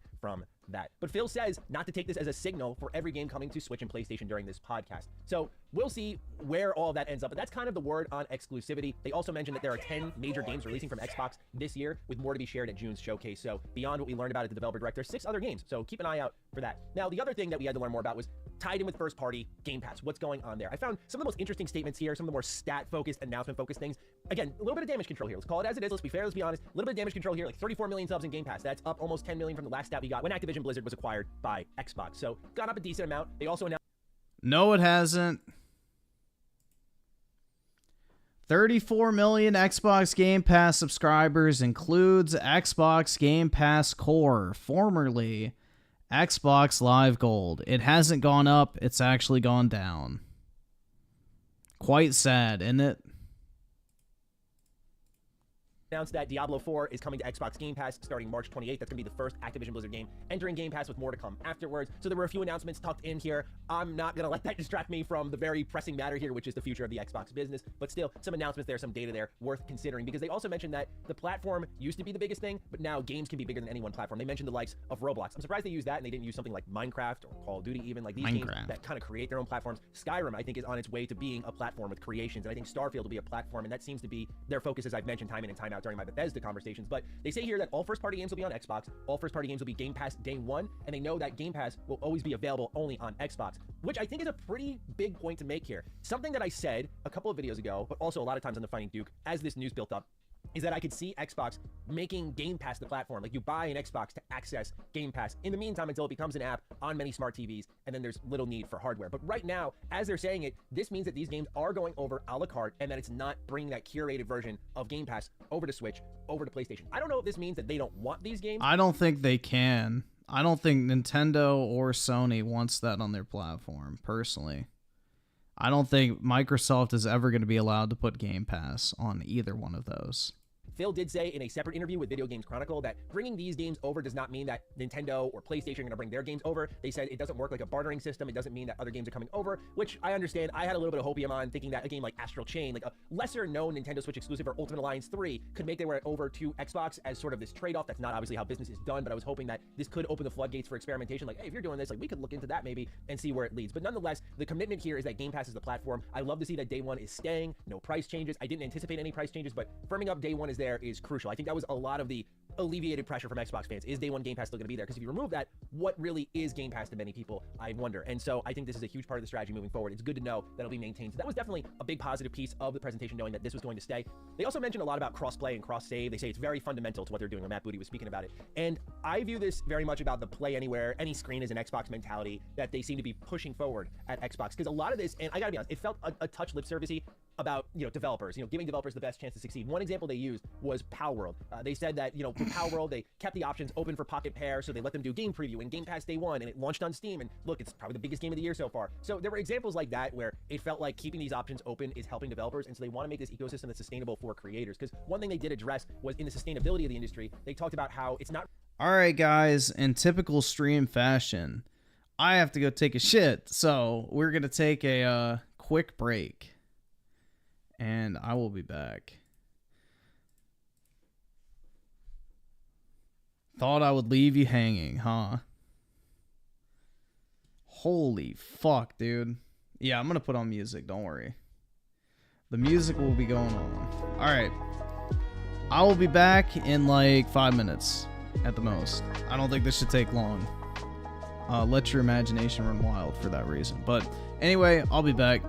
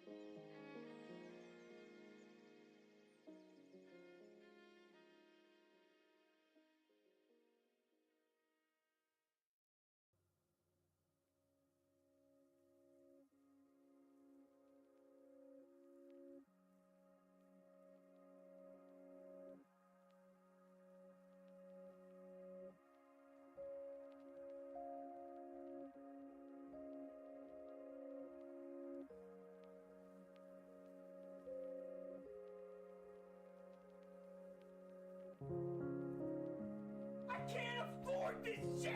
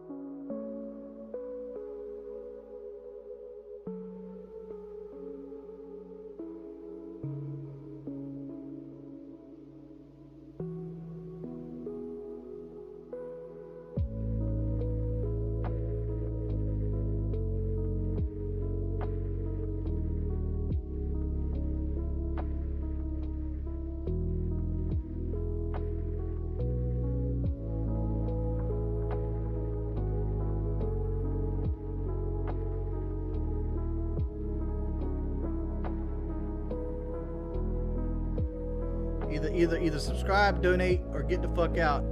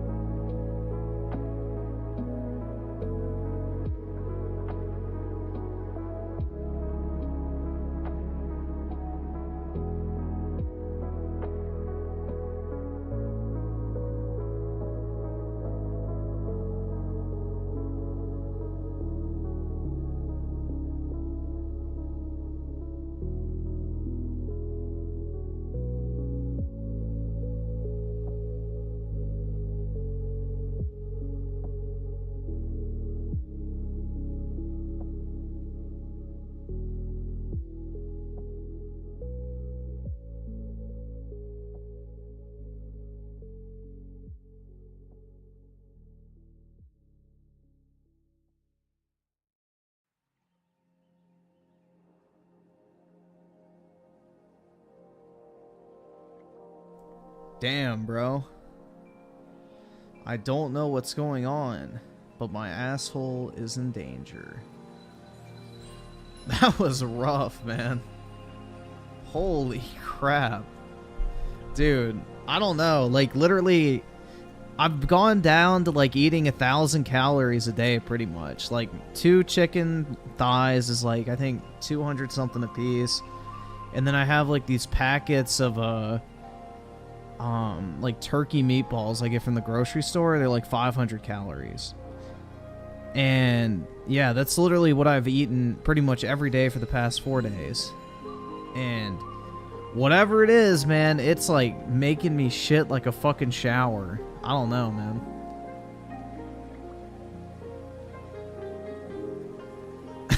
I don't know. Maybe it's because I'm not like eating any like you know, grains or starch or anything like that, but it's unfortunate.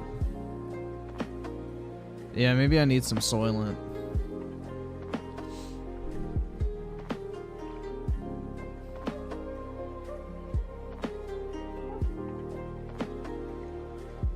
So Oski Woski with the 2. You gotta love how the guy's last name is Booty. Yeah, he's perfectly named for the job he does. 7 inches? That's pretty big. And Oski Woski with the 2. Time to give Griffin more super shekels. Thank you, man. I always love it when people give me monies.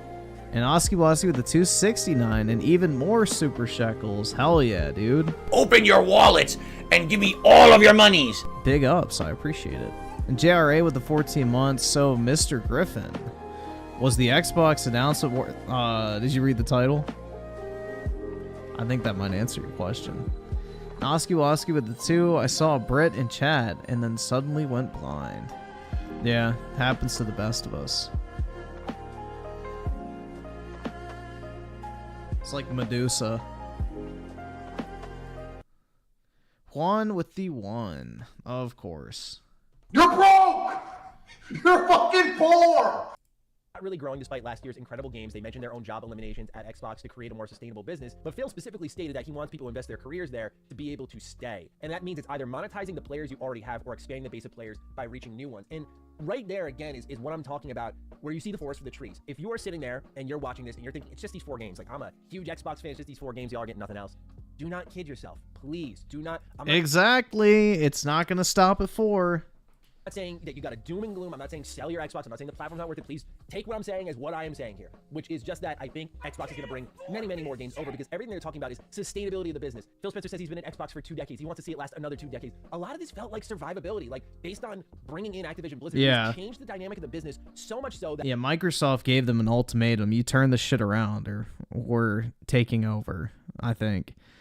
Delta with the 2. Matt Booty is never getting fired with that name. That's too perfect. I had somebody with the last name Butt in my kindergarten.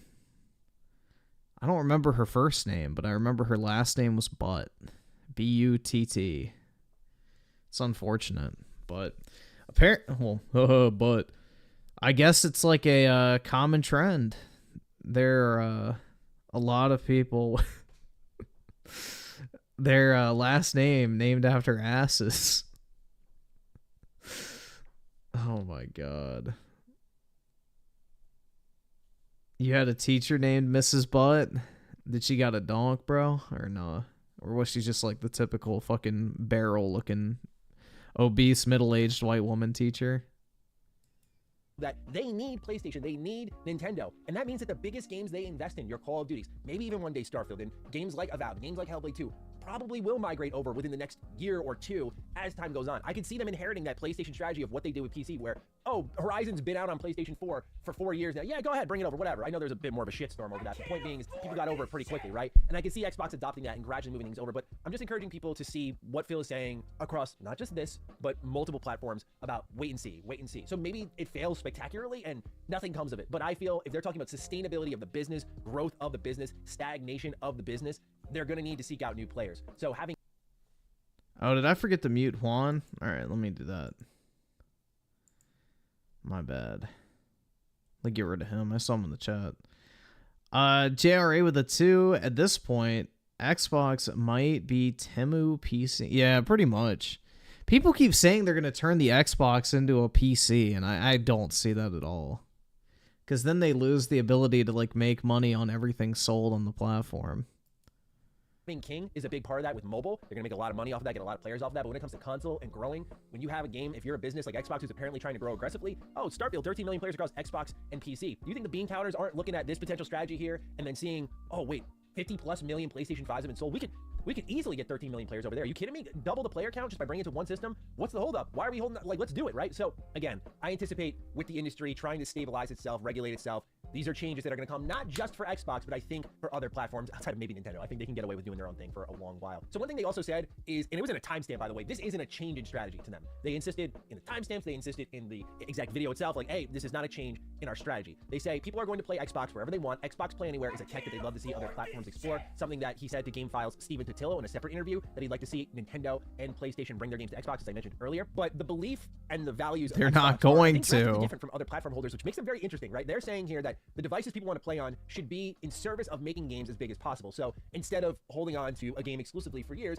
like Hi-Fi Rush, which apparently surpassed at least 2 million players from my memory, now that can reach maybe 10 million by bringing it to new audiences. By the way, more Japanese-centric audiences that would really take to a Japanese-developed game. And one thing that my buddy Colin had mentioned when we talked about this on Defining Duke is if you're Tango Gameworks and you have, as a Japanese studio, a game that's not being enjoyed by people in Japan, like that's a pretty good motivator to be like, let's get this game somewhere else. So there's a cultural aspect to all this that you have to consider. Well, the creator of Hi-Fi Rush left Microsoft, so even if that game does succeed and they like try to make a franchise out of it, the key talent behind it already left the company, so get fucking wrecked. Often long-term success and growth in the industry and lasting longer. One such way of doing so is by investing in hardware, as I anticipated, thanks to reports. I'm not going to take any credit for my prediction on this one. Yeah, one of the worst last names, I think, is Dickinson. Like, bro, just think about that name for a second. A Dickinson. But, you know, it's spelled Dickinson.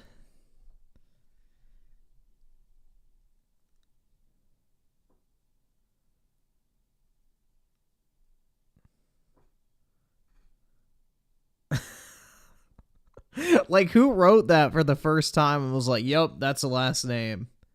Dickinson.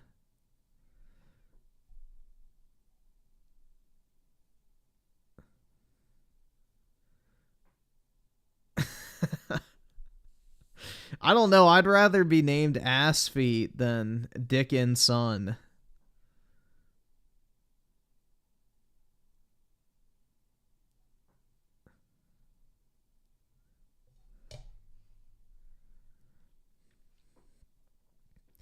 Fallen Order with the 5. Can we watch Halo 4 teaser? Yeah, that's fun. Can watch it. Pretty clear beforehand that hardware is here to stay. We already had the FTC leaks. It seemed pretty fair to assume that Xbox was going to stay in the hardware. The question was for how long. So what Sarah Bond here had said is that this is where you're going to get the flagship experience for Xbox fans, and that they use this console as a target. No, it's not. Thanks to Game Pass, Cloud, PC is. Expand that to other places, which I think is a vision that many of us can get behind, because that's why a lot of indie developers are going to Xbox right now. Like their ID at Xbox program is blowing up because there is that potential of having your game almost overperform, quite frankly. But they also said that there are more hardware announcements coming this holiday. I imagine this could be the digital-only Series Series X. That would be my guess personally. We also have the new controller that wakes up automatically, connects automatically, seemingly built for that digital future, which they talked a bit about, saying that it's harder to do back compat in consoles. There's really no word here on physical games, unfortunately, which I feel just says all that needs to be said. But that saves and digital library will be maintained going forward to respect the investments made going into multiple entitlements, as in, PC and Xbox, that whole ecosystem there. But beyond the holiday announcements and the hardware there, they said they're already laying out the next generation roadmap, and Sarah Bond said another kind of sizzly quote of they're determined to deliver the biggest leap in a hardware generation ever, which I know blah blah blah, which means they're gonna merge hardware with the cloud is my guess. they've kind of flown around these terms before, like most powerful console ever, I think, for one of the Xboxes. I mean, they always have something along those lines to kind of like battle back after what happened with the Xbox One and the PlayStation 4. So they also mentioned there's been double-digit growth rate on PC and cloud, and that they're seeing the highest player counts ever on Xbox and PC. So they're really emphasizing the point, almost an egregious amount, that like, hey, we've tapped out here and we're exploring new horizons with games that are safe and that you care about, but maybe we didn't expect you to care about so much. So we're making this quick podcast to kind of massage the concerns until it's regulated across the industry and you're also used to it, that you don't care when we bring like a big game such as Starfield, which you've had for 4 or 5 years, over to PlayStation, because like now the walled gardens are down. So there's an anticipation from Xbox that they're making quite vocal that other companies are going to bring their games probably to their platform, and that they're going to bring their games to other platforms. And so it's an interesting time, right? Like I started really gaming in the late 90s, early 2000s, and I grew up with Xbox, Nintendo, and PlayStation, like I imagine many of you did. To see this is like the first domino to really fall is a lot to process. I don't know how my thoughts are going to change, but I'm kind of taking it in as like a historical moment. Like this is really insane to see Xbox kind of taking the first step towards knocking those walls down. And so we'll monitor it. I'm sure I'll be talking about it plenty more in the coming weeks. Naturally, there's been the rumor of the Nintendo Direct where I think... Why aren't they putting Game Pass on Steam? Because they would have to sign a agreement with every single person that's game is in Game Pass to get the Steam version license. So this is where it gets really complicated. So the reason why Xbox can put, PC games in the Game Pass and Xbox games in the Game Pass that they don't own is because they own those storefronts, essentially. So if they put games in the Game Pass, then they don't mind forgoing that 30% cut in revenue. If, let's say, Xbox puts Game Pass onto Steam, Steam is going to mind that 30% loss in revenue off of every game that would have been sold but is instead being downloaded in the Game Pass. So Microsoft not only would have to compensate the developers to a higher degree on Steam because the game's more likely to sell on Steam versus the Xbox launcher, but also Valve would want a cut of not only the subscription revenue, but also a fee on top of that for every single game downloaded in terms of a lost sale. Valve says they want to work with Microsoft to put game... Yeah, because they want money out of them. Duh. Of course Steam does, because they'd have to pay out the fucking ass and give Steam a massive bag in order to make it, work. So of course Steam wants Game Pass on there. It's free money. EA Plays on Steam? That's because EA Play only has EA games. Game Pass doesn't just have Microsoft games. So that's easier for Valve to work out a deal because EA games previously weren't releasing on Steam anymore. So EA went to Valve and said, hey, we'll start releasing EA games on Steam again if you let us put EA Play. We'll share X percent of the revenue from the subscription service. And, you get your typical cut from the sale of the games. And Steam was probably like, all right, sounds good. But Game Pass is different because it has third-party games in it, not just Microsoft's first-party games. So that's the difference between those two. These announcements will be held, like Pentiment, like Hi-Fi Rush. Found it really strange that they didn't want to announce it here and just pull off Band-Aid, especially after such a long wait. But here we are. And so I've talked long enough. I'm looking forward to getting your thoughts on all this. So please do fire away. Take excellent care of yourselves, and I'll see you in the next video. Stay sexy, stay active. I love you all. Peace.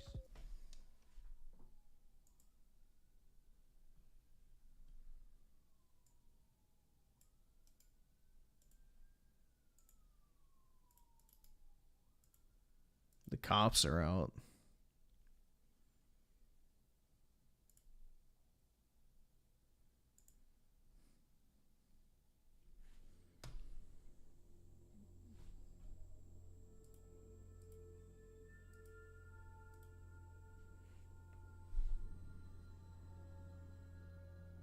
Yeah, 343 did their thing with Halo 4 Cortana, man. They nerfed the shit out of her afterwards.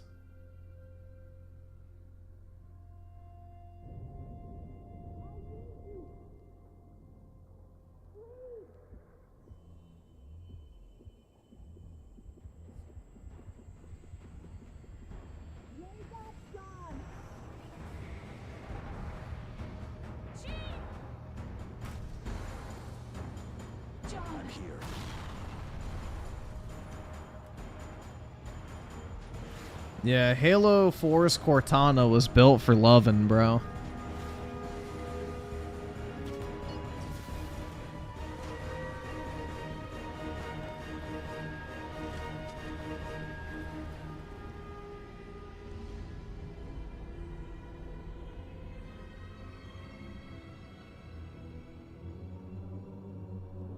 Yeah, Halo 4 Cortana had huge tits, a fat ass, and extremely detailed feet. Like, bro, they were fully embracing the fetishization of Cortana. And, you know, big ups for that one.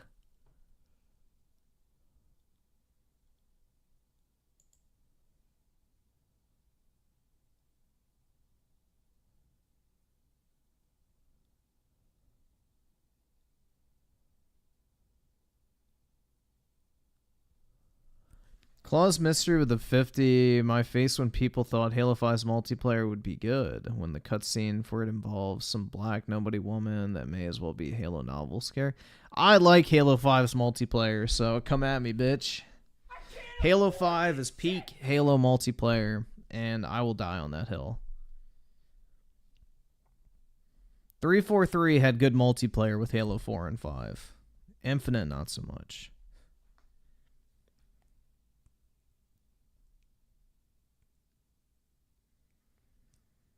They nerfed the female Spartans. Yeah, they made them look like boyish lesbians with, you know, no curvature.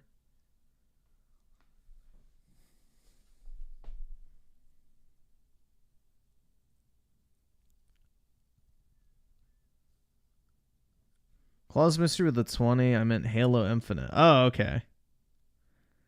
Gotcha. I was about to say, Halo 5 is good, bro.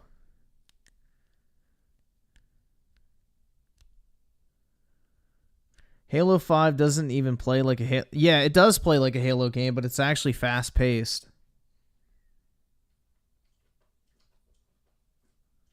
Halo 5 is extremely fast-paced. Like, the worst part about Halo multiplayer is walking around the map trying to find somebody. That was, like, never a problem in Halo 5 because you could fucking jet around the map so quickly. You could jet around the map in Halo 5 really fast with the thrusters, and it made it really quick to find people, so you were never out of combat for very long. Also, the map design in Halo 5 was pretty good. I liked it. Personally, I don't really give a fuck about Halo campaigns, in all honesty, guys, so the campaign shit doesn't really bother me. I thought the campaign was fine. I didn't really give a fuck about playing one self-insert character instead of another. Like, you know. People always say, like, well, Locke was a boring character. It's like, and Master Chief is... I don't know. That shit never really made sense to me. I didn't really give a fuck. Claw's Mystery with the 50, but running is not a Halo thing, and then stop running? Yeah, exactly. Or people bitching about the ADS. It's like, you don't have to aim down sight, you fucking dunce. It's literally just a visual thing. The reticle doesn't fucking change if you're aiming down sight or not.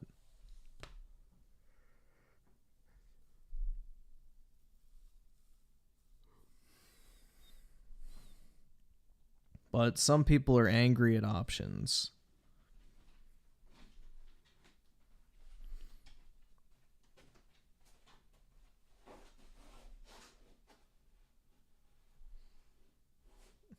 Griffin is a lock stand, confirmed? Not really. I don't really give a fuck. Dude, the Halo storyline is one of the most boring storylines in video games, if you ask me, but I'm not going to get into that. It's just a generic alien invasion storyline. It's nothing really that cool.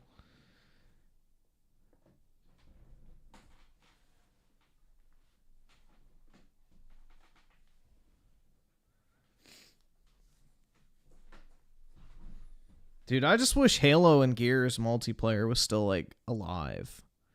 I miss the glory days of actually being able to enjoy those games in addition to, like, a good Call of Duty game, a good Battlefield, you know, all the other shit I would play, like good Pokemon and Final Fantasy games and, like, BioShock type games, Borderlands, all that type of shit, bro. I miss it. Now it's just a bunch of slop.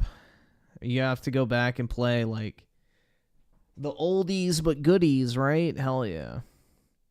Claus Mystery with the 20. Sushi Squad has 7 Sweet Baby Ink Riders. It fucking shows, man. The dialogue in that game is horrid.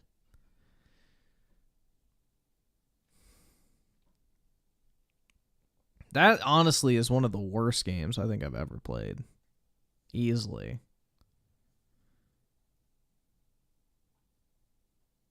Bro, Gears is even more boring. How is Gears more boring? You literally have one of the most, like, interesting and well-written casts of characters from that entire generation. Like, Marcus and his squad have some of the best, like, inner game banter between video game characters to ever fucking exist. Like, every single person in that game has an extremely fucking unique and cool personality to them, with great dialogue. Like, the Gears trilogy is so fucking good. It's got top-notch gameplay, amazing characters, a good storyline with interesting plot points. It's serious, but not overly fucking serious to the point where it can't, you know, have fun with itself. Like, it's peak gaming, dude. That is what gaming should be. Fun first, and everything else falls into line afterwards.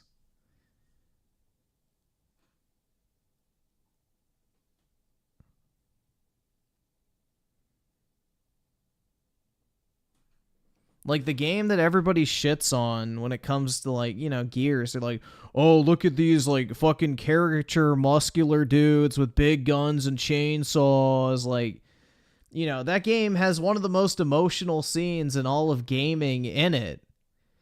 And, you know, I would say, like, that moment in Gears 3 where fucking Dom blows himself up is more emotional than anything in fucking God of Soy Ragnarok or, you know, God of War 2018. And people are like, oh my God, it's so emotional and deep and interesting. It's like, bro, Gears of War had better fucking story moments than that.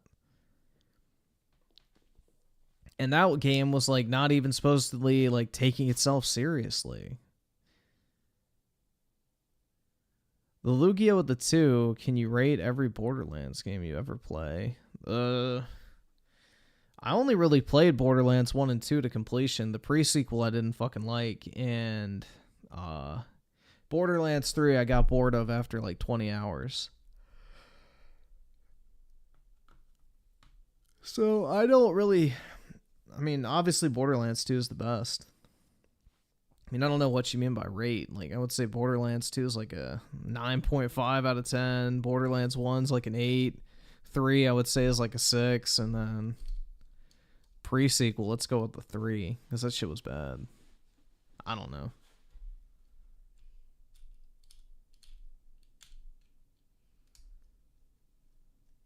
Three was not lame? What, Borderlands? Borderlands 3 is fucking horrible compared to 2. Bro, that story in Borderlands 3 is fucking disgusting. They completely fucking butchered, like, the Borderlands humor and everything. They made it super fucking woke.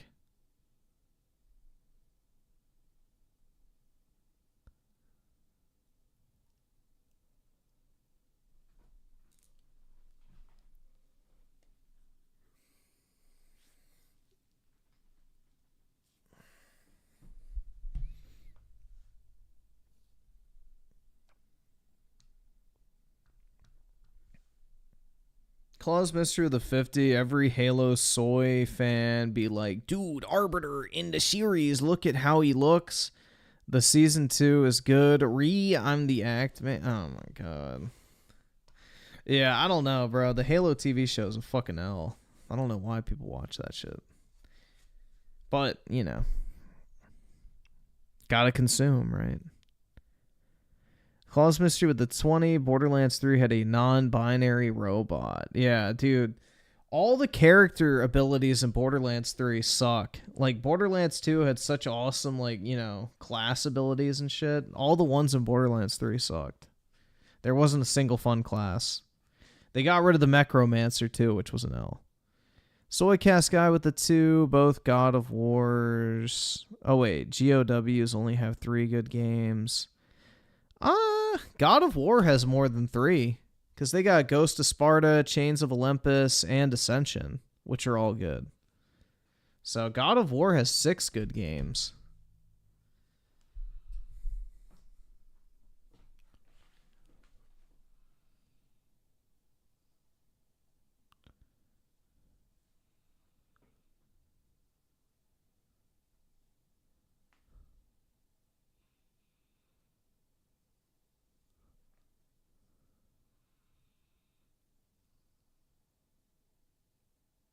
Lugia with the 2. What about the Borderlands spinoff one? I've never played it, so I couldn't tell you.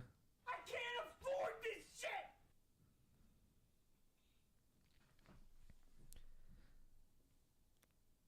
You guys saying Gears had story have terrible taste in games? What, you would need a Dad of War simulator with 8 hours of cutscenes to make you feel a type of way? Did it have too much gameplay for you? Soycast Guy with a 2, I mean main ones. I mean, I guess, but you could make the case that Ascension and Chains of Olympus and Ghost of Sparta are mainline games. But, I mean, I guess. I don't know.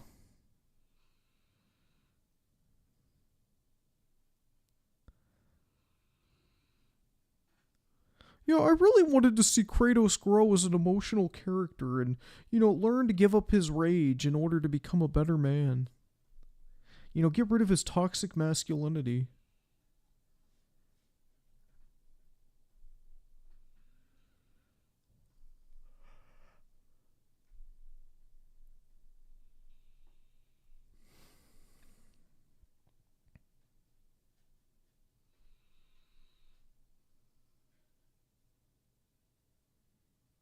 Bro, I feel like I'm in like a fucking daze right now. Jesus. I can't afford this shit. I can't afford this shit. Sounds like I have daddy issues. Maybe a little. Rat Kicker Sam with a 2. I never had a 360 back in the day, and I'm still sad. Yeah, I was pissed, man. I missed out on like 80% of that generation. I only got the last 2 years of it. But it was glorious. The 360 is hands down the best console.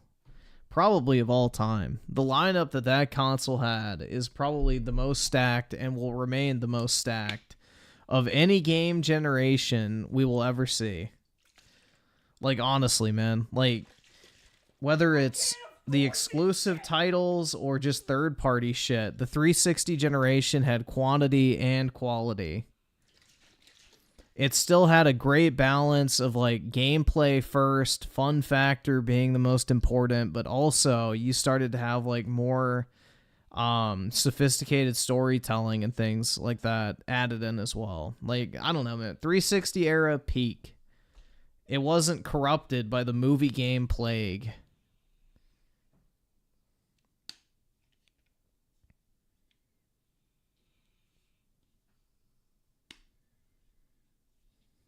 Rat Kicker Sam with a 2. To be fair, I experienced the Wii and DS, so still W. Yeah, I guess. The Wii just had a bunch of shovelware, though. That was the problem with the Wii. A lot of the games on the Wii were pretty bad, other than the Nintendo ones.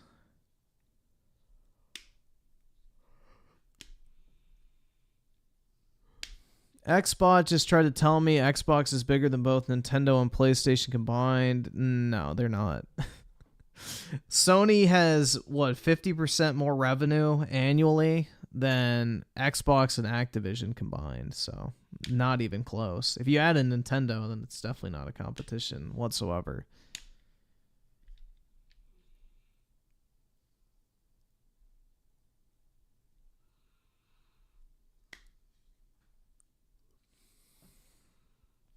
Only reason why we got pop there, you mean popular? It's because of Wii Sports. Well, yeah, everybody wanted the motion control gimmick. Dude, the Wii was so popular, though. I remember they had, like, the displays set up in the mall where you could go play Wii Fit and stuff. And they gave you the grippy socks. People did not use that for playing the Wii. Let's just say that. The Wii Fit socks were not used to play the game. I can't afford this shit! You used the socks, FBI? What, with your uncle? That was nice of him. Wanted to make sure he didn't slip.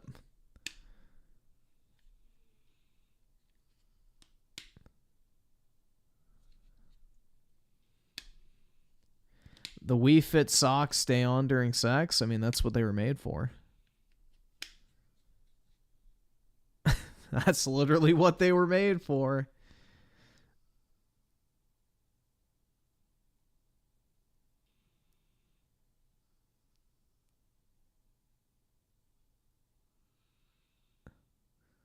No, they didn't use them for a condom. You put on the fucking Wii Fit socks because they have rubber grippers on the bottom of the feet so that when you're railing your fucking chick from behind, you have more fucking, you know, shit, what's the fucking word I'm thinking of? Like, you're more firmly planted on the ground and there's no risk of you sliding. Like, you're more fixed. You can put more, you can put more power into each thrust without the risk of slipping and losing your footing or whatever. You know, you have better, like, leverage or whatever the fuck. So, yeah, the grippy socks. Yeah, using socks as a condom is not a good idea considering they're cloth.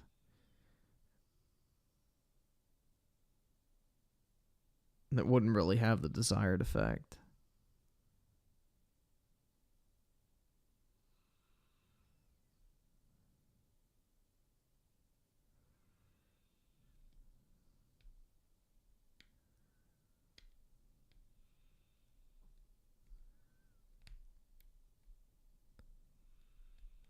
Claw's Mystery with the 20, the GameCube was the last powerful console.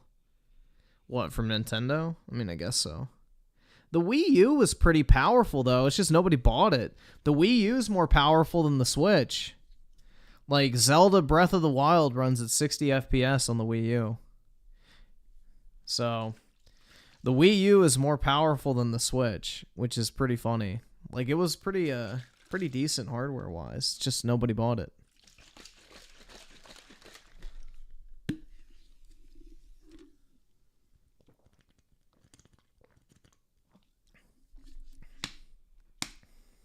That's cap? It's not cap. Look up the Wii U version of Breath of the Wild. It runs at 60.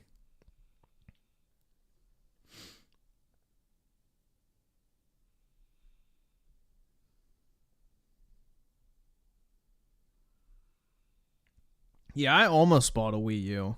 I didn't, though. I almost got it for Smash. That was it. That was the only thing on the Wii U that tempted me.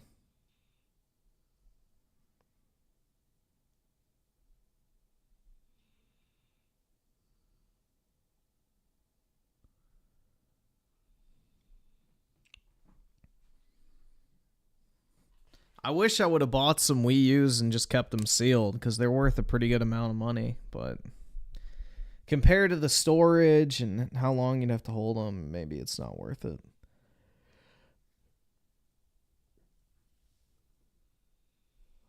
I need to play Super Mario 3D World or whatever the fuck from the Wii U. that they re-released on the Switch. I heard that's really good.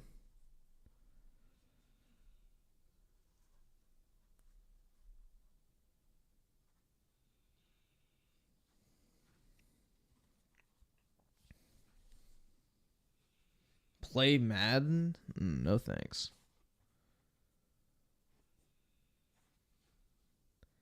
Rat Kicker Sam with a 2 had a Wii U and can confirm it was equal to the 360. Yeah, the Wii U was like a pretty solid piece of hardware, man. I remember how, like, one of my friends had a Wii U and fucking Smash on that was really crispy. Yeah, I didn't like Odyssey at all. Odyssey got boring to me very quick. The hat gimmick was not for me.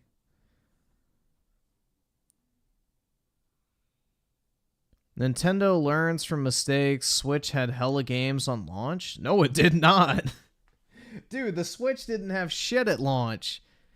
It took from March until October for Nintendo to release another game on the Switch.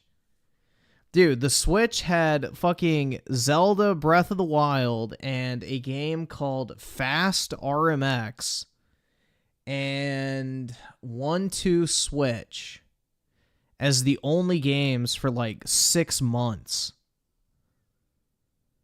There was literally nothing to play on the Switch until Mario Odyssey came out later that year. That shit was fucking drier than a fucking never mind. But yeah, that shit was fucking horrid at launch. That's the reason why I tried so much to like the Breath of the Wild. Like, I put 30 hours into it because I just wanted to use my Switch for something. And I really didn't like the game, but it's like, well, fuck, dude, I just bought this,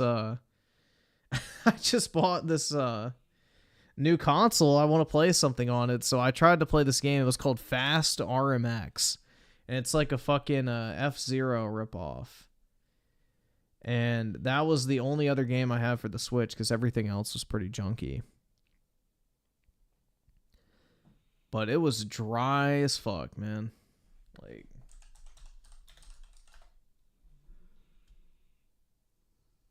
Like, look at this shit. This is the only other game that came out with Breath of the Wild.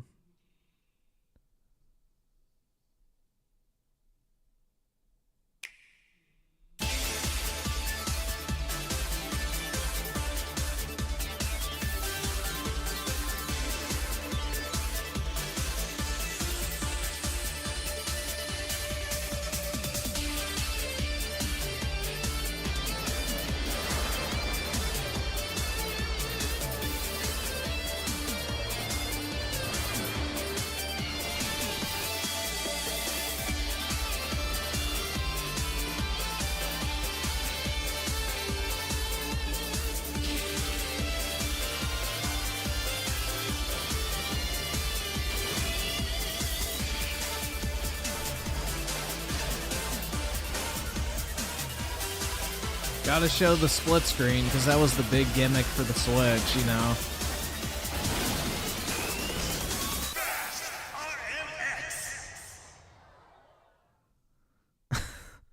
But yeah, that was literally the only thing to play other than Breath of the Wild in terms of, like, new games. It was rough, man. That's why the Switch didn't sell out. Like, the thing is, I remember the Switch, when you could pre-order it, you could pre-order as many of them as you wanted. So I got, like, a ton of them. And then all of a sudden, right after launch, everybody decided, oh, Breath of the Wild is a masterpiece. I want a Nintendo Switch. So everybody wanted them. And I remember I flipped all my $300 Switches for like $600. It was great. I still have my day one Switch. But, yeah. It was crazy, man. You could pre-order them for like an entire month. Actually, you could pre-order them all the way up to launch, really, if you checked certain retailers. But, yeah. Nobody wanted them. And then all of a sudden, it was like, damn. Claus Mystery with the 20. I loved when ARMS lost official support. Why? I mean, ARMS to me always looked goofy as hell, so I never bothered playing it. And Ferris with the 10, I remember when I first bought the Switch on day one and Breath of the Wild was like the only game I played for an entire year. Laughed my ass off. That game was so addicting for me. Yeah, I don't know. I wish I could like Breath of the Wild, but I just like those type of games do not do it for me. I don't like just aimlessly walking around and doing random shit. No, I don't think Sony's making another Vita. Unfortunately. I wish they would, honestly. I'd be down for it. I'd buy one. I can't afford this shit!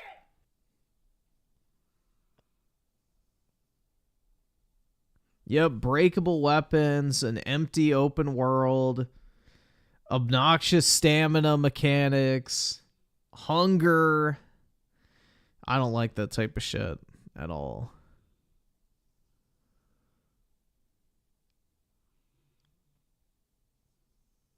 Yeah, breakable weapons are gay.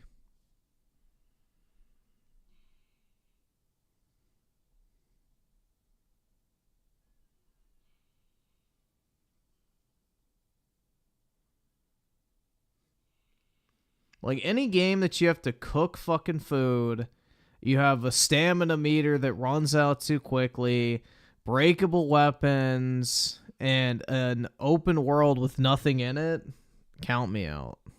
No, thank you.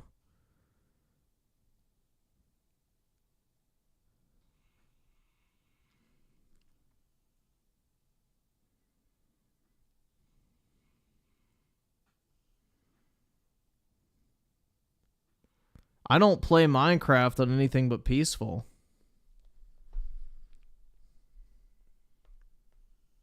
So none of that shit applies.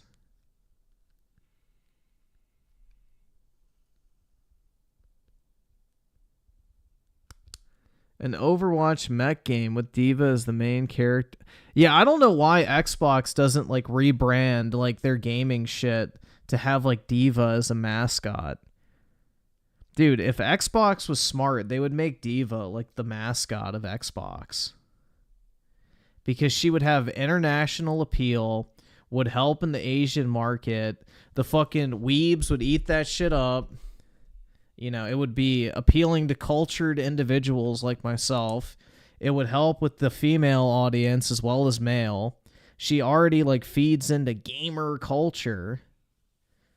But she's not obese, depressed, and ugly. So, you know, she's not a woman enough for Microsoft.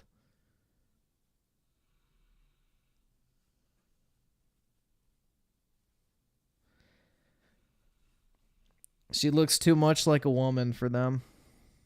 She doesn't fit the mold of a modern female. But I don't know. Missed opportunity, if you ask me. I mean, that sums up the entire current state of Xbox.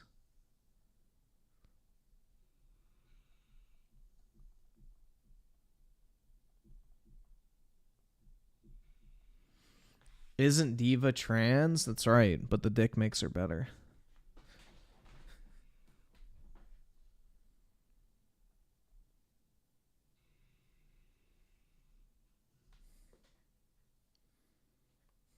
Trying to think, what else should we watch?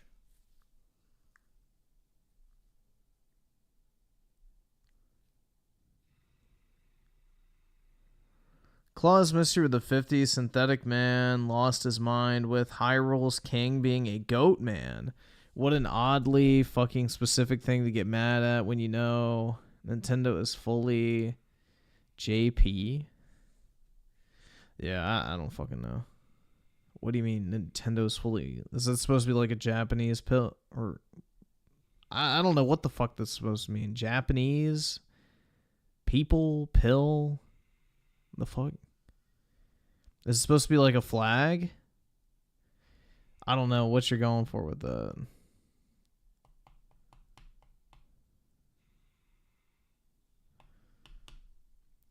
Like, Divas potentially is huge if Xbox made her the face of the brand. I agree. It would have male, female, Asian, Western appeal immediately.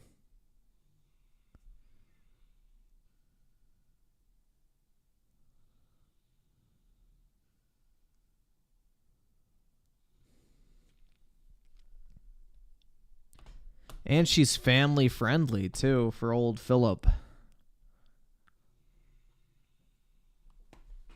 Oh, man.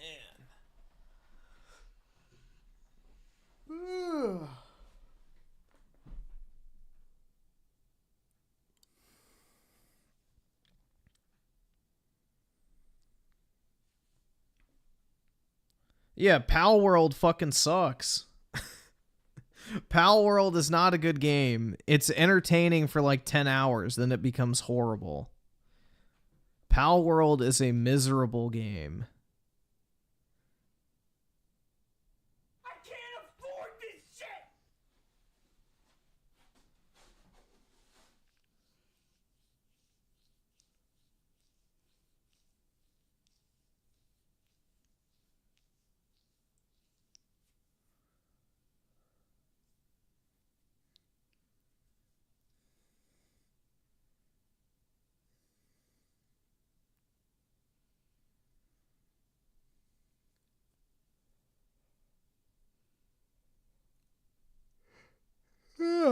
Fuck, man. I'm looking through my sub feed real quick. Just wanted to see if there was anything else popping up.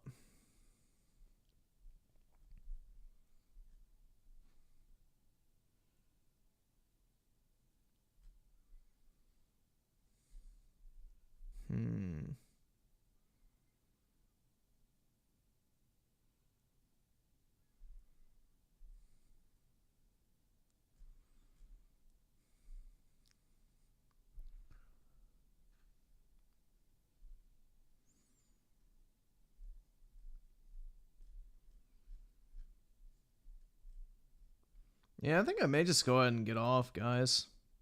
I'm kind of tired, and plus I streamed for like 2 hours earlier today, so... What's that, 7 hours of streaming? So, yeah, I'll probably just call it a night for tonight.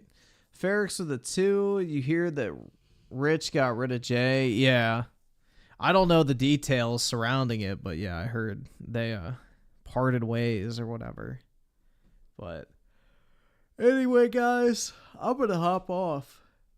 Have a wonderful Friday and a start to hopefully your long weekend as well. But anyway, I will talk to everybody tomorrow.